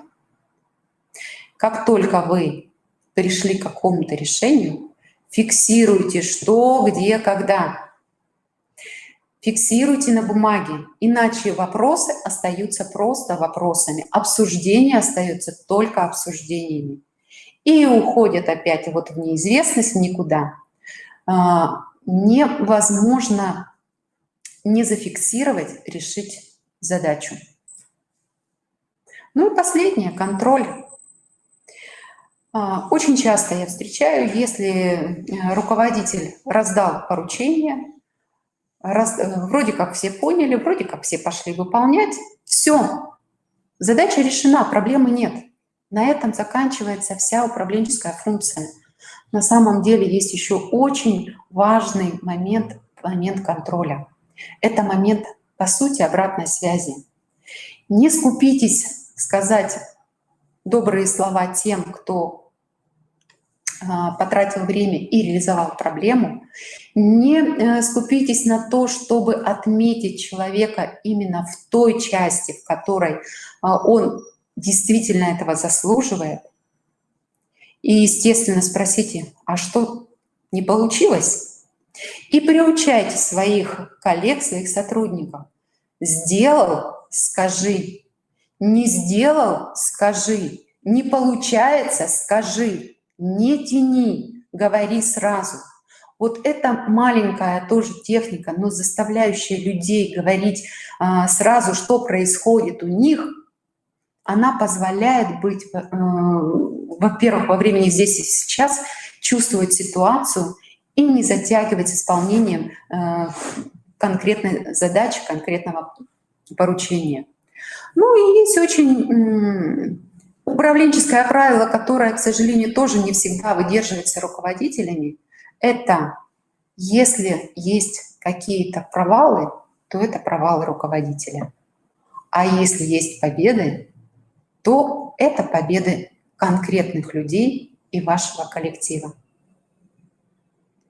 Потому что если мы говорим о переходе на другие рельсы управления, если мы говорим об уходе от авторитарного стиля, то, собственно говоря, что остается у руководителя как управленца? Какие методики, какие стимулы, каким образом можно заставить коллег работать интенсивнее, как можно стимулировать, мотивировать их? Да, собственно говоря, остается не так много инструментов. Это и есть лидерские форматы. Это как раз возможность роста и видение лидера, а куда мы идем, а зачем мы идем. И вот здесь, когда мы говорим контролируем, то очень важно понимать, что мы мотивируем, контролируем, управляем не целиком коллективом, а конкретным человеком. И мотивация людей на самом деле не очень имеет большой разброс. Мотивирует людей большие задачи, интересные задачи, мотивирует карьерный рост, авторитет, деньги, кого-то мотивирует спокойствие. И вот лидер, мотивируя человека, говорит не с точки зрения руководителя и что хочет сам руководитель. Говорите с точки зрения человека. Говорите с точки зрения, что надо человеку. А им надо или карьерный рост, или деньги, или спокойствие. И задавайте вопросы и мотивируйте из позиции того, что надо конкретному человеку. И задавайте вопрос. Да, некоторым нужно спокойствие. Далеко не все хотят карьерного роста. И это нормально. И если человек хочет спокойствия, то надо сказать, что у спокойных преподавателей идите спокойные. И для кого-то это тоже в приоритете, для каких-то родителей это важно, чтобы дети их были в спокойных руках педагога. И задайте ему вопрос. А если ты будешь не готов к той или иной методике, то твое спокойствие-то каким образом будет реализовано? Задайте вопрос из его картины мира, из его позиции, из того, что интересно ему. Потому что вы никогда не поменяете человека, и он, собственно говоря, не будет меняться в угоду вам. Он поменяется только тогда, когда у него будет внутренняя мотивация, когда он будет понимать, зачем ему меняться. А мотивация у него, собственно говоря, можно распределить вот по таким группам. Сегодня директор находится в очень непростой ситуации. Я бы даже сказала, из управленческих различных команд, наверное, самой сложной.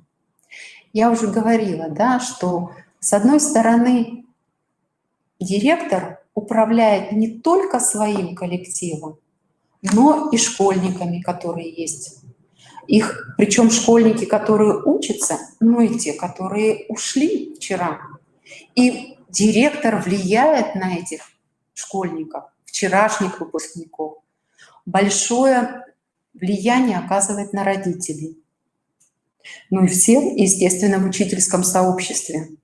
Мне, честно говоря, вот формулировка «учительское сообщество» нравится больше. Вот это вот, наверное, из моего детства. Первый учитель, вообще учитель. У меня мама была учителем. Учитель – это что-то родное, близкое, как-то педагогическое, мне кажется, звучит немножко вот научно, далеко и не по-родному. Вот учительское сообщество – это вот прям вот из детства, это вот такое вот очень близкое. И сегодня школьники, особенно старшие школьники, да, они уже почувствовали вот этот воздух свободы. Они не хотят уже жить по-старому. Родители тоже воспитывают своих детей по новым традициям, в новых форматах, в новых реалиях. Коллектив, особенно молодой, который приходит со школьной статьи, вчерашние студенты, у них тоже требования уже абсолютно другие. И если директор не будет перестраиваться, если он не будет их мотивировать с точки зрения «зачем», то тогда, в принципе, водичку тогда можно, то тогда очень сложно будет управлять. И педагогу, преподавателю, директору всегда надо будет взвешивать или идти по-новому и воспитывать в себе и лидерские качества, спасибо, и возможность подойти по-новому, или будет тратить силы, энергию и ресурсы, и эмоции на то, чтобы управлять по-старому. Выбор всегда за вами. И когда мы говорили, я снова возвращаюсь к своему любимому вопросу «зачем?», несмотря на то, что оценки примерно были такие же, я вот голову дам на плаху, что вообще мы, как правило, не знаем, зачем мы все это делаем. Мы, как правило, не можем оценить для себя. Вот внутри себя мы не можем ответить на этот вопрос. Зачем нам надо реализовывать этот национальный проект? Но только найдя ответ на этот вопрос, вы действительно станете лидерами. Лидерами в своем коллективе и в своей школе. Я вам желаю лидерских качеств, я вам желаю успехов, я вам желаю, чтобы вы нашли мотивацию для себя и мотивацию для своих коллективов. Если у вас есть вопросы, задавайте, как раз осталось совсем немного времени, пишите. Если вы не согласны, если вам вообще были непонятны мои мысли, это вообще очень хорошо, когда есть противоречие, когда есть возмущение у вас, потому что тогда, когда есть возмущение, значит, вы уже переваривали внутри себя и есть какие-то нерешенные проблемы, а значит, вы ищете тот путь в коллективе и для коллектива, который позволит вам действительно рвануть вперед. И я вам желаю рвануть вперед. Ну что, подождем пока. Да, тогда можем говорить. Да. Большое спасибо, Ольга Фаритовна. Мы понимаем, что сегодня мы обратились именно к директорам как к личностям, которые сегодня осознают себя в процессе профессионального развития. Мы понимаем, что те компетенции, которыми мы сегодня владеем, они должны совершенствоваться. И мы должны понимать, что действительно меняется пространство вокруг нас. ставятся перед нами новые задачи, и мы должны формировать команду единомышленников. Но все данные инструменты, о которых сегодня говорила Ольга Фаритовна, они могут применяться только тогда, когда вы на себя эту функцию действительно возьмете. Что я готов сегодня работать с коллективом, со своей командой. И мы понимаем, что всегда будут и проблемы, будут и задачи. И это процесс постоянного совершенствования и себя, и коллектива, и пространства вокруг нас. Потому что мы действительно сегодня существуем в пространстве новых технологий, новых задач по трансформации педагогического сообщества. Конечно, нам действительно трудно. И я благодарна Ольге Фаритовне, мы намеренно сегодня попытались обратиться именно к вам. Не как к должностным лицам, а именно к вам как личностям, как ярким индивидуальностям, которые сегодня вместе с нами реализуют национальный проект образования, которые включены в республиканский проект «Эффективная школа» и в ряд других проектов, но которые сегодня, сейчас вместе с нами на нашей проектной сессии. Коллеги, проектная сессия сегодня будет завершаться, но у вас есть возможность включиться и в наши дальнейшие профессиональные диалоги, в наши дальнейшие профессиональные площадки, которые мы надеемся, что с Ольгой Фаритовной мы будем продолжать как ряд обучающих мероприятий для директоров. Мы надеемся, что в контексте нашей совместной деятельности у нас будут очные сессии. К большому сожалению, сегодня мы работаем с вами дистанционно, и мы не можем видеть вас. Была бы, конечно, я думаю, что реакция, которая позволила бы Ольге Фаритовне еще поработать с каждым индивидуально, потому что, конечно, технологии, которыми сегодня владеет Ольга Фаритовна, они позволяют поработать над индивидуальным профессиональным профилем директора. Поэтому, уважаемые коллеги, очень важно, что сегодня мы говорим об управлении коллективом, об управлении субъектами образовательных отношений. Коллеги, наша проектная сессия на сегодня будет завершена. Если еще вопросы поступают, мы готовы на них ответить. Буквально еще 2-3 минуточки. Ольга Фаритовна, слова благодарности. Коллеги пишут, что еще раз убедились, что на правильном пути. Коллеги, это очень важно. Большое спасибо. Коллеги, принимаем это. Для нас важно, что вы сегодня были благодатными слушателями, и будем надеяться, что в рамках очных сессий будет у нас возможность поработать с каждым из вас. Коллеги, у нас есть возможность задать вопросы, поблагодарить Ольгу Фаритовну. Мы очень рады, что Ольга Фаритовна сегодня вместе с нами. И, конечно же, уважаемые коллеги, еще раз задуматься, на каком сегодня мы профессиональном пути себя ощущаем. Мы понимаем, что процесс профессионального развития и профессионального совершенствования своих компетенций, он не может быть никогда завершен. Но главное понять, что мы к этому готовы, к процессу непрерывного профессионального образования.